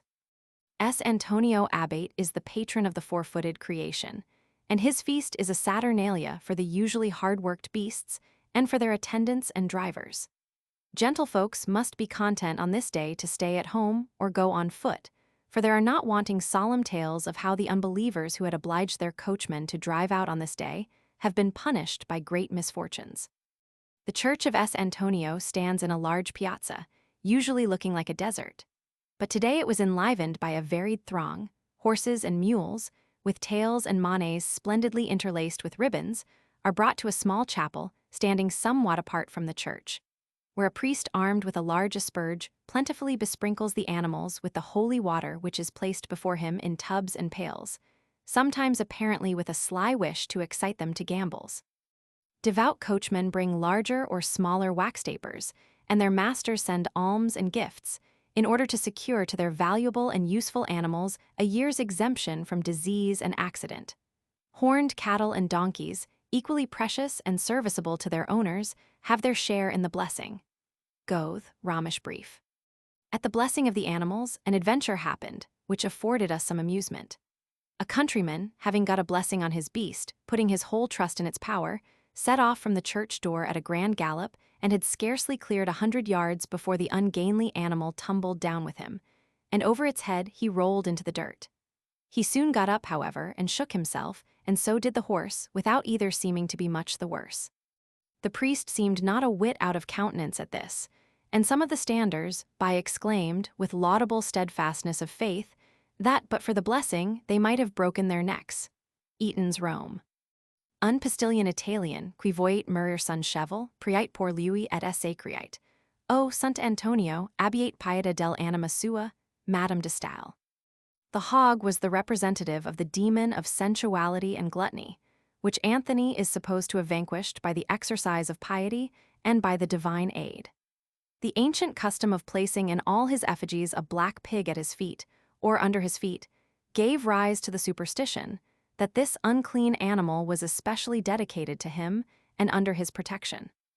The monks of the Order of St. Anthony kept herds of consecrated pigs, which were allowed to feed at the public charge, and which it was a profanation to steal or kill, hence the proverb about the fatness of a Tantony pig. Jameson's Sacred Art, p. 750. We now enter the Piazza of Sta. Maria Maggiore, in front of which stands a beautiful Corinthian column, now called Colonna della Virgin. This is the last remaining column of the Basilica of Constantine and is 47 feet high without its base and capital. It was brought hither by Paul V in 1613. The figure of the Virgin on the top is by Berthelot. The Basilica of Sta. Maria Maggiore, frequently named from its founder the Liberian Basilica, was founded AD 352 by Pope Liberius, and John, a Roman patrician, to commemorate a miraculous fall of snow, which covered this spot of ground and no other, on the 5th of August, when the Virgin, appearing in a vision, showed them that she had thus appropriated the site of a new temple. This legend is commemorated every year on the 5th of August, the Festa of la Madonna della Neve, when, during a solemn high mass in the Borghese chapel, showers of white rose leaves are thrown down constantly through 2 holes in the ceiling, like a leafy mist between the priests and worshippers. This church, in spite of many alterations, is in some respects internally the most beautiful and harmonious building in Rome, and retains much of the character which it received when rebuilt between 432 and 440 by Sixtus Roman III, who dedicated it to Sta. Maria Mater Dei, and established it as one of the 4 patriarchal basilicas, whence it is provided with the Porta Santa, only opened by the Pope, with great solemnity, 4 times in a century. The west front was added under Benedict Roman XIV. Lambertini, in 1741, by Ferdinando Fuga, destroying a portico of the time of Eugenius Roman III, of which the only remnant is an architrave, inserted into which is an inscription, quoted by its defenders in proof of the existence of Mariolatry in the 12th century. Tertius Eugenius Romanus Papa Benignus obtulit hoc munus, Virgo Maria, tibi qui mater Christi feri merito meruisti, salva perpetua virginitate tibi, eis via, vita, salis, totius gloria mundi, da veniam culpis, virginitatis honos. In this portico is a statue of Philip Roman IV, of Spain by Lucenti. In the upper story are preserved the mosaics which once decorated the old façade, some of them representing the miracle which led to the foundation of the church. To 1300 belong the mosaics on the upper part of the façade of Sta. Maria Maggiore, now inserted in the loggia, in which, in 2 rows, framed in architectural decorations, may be seen Christ in the act of benediction, and several saints above, and the legend of the founding of the church below, both well-arranged compositions. An inscription gives the name of the otherwise unknown master, Philippus Rusudi. This work was formerly attributed to the Florentine mosaicist Gatto Gatti, who died 1312, Kugler. 5 doors, if we include the walled-up Porta Santa, lead into the magnificent nave, 280 feet long, 60 broad, lined by an avenue of white marble columns, surmounted by a frieze of mosaic pictures from the Old Testament, of AD 440 unbroken, except where 6 of the subjects have been cut away to make room for arches in front of the 2 great side chapels. The mosaics increase in splendor as they approach the tribune, in front of which is a grand baldacchino by Fuga, erected by Benedict Roman XIV, supported by 4 porphyry columns wreathed with gilt leaves, and surmounted by 4 marble angels by Pietro Bracci. The pavement is of the most glorious opus Alexandrinum, and its crimson and violet hues temper the white and gold on the walls. The flat roof by Sangallo, paneled and carved, is gilt with the first gold brought to Spain from South America and presented to Alexander Roman VI, by Ferdinand and Isabella. The mosaics above the chancel arch are valuable for the illustration of Christian doctrine. The throne of the Lamb as described in the Apocalypse, SS.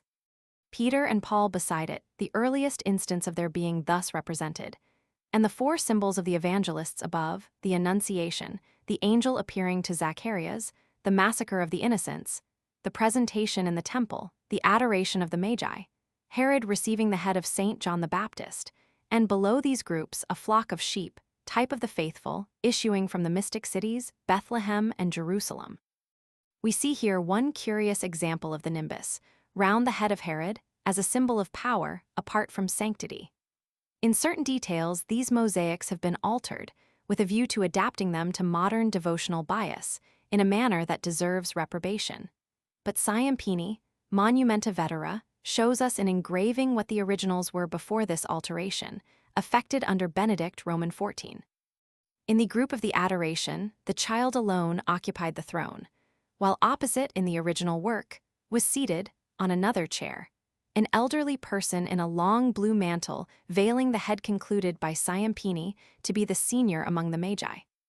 The two others, younger, and both in the usual Oriental dress, with trousers and Phrygian caps, being seen to approach at the same side, whilst the mother stood beside the throne of the child, her figure recognizable from its resemblance to others in scenes where she appears in the same series.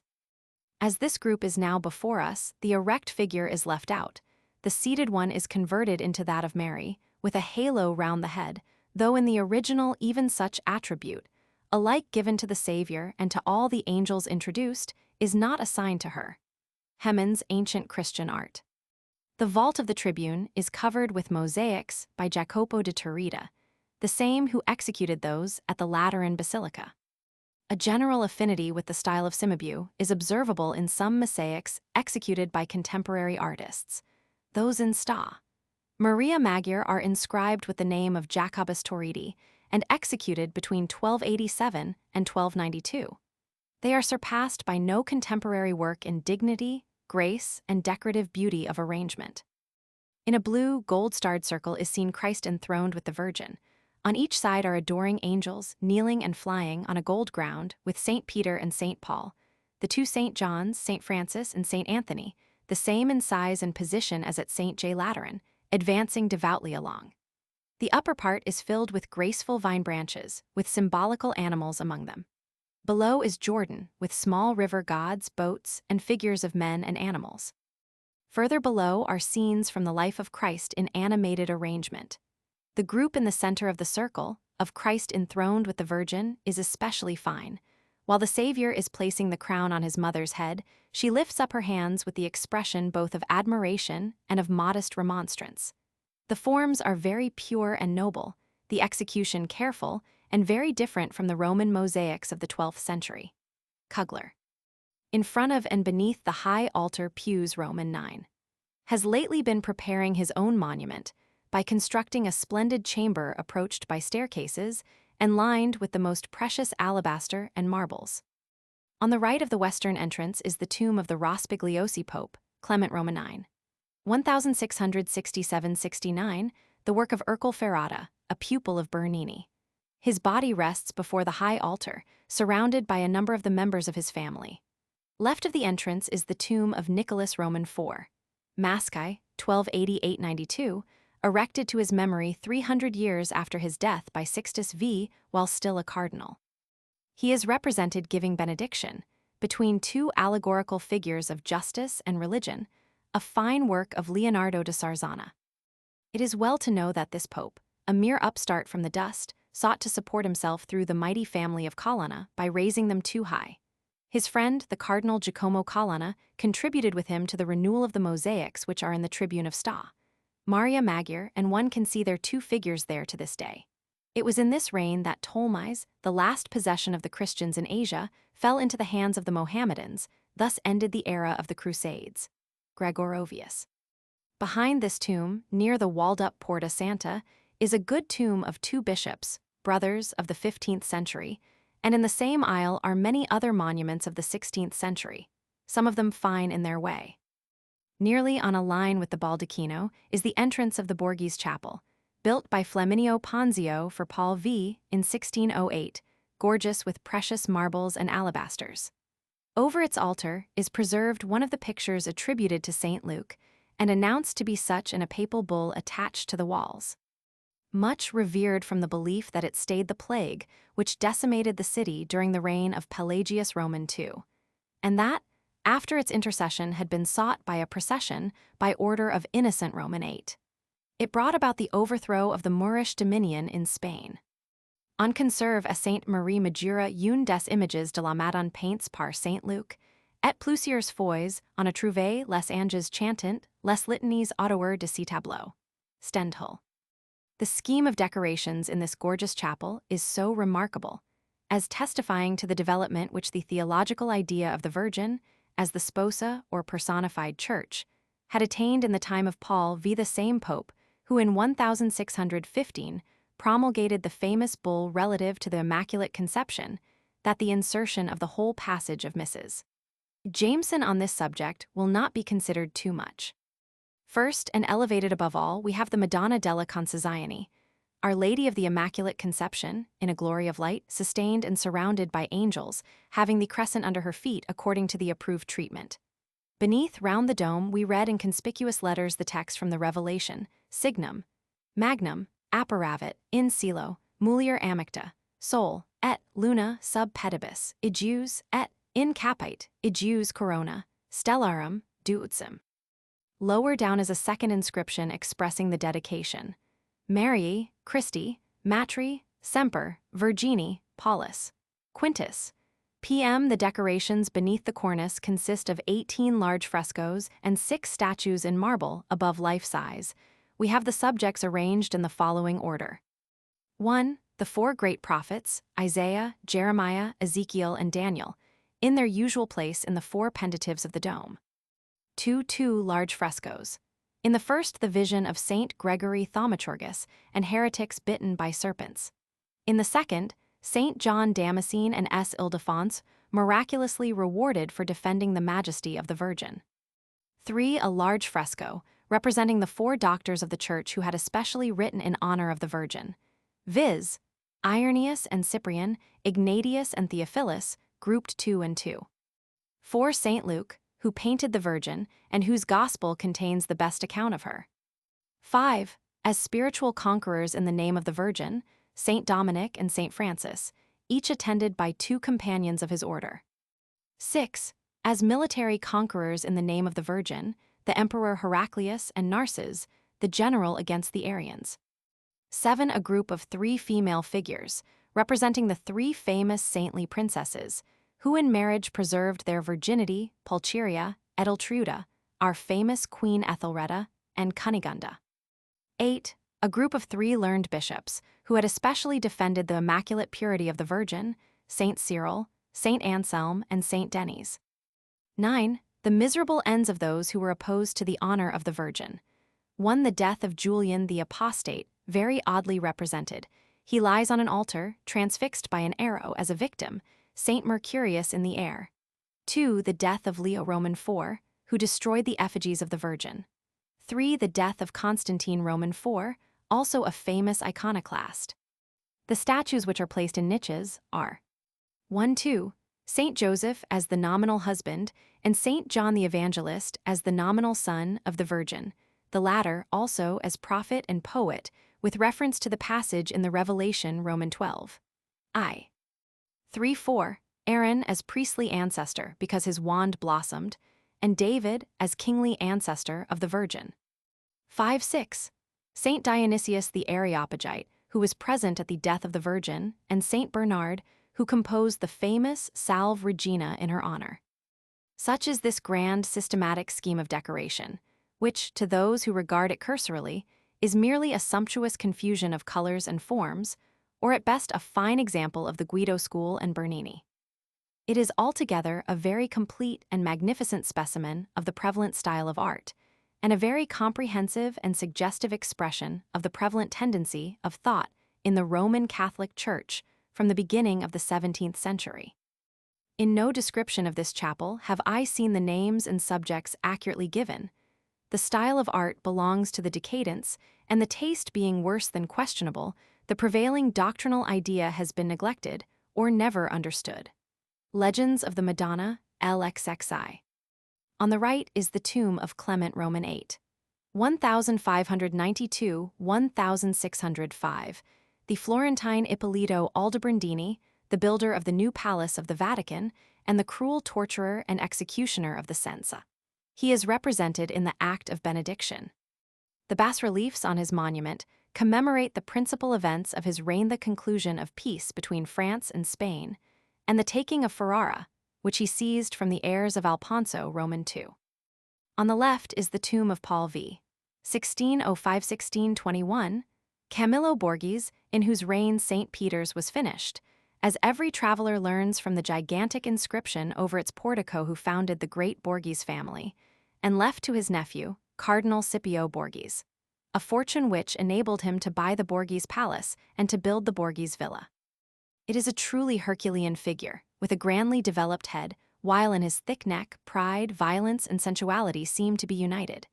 He is the first pope who wore the beard of a cavalier, like that of Henry Roman IV, which recalls the 30 Years' War which he lived through, as far as the Battle of the White Mountain. In this round, domineering, pride-swollen countenance appears the violent, imperious spirit of Paul, which aimed at an absolute power. Who does not remember his famous quarrel with Venice, and the role which his far superior adversary Paolo Sarpi played with such invincible courage?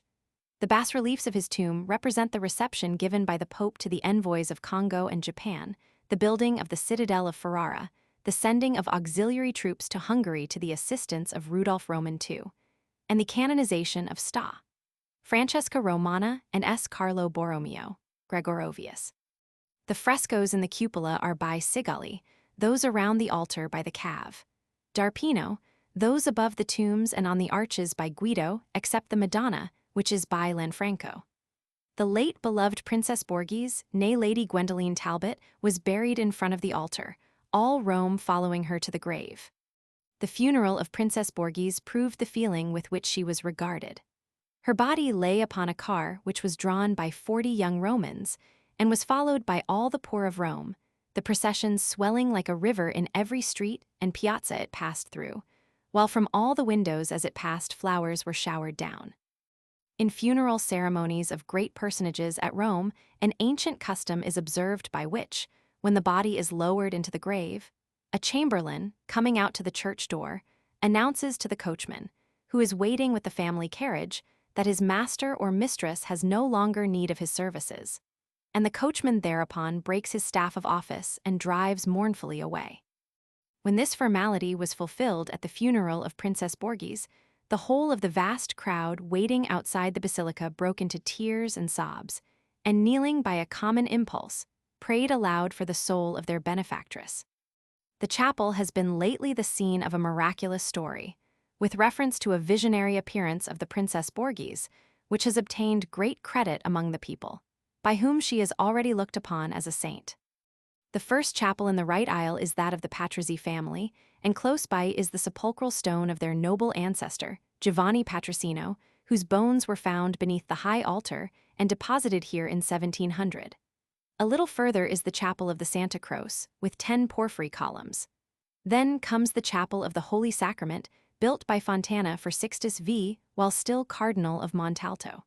Gregory Roman XIII, who was then on the throne, visited this gorgeous chapel when it was nearly completed, and immediately decided that one who could build such a splendid temple was sufficiently rich, and suppressed the cardinal's pension. Fontana advanced 1,000 scudi for the completion of the work, and had the delicacy never to allow the cardinal to imagine that he was indebted to him. The chapel, restored 1870, is adorned with statues by Giambattista Pazzo, Cesare Nebbia, and others. Under the altar is a presepio, one of the best works of Bernini, and opposite to it, in the Confession, a beautiful statue of Esquitano, founder of the Theatines, who died 1547, with 2 little children. On the right is the splendid tomb of Pius V. Michael Ghisleri, 1566–72, the barefooted, bareheaded Dominican monk of Sta. Sabina, who in his short 6 years' reign beheld amongst other events the victory of Lepanto, the fall of the Huguenots in France, and the massacre of St. Bartholomew, events which were celebrated at Rome with fêtes and thanksgivings. The figure of the Pope, a monk wasted to a skeleton, by Leonardo da Sarzana, sits in the central niche, between statues of Saint Dominic and Saint Peter Martyr. A number of bas-reliefs by different sculptors represent the events of his life. Some are by the Flemish artists Nicolas Duraz and Egidius. On the left is the tomb of Sixtus V, 1585–90, Felis Peretti, who as a boy kept his father's pigs at Montalto, who as a young man was a Franciscan monk preaching in the Apostoli and attracting crowds by his eloquence, and who then rose to be Bishop of Fermo, soon after to be cardinal, and was lastly raised to the papal throne, which he occupied only 5 years, a time which sufficed for the prince of the church who loved building the most to renew Rome entirely. If anything can still the spectator to silence and awaken him to great recollections, it is the monument of this astonishing man, who, as child, herded swine, and as an old man commanded people and kings, and who filled Rome with so many works, that from every side his name, like an echo, rings in the traveler's ear. We never cease to be amazed at the wonderful luck which raised Napoleon from the dust to the throne of the world, as if it were a romance or a fairy story. But if in the history of kings these astonishing changes are extraordinary accidents, they seem quite natural in the history of the popes. They belong to the very essence of Christendom, which does not appeal to the person, but to the spirit. And while the one history is full of ordinary men, who, without the prerogative of their crown, would have sunk into eternal oblivion, the other is rich in great men, who, placed in a different sphere, would have been equally worthy of renown. Gregorovius. In a little chapel on the left of the entrance of this which is as it were a transept of the churches a fine picture of Saint Jerome by Spagnuolo, and in the chapel opposite a sarcophagus of 2 early Christian consuls, richly wrought in the Roman imperial style, but with Christian subjects Daniel in the den of lions, Zacchaeus in the sycamore tree, Martha at the raising of Lazarus, and c. At the east end of the right aisle, near the door, is perhaps the finest Gothic monument in Rome, the tomb of Cardinal Gonsalvi, Bishop of Albano, c. 1299. A recumbent statue in pontifical vestments rests on a sarcophagus, and 2 angels draw aside curtains as if to show us the dead. In the background is a mosaic of Mary enthroned, with the child, the Apostle Matthias, Saint Jerome, and a smaller kneeling figure of Gonsalvi in pontifical robes. At the apex is a tabernacle with cusped arch, and below the epitaph, Hoc opus fecit Joannes Magister Cosmi Civis Romanus, the artist's record of himself. In the hands of Saint Matthias and Saint Jerome are scrolls on that held by the apostle, the words, Me tenet ara prior. On Saint Jerome's, Recubo precepis ad antrum, these epigraphs confirming the tradition that the bodies of Saint Matthias and Saint Jerome repose in this church, while indicating the sites of their tombs. Popular regards have distinguished this tomb. No doubt in intended honor to the Blessed Virgin, lamps are kept ever burning, and vases of flowers ranged before her mosaic image. Hemans medieval Christian art. At the west end of the right aisle is the entrance of the baptistry, which has a vast porphyry vase as a font. Hence we reach the sacristy, in the inner chamber of which are some exceedingly beautiful bas-reliefs by Mino de Fiesole. One of the greatest of the Christmas ceremonies is the procession at 5 a.m., in honor of the great relic of the church the Santa Culla i.e. the cradle in which our Savior was carried into Egypt, not, as is frequently imagined, the manger, which is allowed to have been of stone, and of which a single stone only is supposed to have found its way to Rome, and to be preserved in the altar of the Blessed Sacrament. The Santa Culla is preserved in a magnificent reliquary, 6 feet high, adorned with bas-reliefs and statuettes in silver. On the afternoon of Christmas Eve, the public can visit the relic at an altar in a little chapel near the sacristy. On the afternoon of Christmas Day, it is also exposed, but upon the high altar, where it is less easily seen. Le Seigneur Jesus a voulu nader dans une table. Mais les hommes ont apporté précieusement le petit berceau, qui recueille le salut du monde, dans la réunie des cités, et ils allant enchasser dans alors. C'est bien ici quenus devons accourir avec joie et redire si chant triomphant de l'église, adest fidèles lidi triumphants, venite veniti in Bethlehem. Une creation a Rome. Among the many other relics preserved here are 2 little bags of the brains of St. Thomas à Becket. It was in this church that Pope St. Martin I was celebrating Mass in the 7th century, when a guard sent by the Exarch Olympius appeared on the threshold with orders to seize and put him to death. At the sight of the pontiff, the soldier was stricken with blindness, a miracle which led to the conversion of Olympius and many other persons.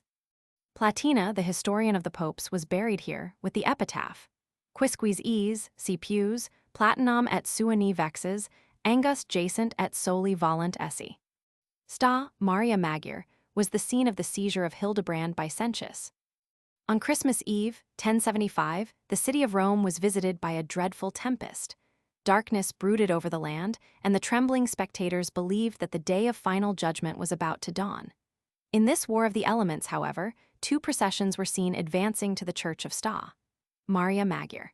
At the head of one was the aged Hildebrand, conducting a few priests to worship at the shrine of the Virgo de Para. The other was preceded by Sentius, a Roman noble. At each pause in the tempest might be heard the hallelujahs of the worshippers, or the voice of the pontiff, pouring out benedictions on the little flock which knelt before him when Sentius grasped his person, and some yet more daring ruffian inflicted a wound on his forehead.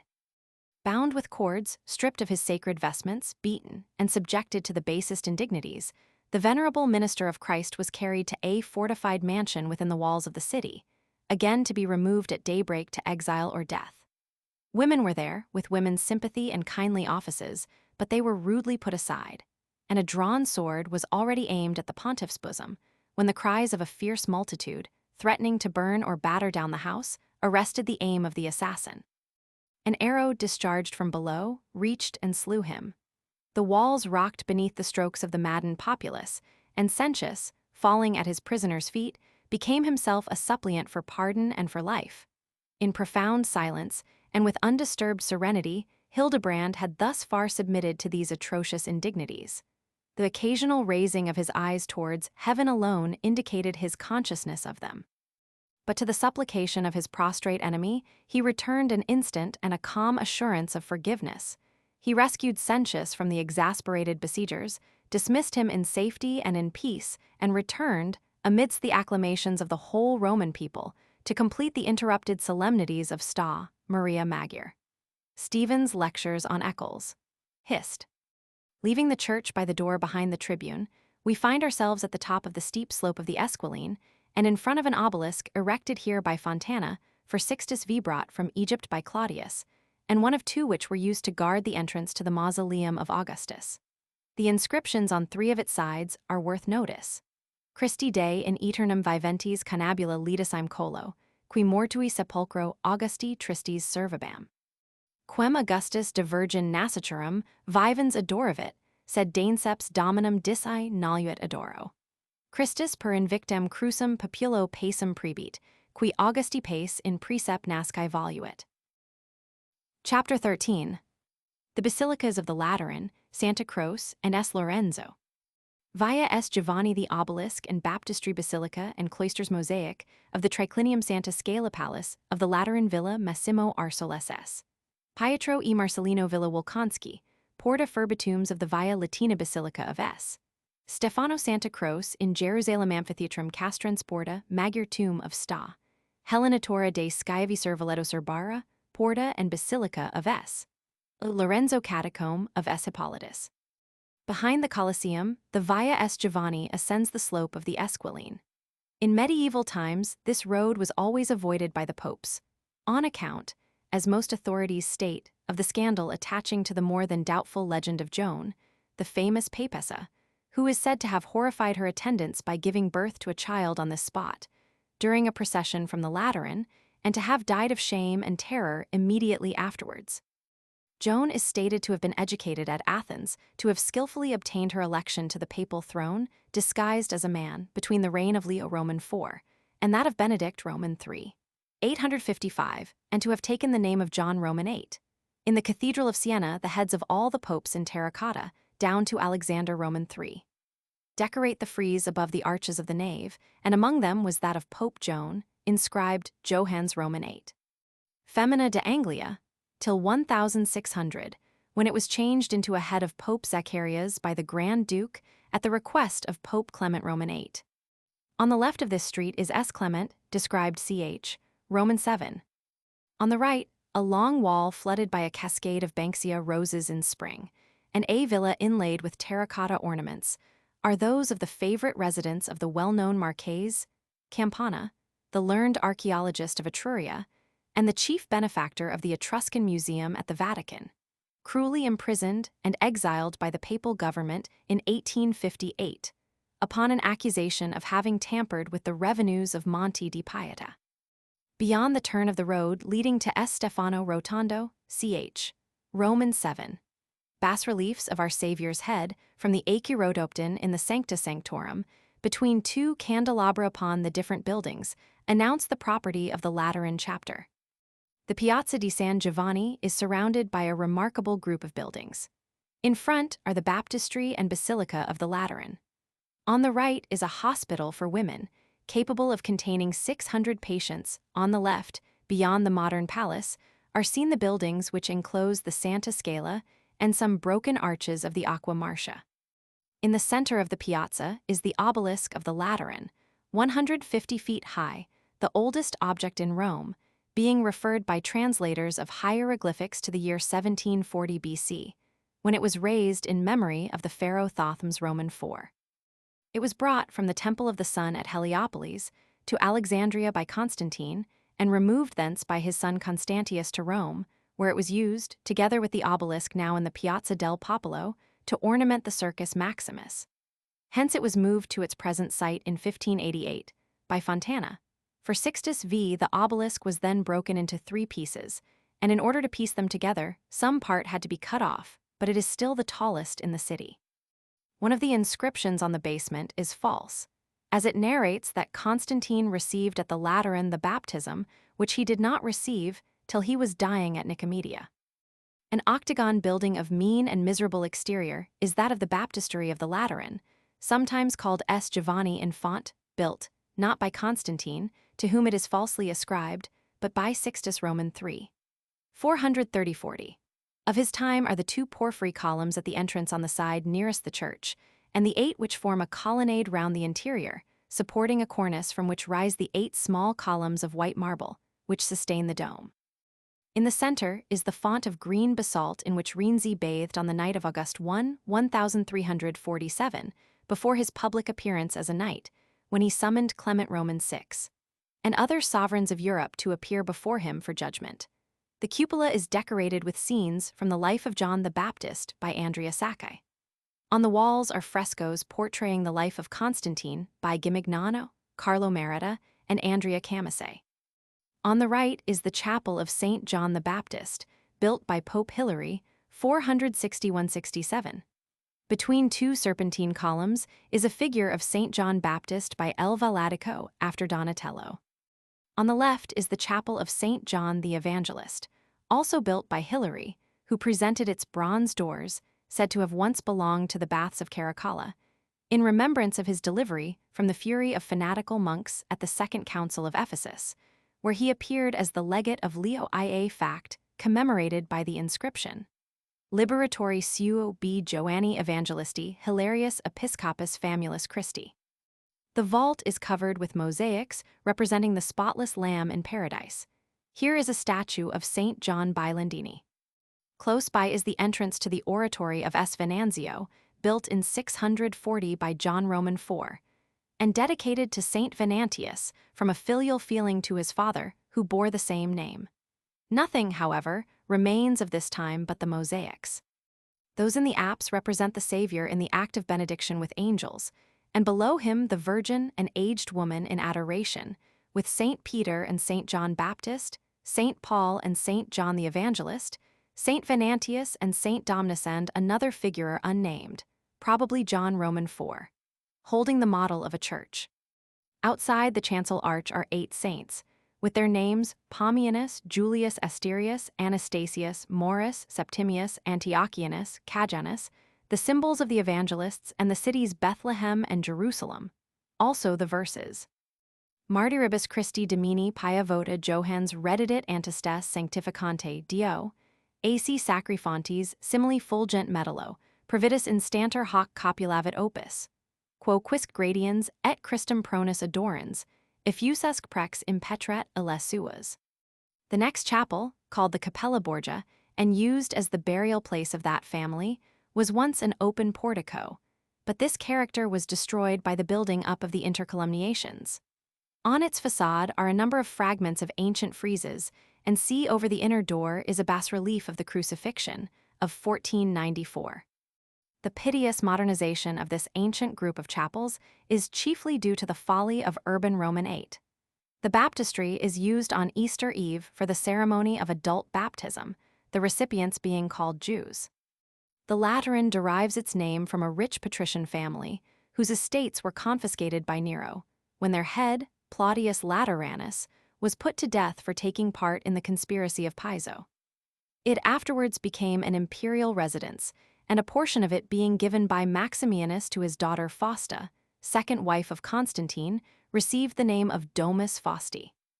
It was this which was given by Constantine to Pope Melchiades in 312 a donation, which was confirmed to Saint Sylvester, in whose reign the first basilica was built here, and consecrated on November 9, 324, Constantine having labored with his own hands at the work. This basilica was overthrown by an earthquake in 896, but was rebuilt by Sergius Roman III. 904-11, being then dedicated to Saint John the Baptist. This second basilica, whose glories are alluded to by Dante, Quando l'erano, elecos mortal ando di sopra.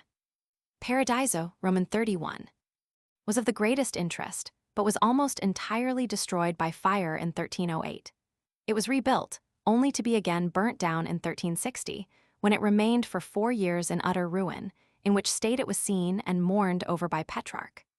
The fourth restoration of the basilica was due to Urban V. 1360-70, but it has since undergone a series of mutilations and modernizations, which have deplorably injured it.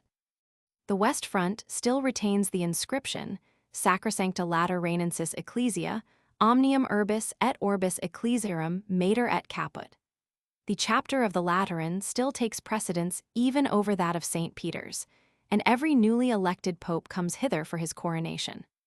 St. J. Lateran est regarde comme le siège du patriarchal Romain, as St. Pierre le Pape est souverain pontife, as St. J. Lateran il est évêque de Rome. Quand le Pape est élu, il vient à St. J. Lateran prendre possession de son siège comme évêque de Rome. A. Du Pays. The west end of the basilica is in part a remnant of the building of the 10th century and has 2 quaint towers rebuilt by Sixtus Roman IV. At the end of the transept, and a rich frieze of terracotta. The church is entered from the transept by a portico, ending in a gloomy chapel which contains a statue of Henry Roman IV, by Niccolò Corderi. The transept, rich in color from its basement of varied marbles, and its upper frescoes of the legendary history of Constantine is by far the finest part of the basilica, which, as a whole, is infinitely inferior to Sta. Maria Maggiore. The nave, consisting of 5 aisles, is of grand proportions, but has been hideously modernized under Borromini, who has enclosed all its ancient columns, except 2 near the tribune, in tawdry plaster piers, in front of which are huge statues of the apostles. The roof is gilt and gaudy, the tabernacle ugly and ill-proportioned. Only the ancient pavement of Opus Alexandrinum is fine. Confessionals for different languages are placed here as in St. Peter's. The tabernacle was erected by Urban V in the 14th century. 4 granite columns support a Gothic canopy, decorated at its angles with canopied statuettes. Between these, on either side, are 3 much restored frescoes by Berni de Siena, those in central panels representing the Annunciation, the Crucifixion, the Coronation of the Virgin, and the Savior as a shepherd, very beautifully treated, feeding his flock with corn. The skulls of SS. Peter and Paul are said to be preserved here. The altar encloses the greater part of the famous wooden table, saved at great risk of life from the conflagration of 1308, upon which St. Peter is supposed to have celebrated Mass in the house of Pudens. The steps of the altar, at the top of which the Pope is installed, have an allegorical enameled border with emblems of an asp, a dragon, a lion, and basilisk, in allusion to Psalm XCI. In the confession, in front of the altar, is the bronze tomb of Martin V. Adon Colonna, 1400-1724, the wise and just pope who was elected at the Council of Constance to put an end to the schism which had long divided the papacy, and which had almost reduced the capital of the church to ruins. A bronze slab bears his figure in relief and is a fine work of Antonio Filaret, author of the bronze doors at St. Peter's. It bears the appropriate surname, which was given to this justly loved pope temporum suorum felicitas. The tribune is of the time of Nicholas Roman IV, 1280-1292. Above the arch is a grand mosaic head of the Savior, attributed to the time of Constantine, and evidently of the 4th century of great interest on this spot, as commemorating the vision of the Redeemer, who is said to have appeared here on the day of the consecration of the church by Sylvester and Constantine, looking down upon the people and solemnly hallowing the work with his visible presence. The head, which is grand and sad in expression, is surrounded by 6-winged seraphim. Below is an ornamented cross, above which hovers a dove from whose beak, running down the cross, flow the waters which supply the 4 rivers of paradise. The disciples, as harts, panting for the water brooks, and sheep, flock to drink of the waters of life. In the distance is the New Jerusalem, within which the phoenix, the bird of eternity, is seated upon the tree of life, guarded by an angel with a 2-edged sword. Beside the cross stand on the left the Virgin with her hand resting on the head of the kneeling Pope, Nicholas Roman IV, St. Peter with a scroll inscribed, Tu es Christus filius Dei vivi, St. Paul with a scroll inscribed, Salvatorem expectemus Dominum Jessum. On the right, St. John the Baptist, St. John the Evangelist, St. Andrew, all with their names. Between the first and second of these figures are others, on a smaller scale, of St. Francis and St. Anthony of Padua. All these persons are represented as walking in a flowery paradise, in which the souls of the blessed are besporting, and in front of which flows the Jordan. Below, between the windows, are figures of prophets, and very small of 2 Franciscans, who were the artists of the lower portion of the mosaic, as is shown by the inscriptions, Jacobus Hurried, Pictor hoc opus fecit, Fra Jacobus de Camerino socius magistri. Behind the tribune is all that remains internally of the architecture of the 10th century, in the vaulted passage called Portico Leonino. From its founder, Leo I, it is supported on low marble and granite columns with Ionic and Corinthian capitals. Here are collected a variety of relics of the ancient basilica. On either side of the entrance are mosaic tablets, which relate to the building of the church. Then, on the right, is a curious kneeling statue of Pope Nicholas Roman IV, Masci 1280-792. On the left, in the center, is an altar, above which is an ancient crucifix, and on either side 10th century statues of SS, Peter and Paul. On the right is the entrance to the sacristy, whose inner bronze doors date from 1196, which contains an Annunciation by Sebastian del Piombo and a sketch by Raphael for the Madonna, called Della Casa d'Alba, now at St. Petersburg. Also an ancient bas-relief, which represents the old and humble basilica of Pope Sergius. On the left, at the end of the passage, is a very handsome Cinquecento ciborium, and near it the Tabula Magna Lateranensis, containing the list of relics belonging to the church. Near this, opening from the transept, is the Cappella del Coro, with handsome wooden stallwork. It contains a portrait of Martin V. by Scipione Gaetani. The altar of the sacrament, which closes the transept, has 4 fluted bronze columns, said to have been brought from Jerusalem by Titus, and to be hollow and filled with earth from Palestine. The last chapel in the left aisle is the Corsini Chapel, erected in 1729 in honor of St. Andrea Corsini, from designs of Alessandro Galilei. It is in the form of a Greek cross and ranks next to the Borghese Chapel in the richness of its marble decoration. The mosaic altarpiece representing S. Andrea Corsini is a copy from Guido. The founder of the chapel, Clement Roman XII, Lorenzo Corsini, 1730-40, is buried in a splendid porphyry sarcophagus which he plundered from the Pantheon. Above it is a bronze statue of the Pope. Opposite is the tomb of Cardinal Neri Corsini, with a number of statues of the Bernini school.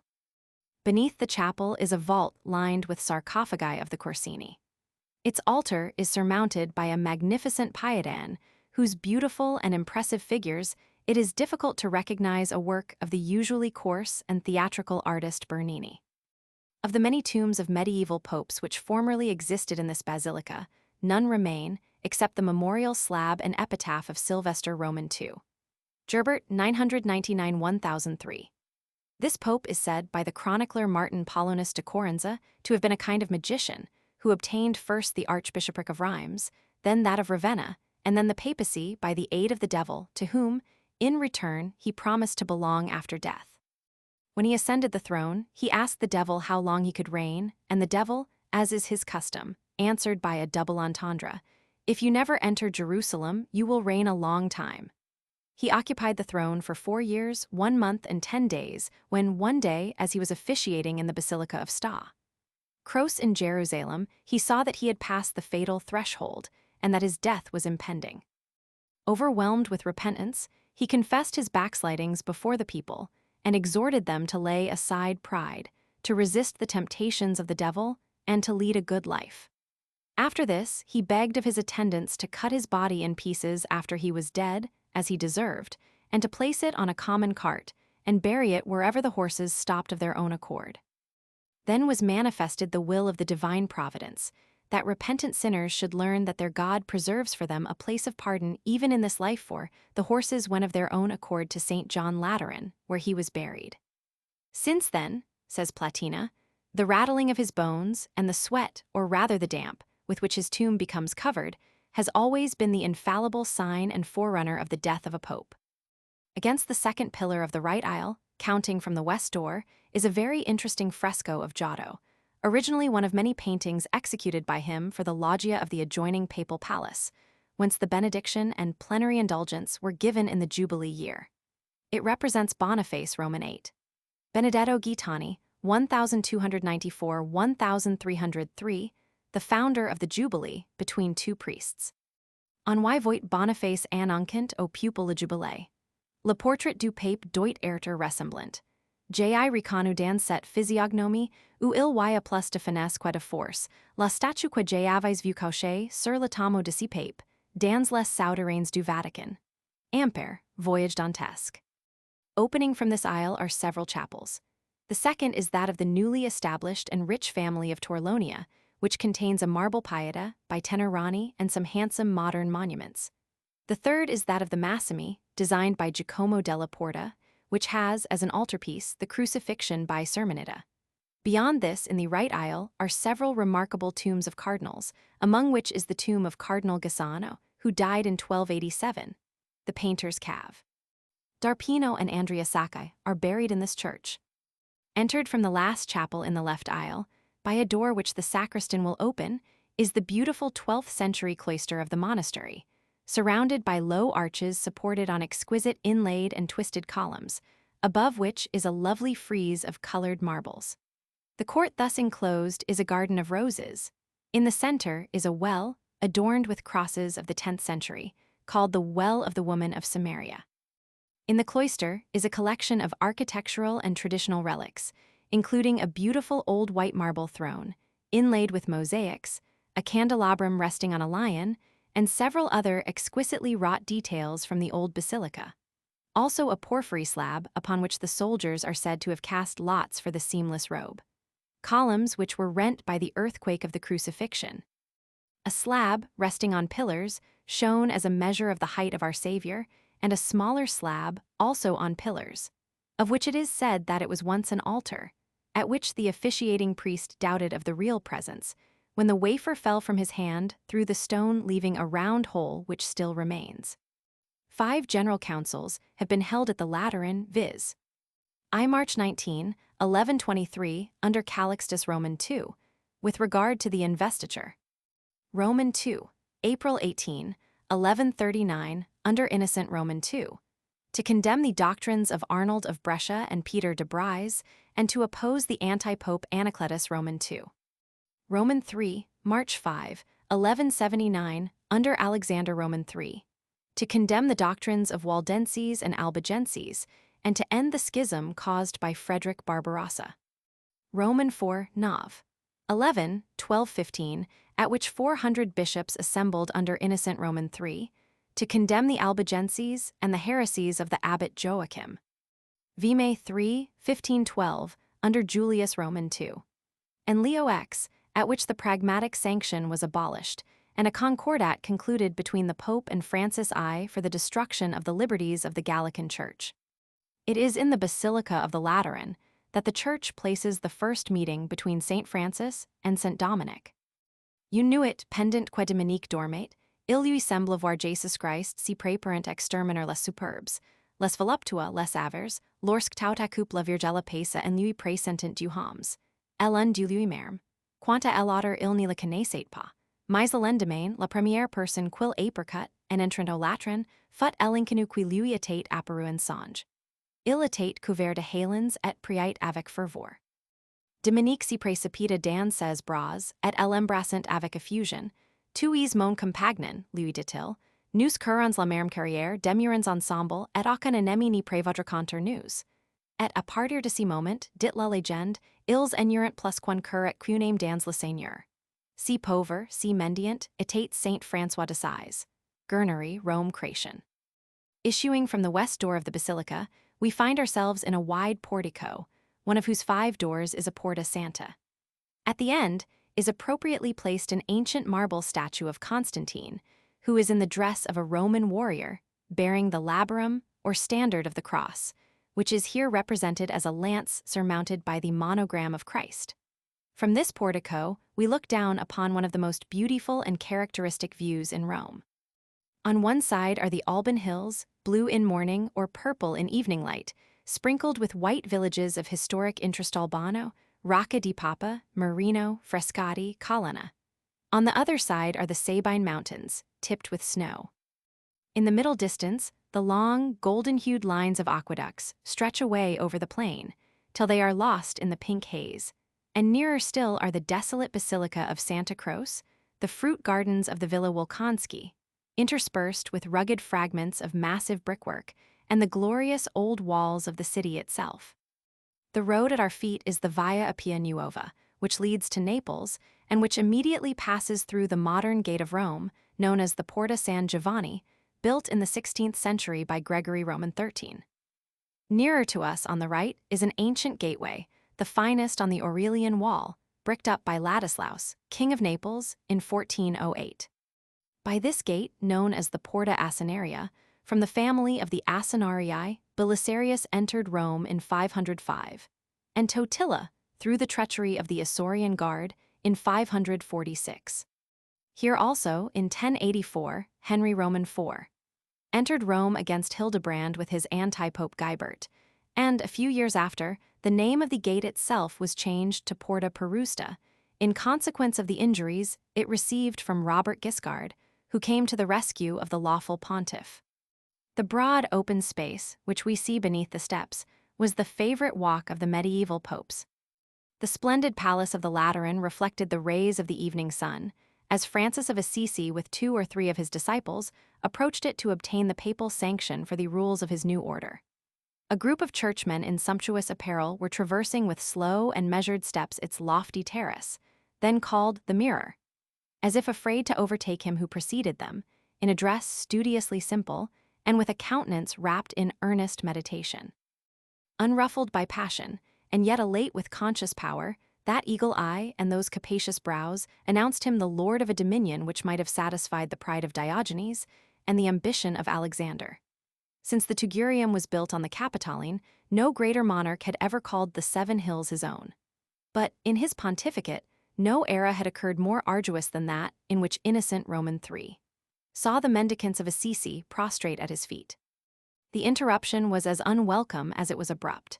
As he gazed at the squalid dress and faces of his suitors, and observed their bare and unwashed feet, his lip curled with disdain, and sternly commanding them to withdraw, he seemed again to retire from the outer world into some of the deep recesses of that capacious mind.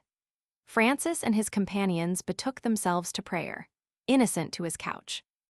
There, says the legend, he dreamed that a palm tree sprouted up from the ground beneath his feet, and swiftly shooting up into the heavens, cast her boughs on every side, a shelter from the heat and a refreshment to the weary.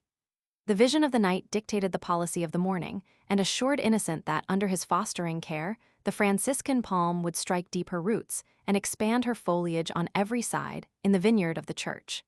Stephen's St. Francis of Assisi.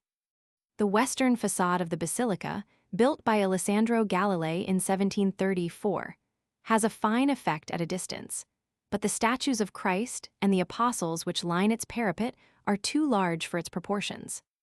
The ancient palace of the Lateran was the residence of the popes for nearly 1,000 years. Almost all the events affecting the private lives of a vast line of ecclesiastical sovereigns happened within its walls. Plundered in each successive invasion, stricken with malaria during the autumn months, and often partially burnt, it was finally destroyed by the great enemy of Roman antiquities, Sixtus V. Among the scenes which occurred within its walls, perhaps the most terrible was that when John X, the completer of the Lateran Basilica, was invaded here by Marozia, who was beginning to seize the chief power in Rome and who carried the Pope off prisoner to St. Angelo. After he had seen his brother Peter murdered before his eyes in the hall of the pontifical palace. The only remnants preserved of this famous building are the private chapel of the popes and the end wall of their dining hall, known as the triclinium, which contains a copy, erected by Benedict Roman XIV, of the ancient mosaic of the time of Leo Roman III, which formerly existed here and the remains of which are preserved in the Vatican. In this mosaic, Hallam, Middle Ages, sees proof that the authority of the Greek emperor was not entirely abrogated at Rome till long after the period of papal aggrandizement by Pepin and his son, but he is warranted by no probabilities in concluding that Constantine V, whose reign began AD 780, is intended by the emperor kneeling with Saint Peter or Pope Sylvester. Hemans' Ancient Christian Art. Professor Bryce finds two paintings in which the theory of the medieval empire is unmistakably set forth, one of them in Rome, the other in Florence, a fresco in the chapter house of S.M. Novella. The first of these is the famous mosaic of the Lateran triclinium, constructed by Pope Leo Roman III, about AD 800, and an exact copy of which, made by the order of Sixtus V, may still be seen over against the facade of St. John Lateran. Originally meant to adorn the state banqueting hall of the popes, it is now placed in the open air, in the finest situation in Rome, looking from the brow of a hill across the green ridges of the Campagna to the olive groves of Tivoli and the glistering crags and snow-capped summits of the Umbrian and Sabine Apennine. It represents in the center Christ surrounded by the apostles, whom he is sending forth to preach the gospel. One hand is extended to bless, the other holds a book with the words Pax Vobis. Below and to the right Christ is depicted again, and this time sitting. On his right hand kneels Pope Sylvester, on his left the Emperor Constantine.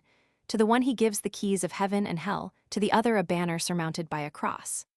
In the group on the opposite, that is, on the left side of the arch, we see the Apostle Peter seated, before whom in like manner kneel Pope Leo Roman III, and Charles the Emperor, the latter wearing, like Constantine, his crown. Peter, himself grasping the keys, gives to Leo the pallium of an archbishop, to Charles the banner of the Christian army. The inscription is Beatus Petrus dona vitam Leoni P. pet victoriam carula regidona, while round the arch is written, Gloria in excelsis Deo, et in terra pax omnibus boni voluntatis. The order and nature of the ideas here symbolized is sufficiently clear. First comes the revelation of the gospel, and the divine commission to gather all men into its fold.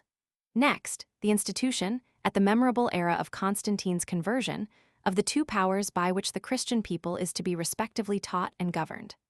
Thirdly, we are shown the permanent vicar of God, the apostle who keeps the keys of heaven and hell, re-establishing these same powers on a new and firmer basis. The badge of ecclesiastical supremacy he gives to Leo as the spiritual head of the faithful on earth, the banner of the church militant to Charles, who is to maintain her cause against heretics and infidels. J.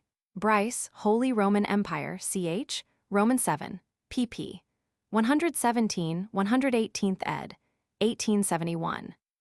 In the building behind the triclinium, attached to a convent of Passionist monks, and erected by Fontana for Sixtus V, is preserved the Santa Scala.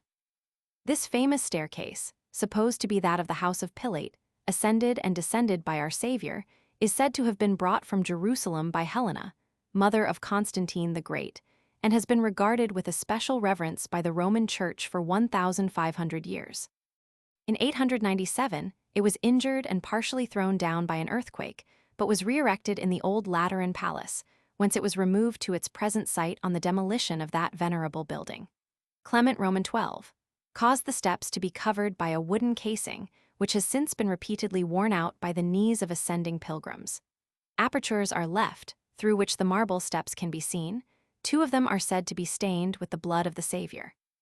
At the foot of the stairs, within the atrium, are fine sculptures of Giacometti, representing the ex homo, and the Kiss of Judas, purchased and placed here by Pius Roman IX.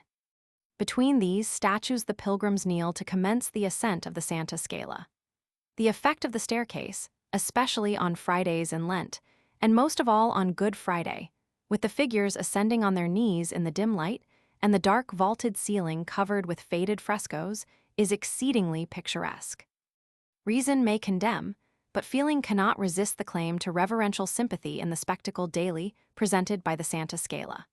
Numerous indulgences have been granted by different popes to those who ascend it with prayer at each step. Whilst kneeling upon these stairs, public penance used to be performed in the days of the Church's more rigorous discipline, as the saintly matron Fabiola there appeared a penitent before the public gaze, in sackcloth and ashes, AD 390.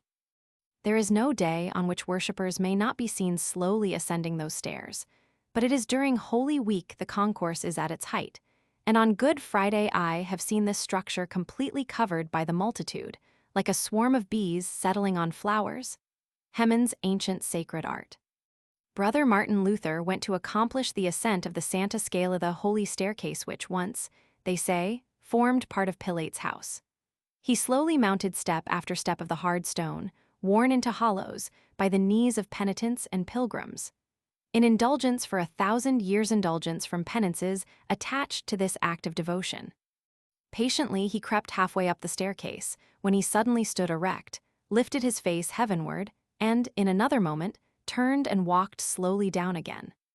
He said that, as he was toiling up, a voice as if from heaven seemed to whisper to him the old, well-known words, which had been his battle cry in so many a victorious combat: the just shall live by faith. He seemed awakened, as if from a nightmare, and restored to himself. He dared not creep up another step, but, rising from his knees, he stood upright, like a man suddenly loosed from bonds and fetters, and with the firm step of a freeman, he descended the staircase and walked from the place. Skonberg Kata Chronicles. Did the feet of the Savior actually tread these steps? Are these reliques really portions of his cross, crown of thorns, and sea, or is all this fictitious? To me it is all one. He is not here, he is risen, said the angel at the tomb.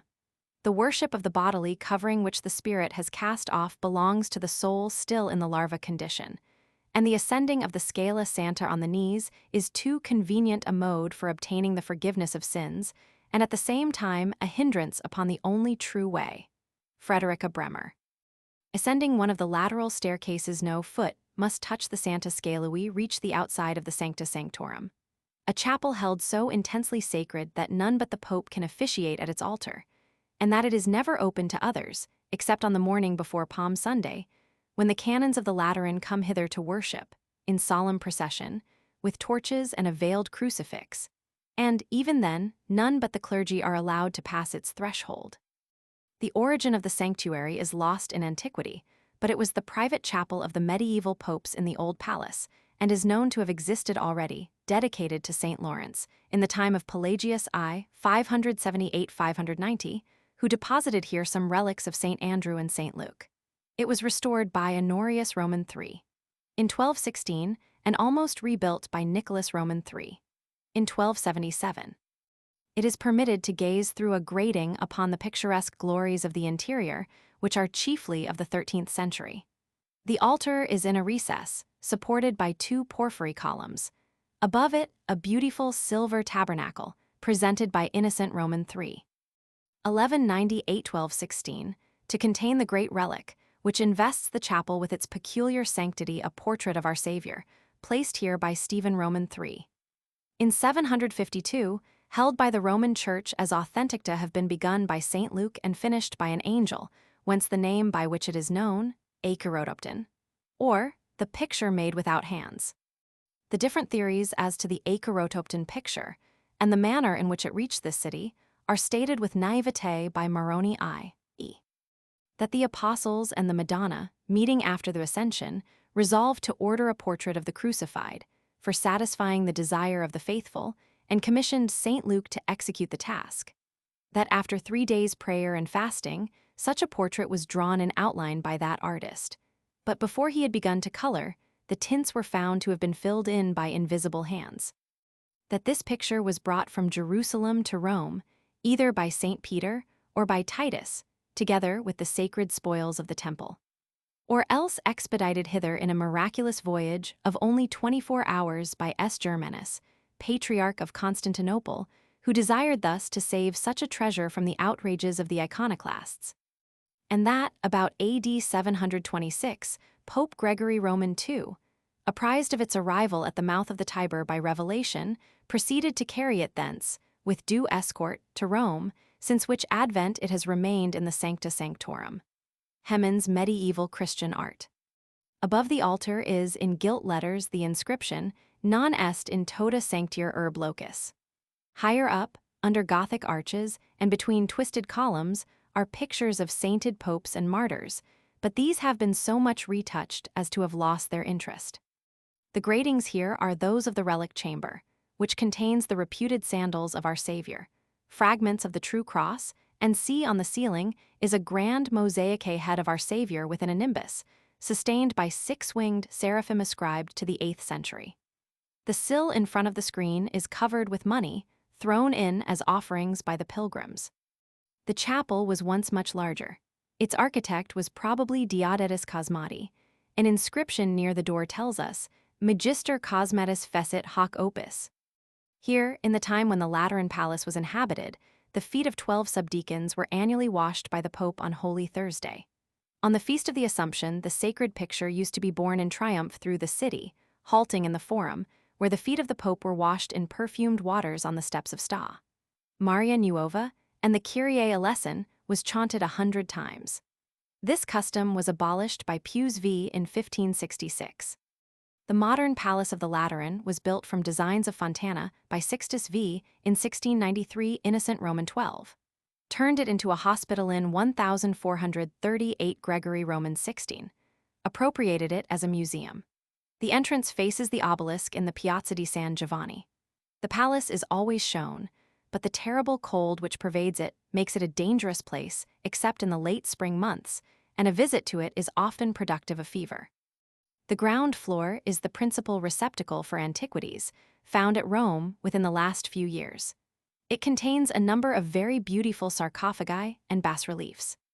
Entering under the corridor on the right, the most remarkable objects are: first room, left wall, relief of the abduction of Helen; right wall, high relief of two pugilists, Dares and Entellus; grand relief of Trajan followed by senators, from the Forum of Trajan; the sacred oak of Jupiter, with figures; bust of Marcus Aurelius.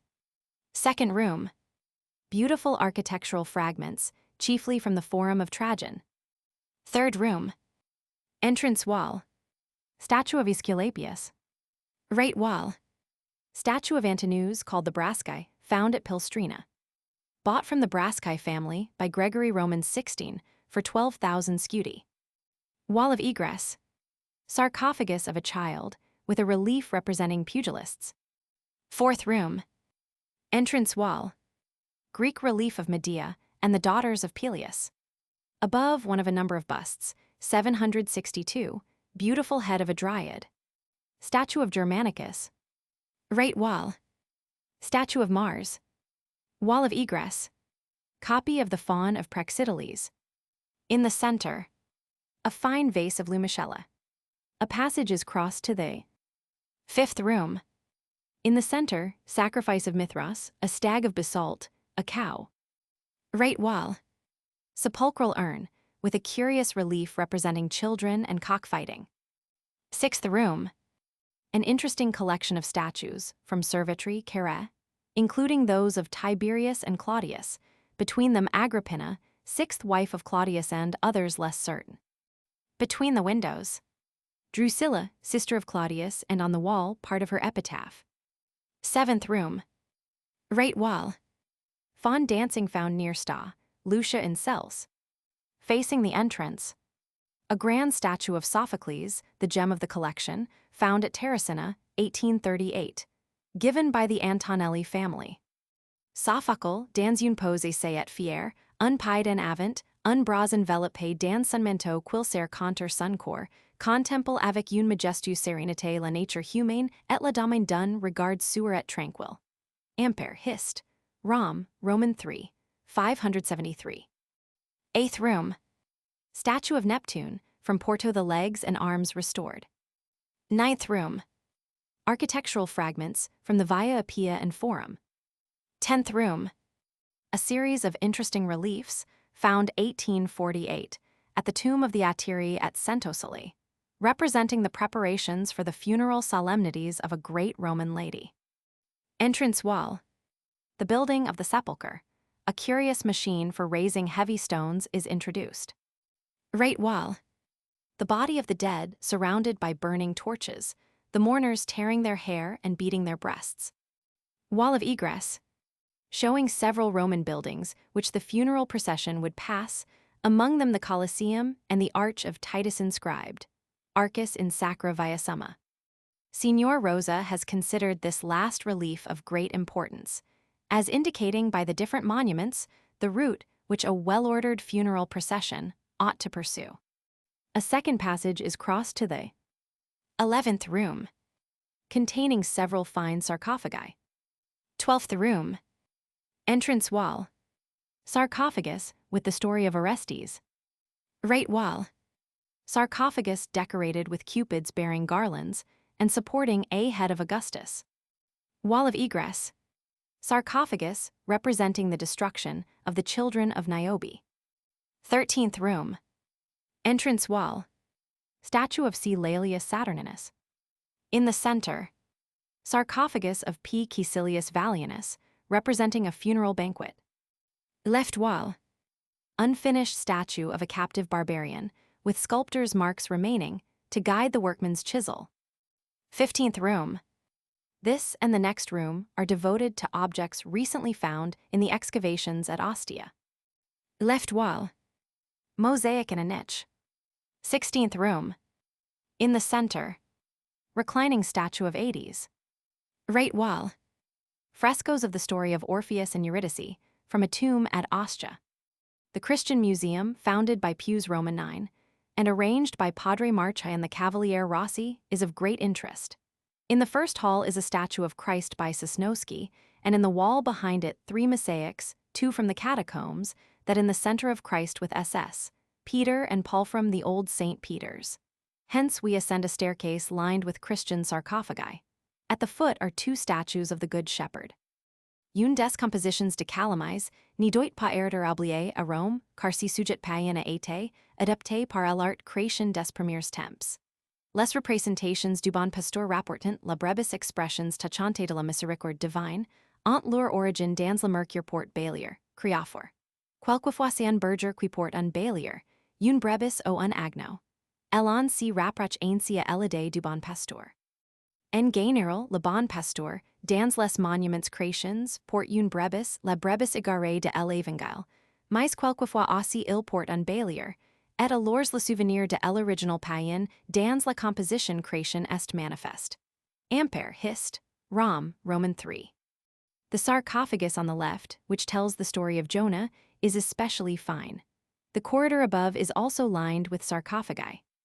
The best are on the left. Of these the most remarkable are, the first, the marriage at Cana. Fourth, the Good Shepherd repeated several times among vines, with cherubs gathering the grapes. Seventh, a sarcophagus with a canopy supported by 2 pavonazzetto columns, and on the wall behind, frescoes of the Good Shepherd, and see at the raised end of the corridor is the seated statue of Hippolytus, Bishop of Porto in the 3rd century, the upper part a restoration, found in the catacomb of Sta. Syriaca, and moved hither from the Vatican Library. Upon the chair is engraved the celebrated Paschal calendar, which is supposed to settle the unorthodoxy of those early Christians who kept Easter at the same time as the Jews. Hence, 3 rooms lined with drawings from the paintings in the different catacombs lead to the picture gallery. First room. Entrance wall. Cartoon of stoning of Stephen, Giulio Romano. Below this is the celebrated mosaic called a Sorotos, representing an unswept floor after a banquet. It is inscribed with the name of its artist, Heraclitus, but is a copy from one of the 2 famous mosaics of Sosus of Pergamus. The other is Pliny's Doves. It was found on the Aventine in 1833 in the gardens of Servilius, and probably adorned a dining room where Caesar may have supped with Servilia, the sister of Cato, and mother of Brutus. A similar pavement is alluded to by Statius. Varias ubi picta per arts gaudet, humus superare novis acerota figuris. Silv. I 355. Left wall. Christ and St. Thomas a cartoon, Camuccini. Window wall. The first sketch for the famous fresco of the Descent from the Cross at the Trinità de Monte, Daniel de Volterra. On the right is the entrance of the second room. Entrance wall. Annunciation, Cave di Arpino. Right wall. George Roman IV, of England most strangely out of place, Lawrence. Wall of egress. Assumption of the Virgin, after Guercino.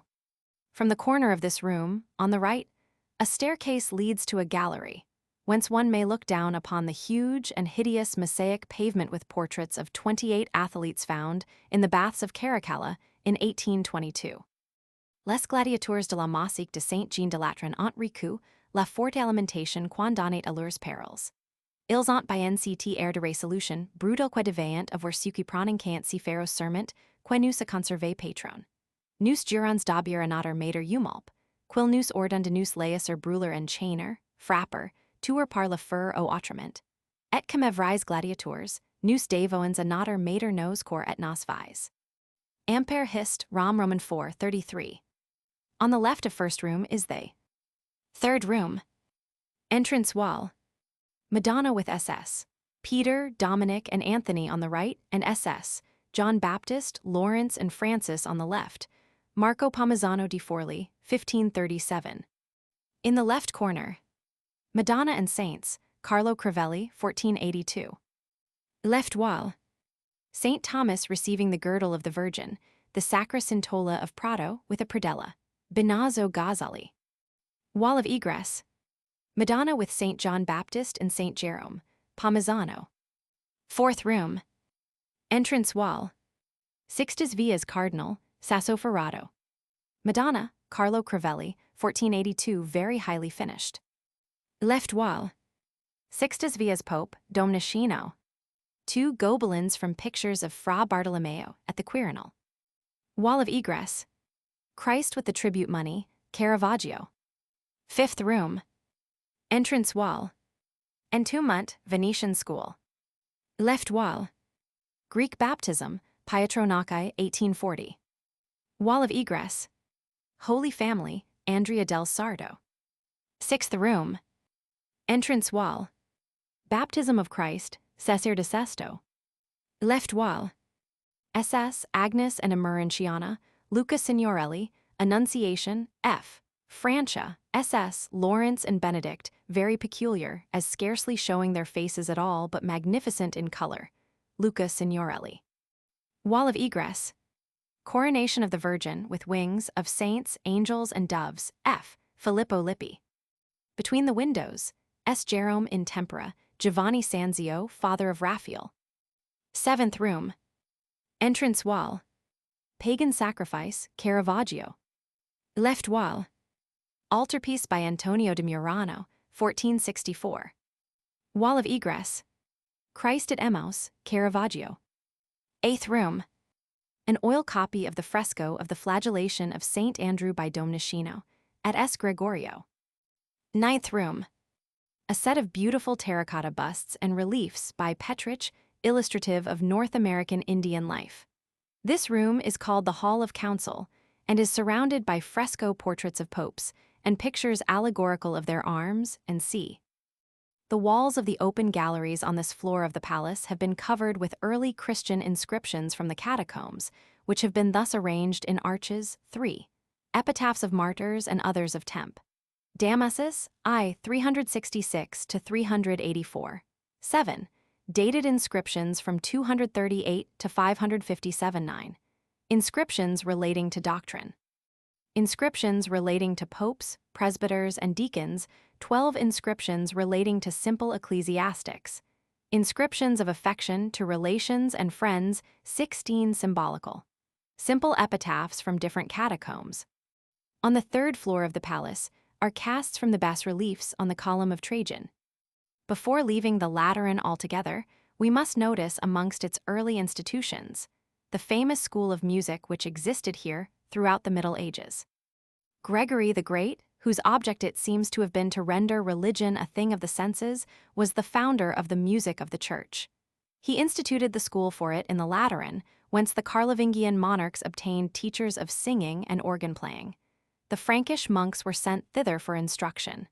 Dyer's Hist, of the city of Rome. Opposite the palace is the entrance of the Villa Massimo Arsali, to which admission may be obtained by a permesso given at the Palazzo Massimo alle Colonne. There is little to see here, however, except a casino beautifully decorated with scenes taken from the great Italian poets by the modern German artists Schnorr, Koch, Ph. Veit, Overbeck, and Furich. Les sujets sont Thérèse de Dante, de l'Arioste et du Tasse. Dante a été confide à Cornelius, l'Arioste à Schnorr, le Tasse Overbeck les toi plus célèbres noms de cette école, qui croit pouvoir remonter par une imitation, savante à l'inévité du XV cycle. Ampère, Voyage Dantesque. Leading from the Piazza di San Giovanni to Sta. Maria Maggiore is the Via Imperolana, where in the hollow is the strange-looking church of SS. Pietro e Marcellino, in which is preserved a miraculous painting of the crucifixion. The figure upon the cross is supposed to move the eyes when regarded by the faithful. This picture, a small replica of the magnificent Guido at S. Lorenzo in Lucina, is shown behind a grille by a nun of Sta. Teresa, veiled from head to foot in blue, like an immovable pillar of blue drapery.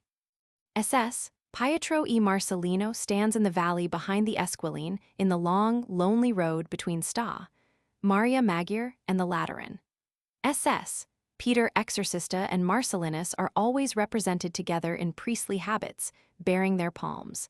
Their legend relates that in the persecution under Diocletian they were cast into prison. Artemius, keeper of the dungeon, had a daughter named Paulina, and she fell sick, and Saint Peter offered to restore her to health if her father would believe in the true God.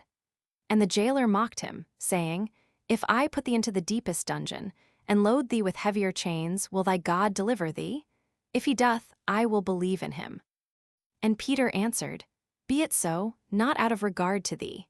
For it matters little to our God whether such an one as thou believe in him or not, but that the name of Christ may be glorified, and thyself confounded." And in the middle of the night Peter and Marcellinus, in white shining garments, entered the chamber of Artemius as he lay asleep, who, being struck with awe, fell down and worshipped the name of Christ. And he, his wife, daughter, and 300 others were baptized.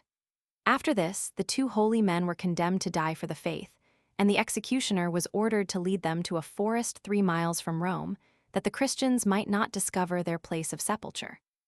And when he had brought them to a solitary thicket overgrown with brambles and thorns, he declared to them that they were to die, upon which they cheerfully fell to work and cleared away a space fit for the purpose, and dug the grave in which they were to be laid.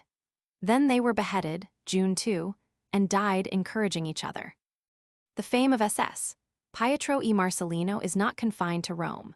In the reign of Charlemagne they were venerated as martyrs throughout Italy and Gaul, and Eginhard, the secretary of Charlemagne who married his daughter Emma, is said to have held them in particular honor. Everyone, I believe, knows the beautiful story of Eginhard and Emma, and the connection of these saints with them, as their chosen protectors, lends an interest to their solitary deserted church. In the Roma Sotterranea of Bosio, p. 126, there is an ancient fragment found in the catacombs, which represents Saint Peter Exorcista, Saint Marcellinus, and Paulina standing together. Mrs. Jameson. Behind the Santa Scala, a narrow lane leads to the Villa Wolkonski. A permesso may be obtained through your banker. A most beautiful garden, running along the edge of the hill, intersected by the broken arches of the Aqua Claudia, and possessing exquisite views over the Campagna, with its lines of aqueducts to the Alban and Sabine mountains. No one should omit to visit this villa. Where the aqueducts, just about to enter the city, most nearly converge, and looking across the Campagna, which their arches only seem able to span towards Albano and the hills, stands the villa. Embossomed in olive and in ilex trees, it is rich in horse cypresses, in urns, and in those pathetic fragments of old workmanship which an undergrowth of violets and acanthus half hides and half reveals. Vera. About a mile beyond the Porta S. Giovanni, a road branches off on the left to the Porta Furba, an arch of the Aquafellis, founded on the line of the Claudian and Marcian aqueducts. Artists may find a picturesque subject here in a pretty fountain, with a portion of the decaying aqueduct. Beyond the arch is the mound called Monte del Grano, which has been imagined to be the burial place of Alexander Severus. Beyond this, the road to Frescati passes on the left the vast ruins called Set Bassi. The direct road which leads to Albana reaches, about 2 miles from the gate, a queer building called the Casa del Diavolo, on the outside of which some rude frescoes testify to the popular belief as to its owner. Just beyond this, a field track on the left leads to the Via Latina, of which a certain portion, paved with huge polygonal blocks of lava, is now laid bare. Here are some exceedingly interesting and well-preserved tombs, richly ornamented with painting and stucco. The view, looking back upon Rome, or forward to the long line of broken arches of the Claudian aqueduct, seen between these ruined sepulchres, is most striking and beautiful. Close by have been discovered remains of a villa of the Servili, which afterwards belonged to the Asinarii. Here also, in 1858, on the left of the Via Latina, Signor Fortunati discovered the long-buried and forgotten Basilica of S. Stefano. It is recorded by Anastasius that this basilica was founded in the time of Leo I, 440–461, by Demetria, a lady who escaped from the siege by the Goths, with her mother to Carthage, where she became a nun. It was restored by Leo Roman III, at the end of the 8th century. The remains are interesting, though they do little more than show perfectly the substruction and plan of the ancient building. An inscription relating to the foundation of the church by Demetria has been found among the ruins. Not far from this is the catacomb of the Santi Quattro. 3.5 miles from Rome is the Osteria of Tavolado, near which is one of the most striking and picturesque portions of the Claudian aqueduct. It is on the rising ground between this aqueduct and the road that the temple of Fortuna Mulibris is believed to have stood. This was the temple which Valeria, the sister of Publicola, and Volumnia, the mother of Coriolanus, claimed to erect at their own expense, when the Senate asked them to choose their recompense for having preserved Rome by their entreaties. As Valeria, sister of Publicola, was sitting in the temple, as a suppliant before the image of Jupiter, Jupiter himself seemed to inspire her with a sudden thought, and she immediately rose and called upon all the other noble ladies who were with her to arise also, and she led them to the house of Volumnia, the mother of Caius Coriolanus. There she found Virgilia, the wife of Caius, with his mother and also his little children. Valeria then addressed Volumnia and Virgilia and said, "Our coming here to you is our own doing. Neither the Senate nor any mortal man have sent us. But the God in whose temple we were sitting as suppliants put it into our hearts, that we should come and ask you to join with us, women with women, without any aid of men, to win for our country a great deliverance, and for ourselves a name, glorious above all women, even above those Sabine wives in the old time, who stopped the battle between their husbands and their fathers. Come, then, with us to the camp of Caius, and let us pray to him to show us mercy." Volumnia said, "We will go with you." And Virgilia took her young children with her, and they all went to the camp of the enemy. It was a sad and solemn sight to see this train of noble ladies, and the very Volscian soldiers stood in silence as they passed by and pitied them and honored them. They found Caius sitting on the general's seat in the midst of the camp, and the Volscian chiefs were standing round him. When he first saw them, he wondered what it could be. But presently he knew his mother, who was walking at the head of the train, and then he could not contain himself, but leapt down from his seat and ran to meet her, and was going to kiss her. But she stopped him and said, "Ere thou kiss me, let me know whether I am speaking to an enemy or to my son, whether I stand in thy camp as thy prisoner or thy mother." Caius could not answer her, and then she went on and said, "Must it be then that had I never borne a son, Rome never would have seen the camp of an enemy, that had I remained childless, I should have died a free woman in a free city? But I am too old to bear much longer either thy shame or my misery. Rather look to thy wife and children, whom, if thou persistest, thou art dooming to an untimely death or a long life of bondage."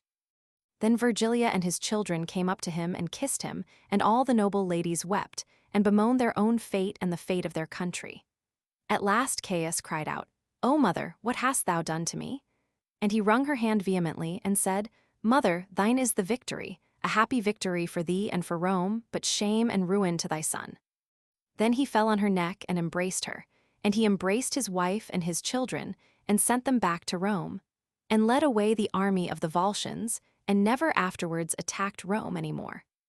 The Romans, as was right, honored Volumnia and Valeria for their deed, and a temple was built and dedicated to woman's fortune just on the spot where Caius had yielded to his mother's words.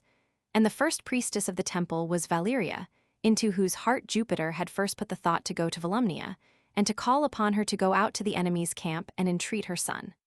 Arnold's Hist. Of Rome, Volume I. Il y apudicines dans el histoire plus émouvantes que celle-là, et elle n'y perd rien à la décoration du théâtre. Ainsi placant sur un tertre à 4 milles de Rome, prise de la voie latine, dans un lieu où il n'y a aujourd'hui que des tombeaux et des ruines, on peut s'y figurer le camp des Volsques, dont les armes et les tentes étincelent au soleil. Les montagnes s'élevant à l'horizon. A travers la plaine ardente et poudreuse défile une foule vallée, dont les gamesments retentissent dans le silence de la campagne romaine. Bientot Coriolan est entouré de cette multitude suppliante dont les plaintes. Les cris, devant avoir la vivacité des démonstrations passionnées des Romains de nos jours. Coriolan out résisté à tout si brute, il out puterder résisté aux larmes de sa femme et aux caresses de ses enfants. Il n'y résiste pas à la sévérité de sa mère. Le soir, par un gloria coucher du soleil de Rome qui éclaire leur joie, la procession triomphante essaie l'ugni en adressant un chant de reconnaissance aux dia, et lui s'y retire dans sa tente étonnée de voir pousser. Ampere Hist. Rome, Roman II, 402. The return drive to Rome may be varied by turning to the right about a mile beyond this, into a lane which leads past the so-called Temple of Bacchus to the Via Appia Vecchia. We may now follow the lines of white mulberry trees across the open space in front of St. John Lateran, which is a continuation of the ancient papal promenade of the Mirror, to Sta, Cros. The sister basilicas look at each other, and at Sta. Maria Maggiore down avenues of trees.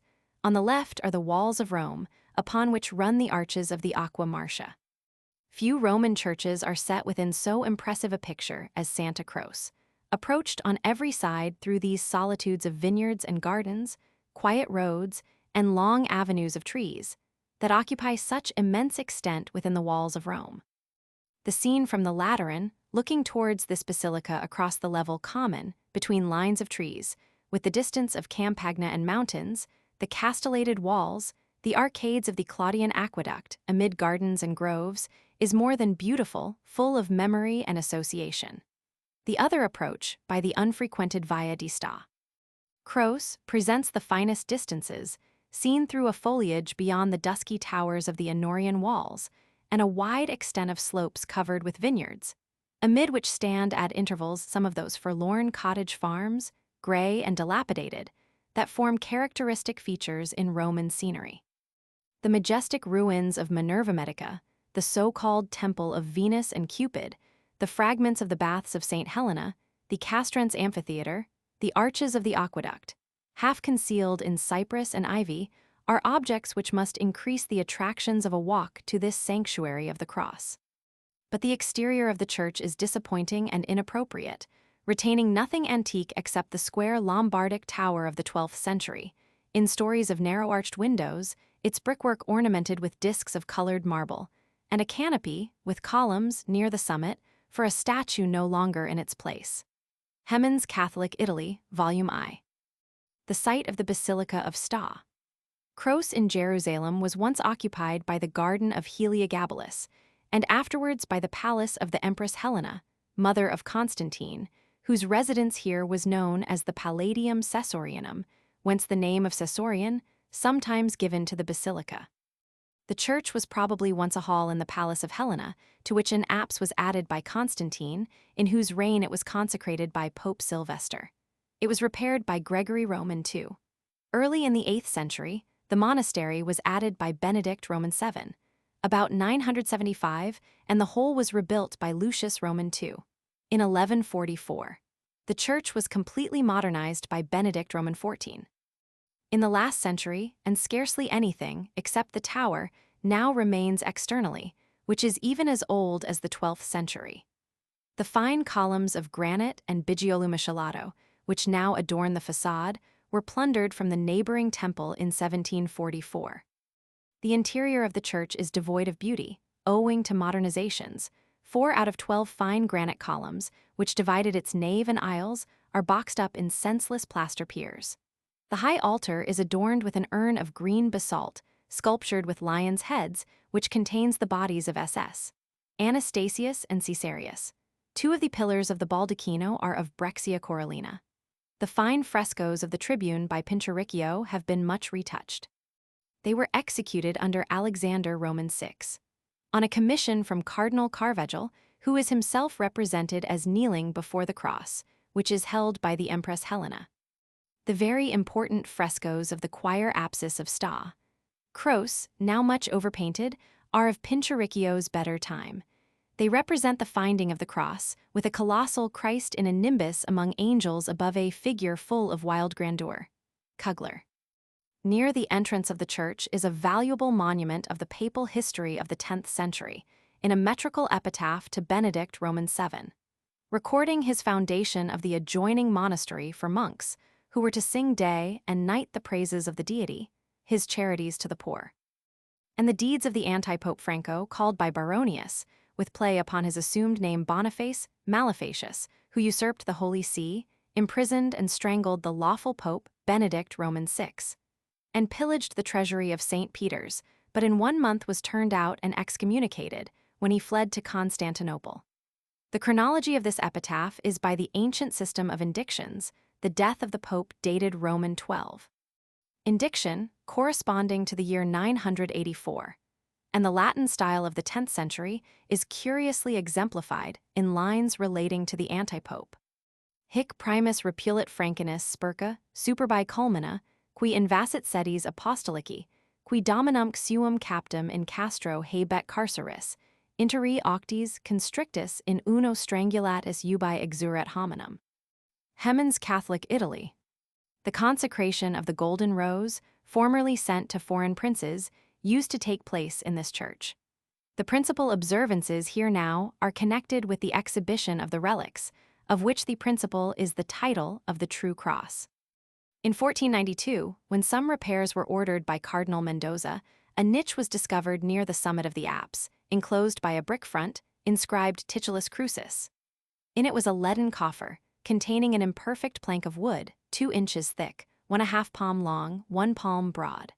On this, in letters more or less perfect, was the inscription in Hebrew, Greek, and Latin, Jesus Nazarene King.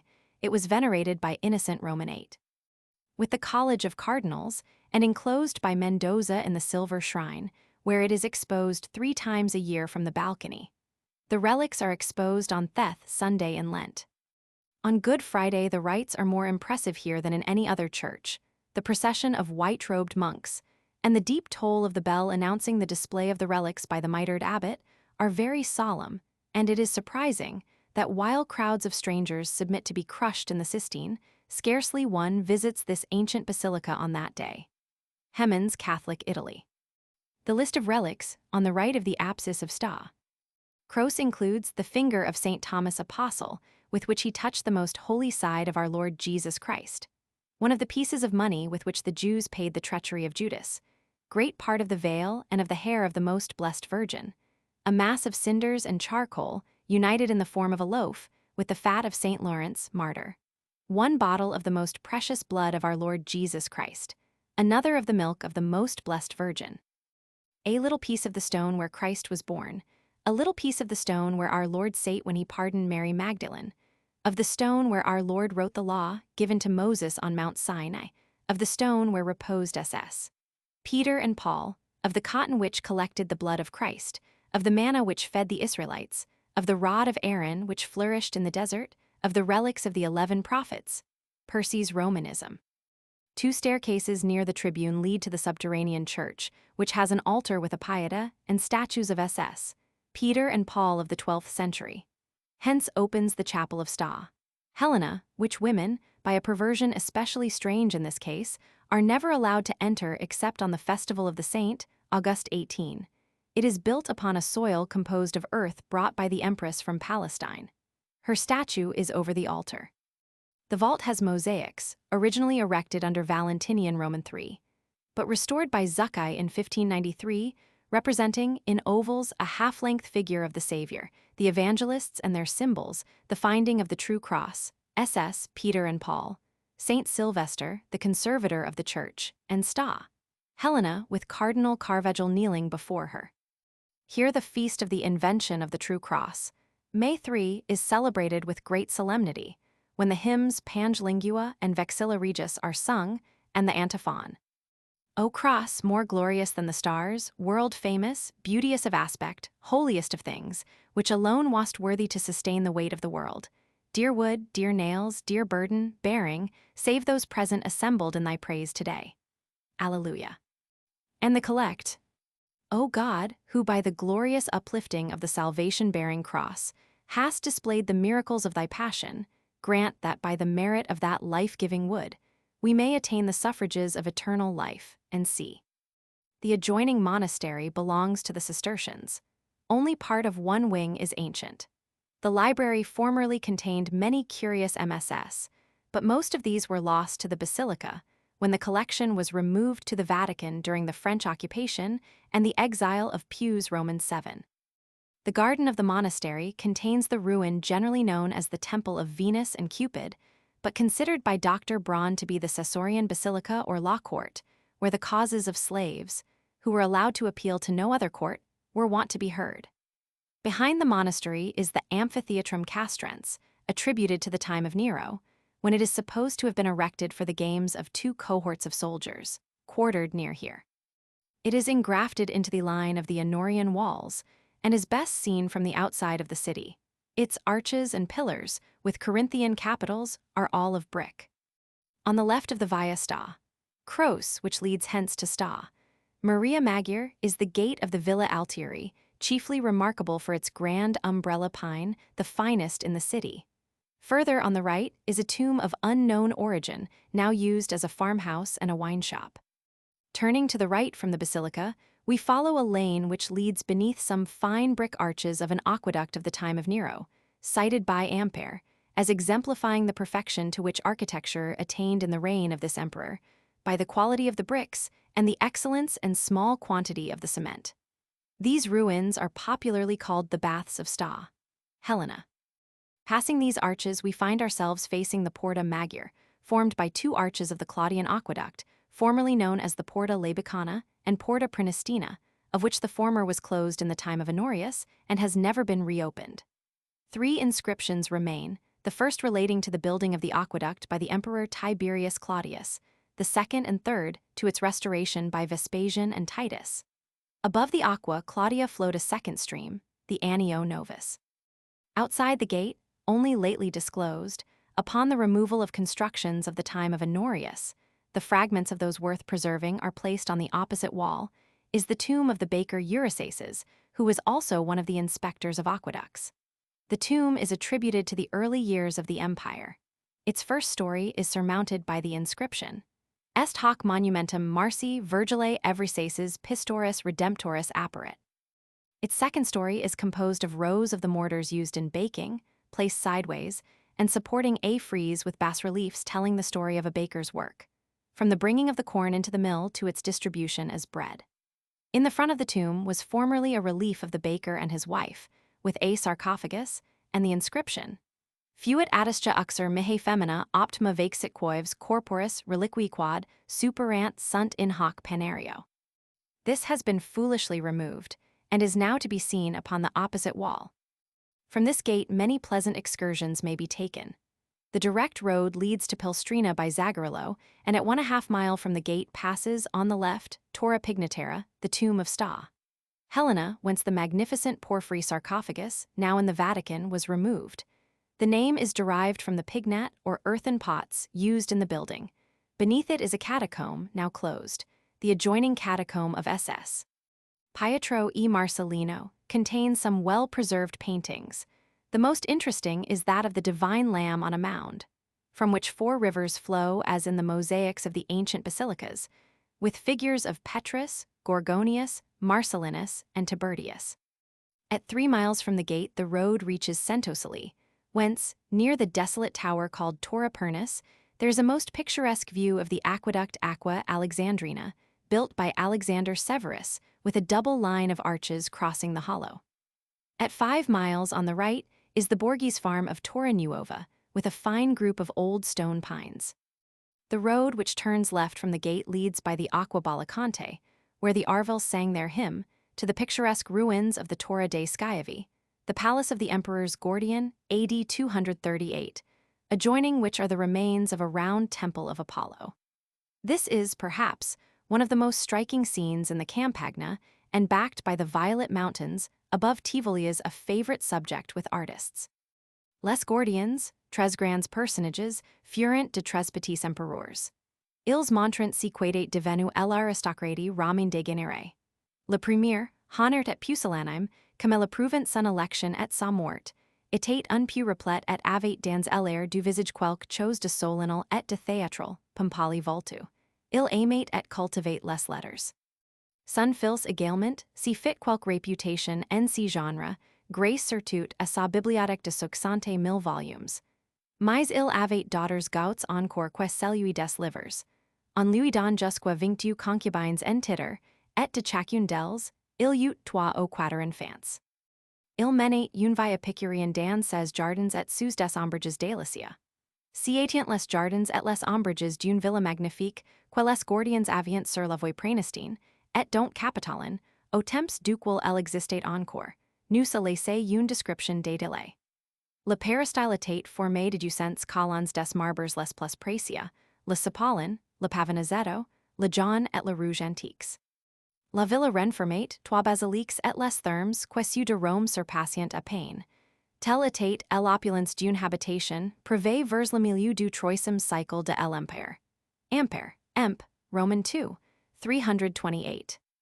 The road which continues in a straight line from hence passes, on the left, the Torah tree test.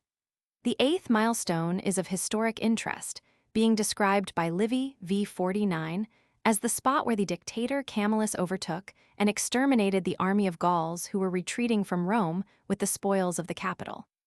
At the 9th mile is the Pont di Nonno, a magnificent old bridge with 7 lofty arches of lapis gabinus. This leads, 12 miles from Rome, to the dried-up lake and the ruins of Gabii Castigliani, including that of the temple of Juno Gabina.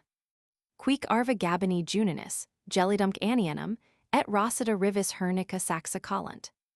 Virgil Ene, Roman 7, 682. The road which branches off on the left leads 12 miles from Rome to Lunghezza, the fine old castle of the Strozzi family, situated on the little river Ossa. Hence a beautiful walk through a wood leads to Castello del Ossa, the ruins of the ancient Calatia, so celebrated from the tragedy of Lucretia. 2 miles beyond the Torre dei Schiavi, on the left, is the fine castellated farm of Cervoletto, a property of the Borghese. A field road of 1.5 miles, passing in front of this, practicable for carriages, leads to another fine old castellated farm, 5 miles from Rome, close to which are the extraordinary grottos of Cerbara, a succession of romantic caves of great size in the tufa rocks, from which the material of the Colosseum was excavated. Here the Festa degli Artisti is held in May, which is well worth seeing, the artists in costume riding in procession and holding games amid these miniature petrolike ravines. Beyond Cerbara are remains of a villa of Lucius Verus, and on the bank of the Anio, the romantically situated castle of Rustica. From the Porta Maggiore, we may follow a lane along the inside of the wall. Crossing the railway whence, there is a picturesque view of the temple of Minerva Medicata, the Porta S. Lorenzo, anciently called the Porta Tiburtina. The road to Tivoli passes through it. Built in 402 by the emperors Arcadius and Honorius, on the advice of Stilicho, as we learn from an inscription over the archway of the Martian Tepulan and Julian aqueducts, now half buried within the later brick gateway. The road just beyond the gate is connected with the story of the favorite saint of the Roman people. When Francesca Romana had no resource but to beg for the sick under her care, she went to the Basilica of S. Lorenzo Fuori Mura, where was the station of the day, and seated herself amongst the crowd of beggars, who, according to custom, were there assembled. From the rising of the sun to the ringing of the vesper bell, she sate there, side by side with the lame, the deformed, and the blind. She held out her hand as they did, gladly enduring, not the semblance but the reality of that deep humiliation. When she had received enough wherewith to feed the poor at home, she rose, and entering the old basilica, adored the blessed sacrament, and then walked back the long and weary way, blessing God all the while. Lady G. Fullerton. A quarter of a mile beyond the gate we come in sight of the church and monastery, but the effect is much spoilt by the hideous modern cemetery, formed since the following description was written. S. Lorenzo is as perfect a picture of a basilica externally as S. Clement is internally. Viewing it from a little distance, the whole pile in its gray reverend dignity, the row of stones indicating the atrium, with an ancient cross in the center, the portico overshadowing faded frescoes, the shelving roof, the body wall bulging out and lapping over, like an Egyptian temple, the detached Lombard steeple with the magic of sun and shadow, and the background of the Campagna, bounded by the blue mountains of Tivoli together with the stillness, the repose interrupted only by the chirp of the grasshopper, and the distant intermitted song of the contadino. It forms altogether such a scene as painters love to sketch, and poets to repeople with the shadows of past ages, and I open a wider heaven for either fraternity to fly their fancies in, when I add that it was there the ill-fated Peter de Courtenay was crowned Emperor of the East. Lord Lindsay, Christian Art. To St. Lawrence was given a crown of glory in heaven, and upon earth eternal and universal praise and fame, for there is scarcely a city or town in all Christendom which does not contain a church or altar dedicated to his honor. The first of these was built by Constantine outside the gates of Rome, on the spot where he was buried, and another was built on the summit of the hill, where he was martyred. Besides these, there are at Rome 4 others, and in Spain the Escurial, and at Genoa the cathedral. Mrs. Jameson.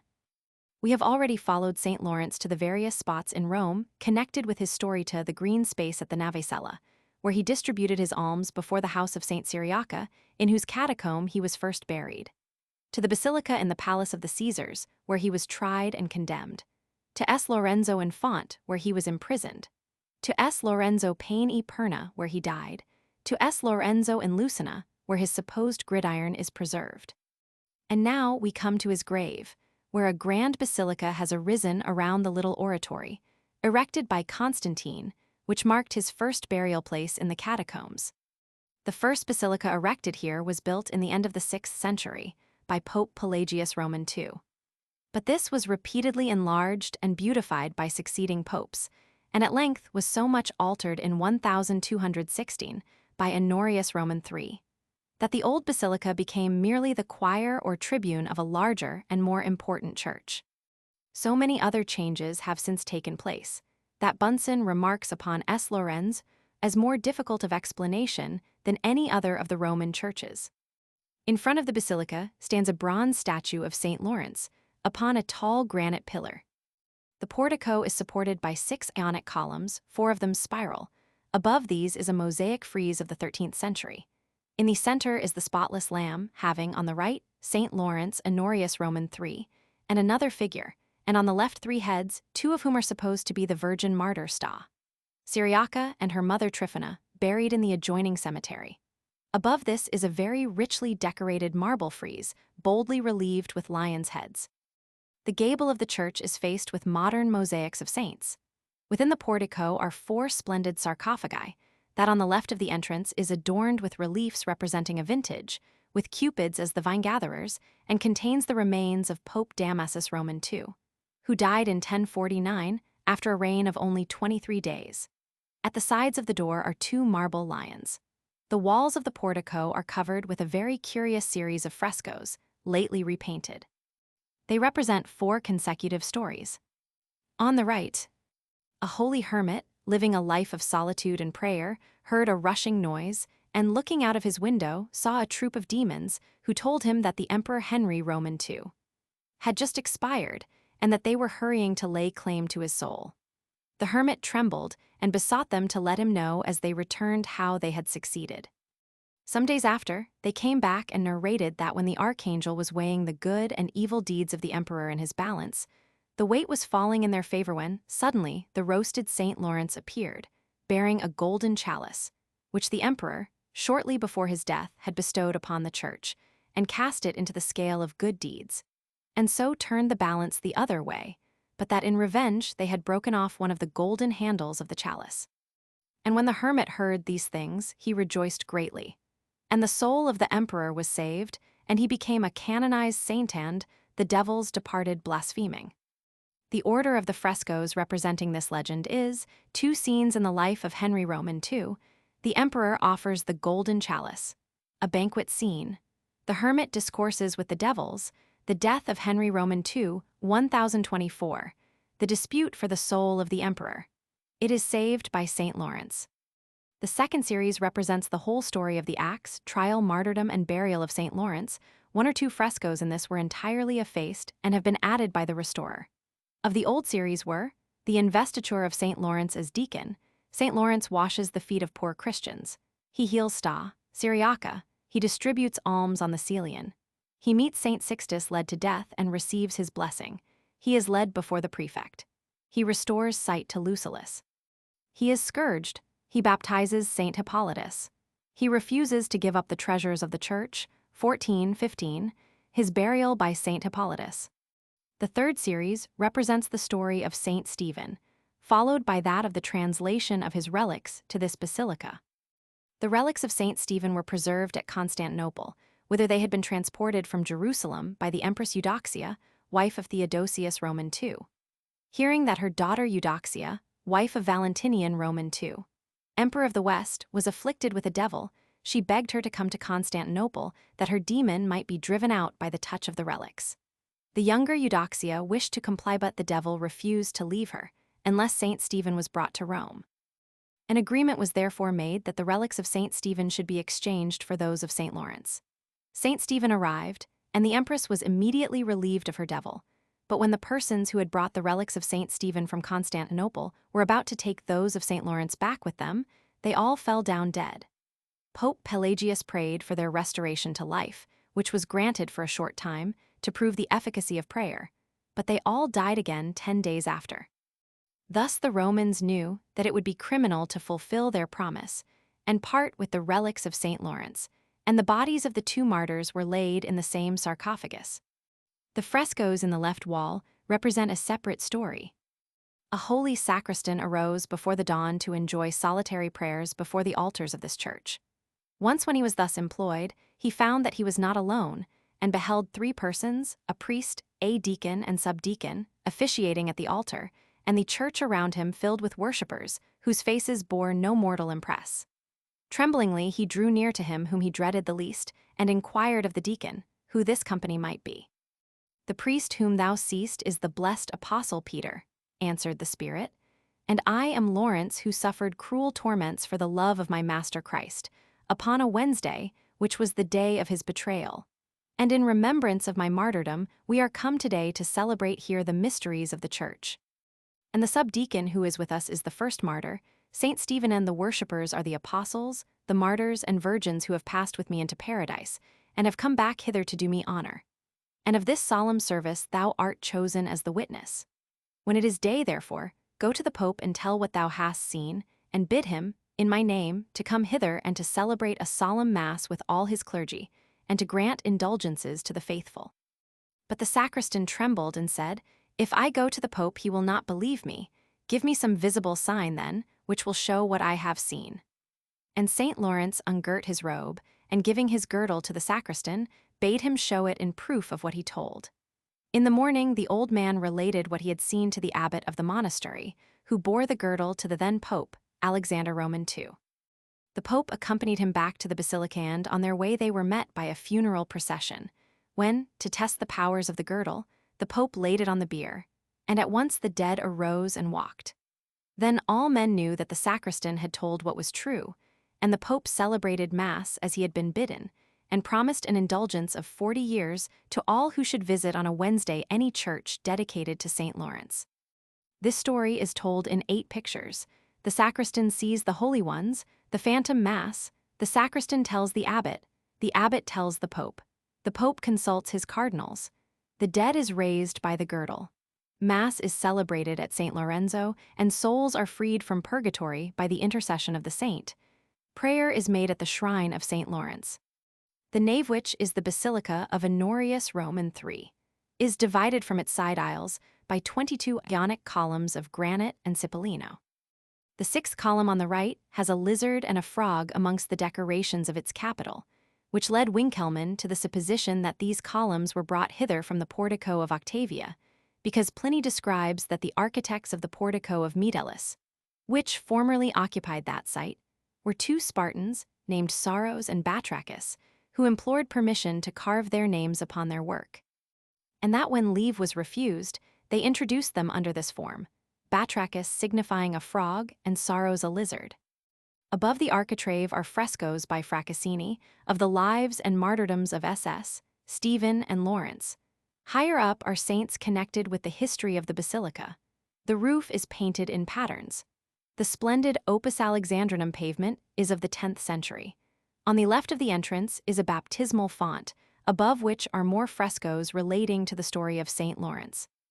On the right, beneath a medieval canopy, is a very fine sarcophagus, sculptured with a wedding scene adapted as the tomb of Cardinal Fieschi, nephew of Innocent Roman IV, who died in 1256. Inside the canopy is a fresco of Christ throned, to whom St. Lawrence presents the cardinal, and St. Stephen Innocent Roman IV. Behind stand St. Eustace and St. Hippolytus. The west end of the church is closed by the inscription, Hae sunt qui venerunt de tribulation magna, et laverunt stolas suas in sanguine agni. The splendid ambones in the nave, inlaid with serpentine and porphyry, are of the 12th century. That on the right, with a candelabrum for the Easter candle, was for the Gospel, that on the left for the Epistle. At the end of the left aisle, a passage leads down to a subterranean chapel, used for prayer for the souls in purgatory. Here is the entrance to the catacombs of Sta. Syriaca, which are said to extend as far as Saint Agnes, but which have been much and wantonly injured in the works for the new cemetery. Here the body of St. Lawrence is related to have been found. Over the entrance is inscribed, Hic est tumba elatodo orb terrarum celeberrima, ex cimeterio s. Syriaci matroni ubi sacrum si, quis fecerit pro defunctis earum animas e purgatorii ponis, divi Laurenta meritus evocabit. Passing the triumphal arch, we enter the early basilica of Pope Pelagius Roman II, 572-590, which is on a lower level than that of the nave. Here are 12 splendid columns of Pavonazzetto, of which the two first bear trophies carved above the acanthus leaves of their capitals. These support an entablature formed from various antique fragments, put together without uniformity and a triforium, divided by 12 small columns. On the inside, which was formerly the outside of the triumphal arch, is a restored mosaic of the time of Pelagius, representing the Savior seated upon the world, having on the right St. Peter, St. Lawrence, and St. Pelagius, and on the left St. Paul and St. Stephen, and with them in a warrior's dress St. Hippolytus, the soldier who was appointed to guard St. Lawrence in prison, and who, being converted by him, was dragged to death by wild horses. After seeing 19 of his family suffer before his eyes, he is the patron saint of horses. Here also are the mystic cities, Bethlehem and Jerusalem. A long poetical inscription is known to have once existed here. Only 2 lines remain round the arch. Martyrium Flaminis allum levita sabisti, Giurtuis templis lux veneranda redit. The high altar, with a baldacchino supported by 4 porphyry columns, covers the remains of SS. Lawrence and Stephen, enclosed in a silver shrine by Pelagius Roman II, a pope so munificent that he had given up his own house as a hospital for aged poor. Saint Justin is also buried here. No one knew what had become of the body of Saint Stephen for 400 years, when Lucian, a priest of Carsamagala, in Palestine, was visited in a dream by Gamaliel, the doctor of the law at whose feet Paul was brought up in all the learning of the Jews. And Gamaliel revealed to him that after the death of Stephen, he had carried away the body of the saint, and had buried it in his own sepulchre, and had also deposited near it the body of Nicodemus and other saints.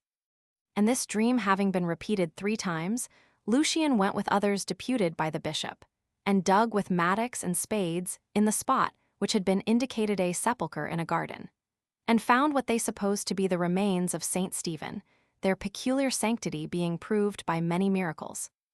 These relics were first deposited in Jerusalem, in the church of Sion, and afterwards by the younger Theodosius carried to Constantinople, whence they were taken to Rome, and placed by Pope Pelagius in the same tomb with St. Lawrence. It is related that when they opened the sarcophagus and lowered into it the body of St. Stephen, St. Lawrence moved on one side, giving the place of honor on the right hand to St. Stephen. Hence the common people of Rome have conferred on St. Lawrence the title of Il Cortes Spagnuolo the Courteous Spaniard. Jameson's sacred and legendary art. Behind the altar is a mosaic screen, with panels of porphyry and serpentine, and an ancient episcopal throne. The lower church was filled up with soil till 1864, when restorations were ordered here. These were entrusted to Count Vespignani, and have been better carried out than most church alterations in Rome, but an interesting portico, with mosaics by one of the famous Cosmati family, has been destroyed to make room for some miserable arrangements connected with the modern cemetery. It was in this basilica that Peter Courtenay, Count of Auxerre, with Yolande his wife, received the imperial crown of Constantinople from Honorius Roman III. In 1217. Adjoining the church is the very picturesque cloister of the monastery, built in 1190 for Cistercian monks, but assigned as a residence for any patriarchs of Jerusalem who might visit Rome. Here are preserved many ancient inscriptions and other fragments from the neighboring catacombs. The basilica is now almost engulfed in the cemetery of S. Lorenz, the great modern burial ground of Rome. It was opened in 1837, but has been much enlarged in the last 10 years. Hither wend the numerous funerals which are seen passing through the streets after Ave Maria, with a procession of monks bearing candles. A frightful gate, with a laudatory inscription to Pius Roman IX, and a hideous modern chapel have been erected. There are very few fine monuments. The best are those in imitation of the Cinquecento tombs, of which there are so many in the Roman churches, that by Podesti, the painter, to his wife, in the right corridor of the cloister, is touching. The higher ground to the left, behind the church, is occupied by the tombs of the rich. Those of the poor are indiscriminately scattered over a wide plain. A range of cliffs on the left were perforated by the catacombs of Sta. Syriaca, which, with the bad taste so constantly displayed in Rome, have been wantonly and shamefully broken up. Those who do not wish to descend into a catacomb may here see, from without, all their arrangements in, the passages lined with sepulchres, and even some small chapels lined with rude frescoes laid open to the air, where the cliff has been cut away. A Roman funeral is a most sad sight, and strikes one with an unutterable sense of desolation. After a death, the body is entirely abandoned to the priests, who take possession of it, watch over it, and prepare it for burial, while the family, if they can find refuge anywhere else, abandon the house and remain away a week. The body is not ordinarily allowed to remain in the house more than 12 hours, except on condition that it is sealed up in lead or zinc. At nightfall, a sad procession of bacchini and frati may be seen coming down the street and stopping before the house of the dead. The bacchini are taken from the lowest classes of the people and hired to carry the corpse on the bier and to accompany it to the church and cemetery. They are dressed in shabby black cap, covering their head and face as well as their body, and having 2 large holes cut in front of the eyes to enable them to see. These cap are girdled round the waist, and the dirty trousers and worn-out shoes are miserably manifest under the skirts of their dress, showing plainly that their duty is occasional. All the frati and bacchini, except the 4 who carry the bier, are furnished with wax candles, for no one is buried in Rome without a candle. You may know the rank of the person to be buried by the lateness of the hour and the number of the frati. If it be the funeral of a person of wealth or a noble, it takes place at a late hour, the procession of frati is long, and the bier elegant. If it be a state funeral, as of a prince, carriages accompany it in mourning. The coachmen and lackeys are bedizened in their richest liveries, and the state hammer cloths are spread on the boxes, with the family arms embossed on them in gold. But if it be a pauper's funeral, there are only bacchini enough to carry the bier to the grave, and 2 frati, each with a little candle, and the sunshine is yet on the streets when they come to take away the corpse. You will see this procession stop before the house where the corpse is lying. Some of the bacchini go upstairs, and some keep guard below. Scores of shabby men and boys are gathered round the frati, some attracted simply by curiosity, and some for the purpose of catching the wax, which gutters down from the candles as they are blown by the wind. The latter may be known by the great horns of paper which they carry in their hands. While this crowd waits for the corpse, the frati light their candles and talk, laugh, and take snuff together. Finally comes the body, borne down by 4 of the bacchini. It is in a common rough deal coffin, more like an ill-made packing case than anything else. No care or expense has been laid out upon it to make it elegant, for it is only to be seen for a moment. Then it is slid upon the bier, and over it is drawn the black velvet pall with golden trimmings, on which a cross, death's head, and bones are embroidered. 4 of the becchini hoisted on their shoulders, the frati break forth into their horse chaunt, and the procession sets out for the church. Little and big boys and shabby men follow along, holding up their paper horns against the sloping candles to catch the dripping wax. Every one takes off his hat, or makes the sign of the cross, or mutters a prayer as the body passes. And with a dull, sad, monotonous chaunt, the candles gleaming and flaring, and casting around them a yellow flickering glow, the funeral winds along through the narrow streets, and under the somber palaces and buildings, where the shadows of night are deepening every moment. The spectacle seen from a distance, and especially when looked down upon from a window, is very effective, but it loses much of its solemnity as you approach it. For the frati are so vulgar, dirty, and stupid, and seem so utterly indifferent and heartless as they mechanically croak out their psalms, that all other emotions yield to a feeling of disgust. Stories roba di Roma. CS reprochements soudains de l'antiquité, et des temps modernes provoqués par le vieux d'un monument dont la destinée si lie à l'une et aux autres, sont très fréquents à Rome. L'histoire pietique dîner aurait pu mn fournir plusieurs. Ainsi dans l'année, aux funérailles de Pallas, une longue procession es avance, portant des flambeaux funèbres, suivant l'usage antique, dit Virgil. En effet, on s'y souvient que l'usage des cierges remontait à l'abolition des sacrifices humains, accompli dans les temps héroïques par le paléistique Hercule. La description que fait Virgil des funérailles de Pallas pourrait convenir à un de ces enterrements, ramens où l'on voit de longues files de capucins marchant processionnellement en portant des cierges. Lucit via longo ordine flammarum. In, Zi 143. I 217. On the other side of the road from S. Lorenz is the catacomb of Saint Hippolytus, interesting as described by the Christian poet Prudentius, who wrote at the end of the 4th century. Not far from the city walls, among the well-trimmed orchards, there lies a crypt buried in darksome pits. Into its secret recesses, a steep path and the winding stairs directs one, even though the turnings shut out the light. The light of day, indeed, comes in through the doorway, as far as the surface of the opening, and illuminates the threshold of the portico. And when, as you advance further, the darkness as of night seems to get more and more obscure throughout the mazes of the cavern, there occur at intervals apertures cut in the roof, which convey the bright rays of the sun upon the cave. Although the recesses, twisting at random this way and that, form narrow chambers with darksome galleries, yet a considerable quantity of light finds its way through the pierced vaulting down into the hollow bowels of the mountain. And thus throughout the subterranean crypt, it is possible to perceive the brightness and enjoy the light of the absent sun. To such secret places is the body of Hippolytus conveyed, near to the spot where now stands the altar dedicated to God. That same altar slab, Mensa, gives the sacrament and is the faithful guardian of its martyr's bones, which it keeps laid up there in expectation of the eternal judge, while it feeds the dwellers by the Tiber with holy food. Wondrous is the sanctity of the place.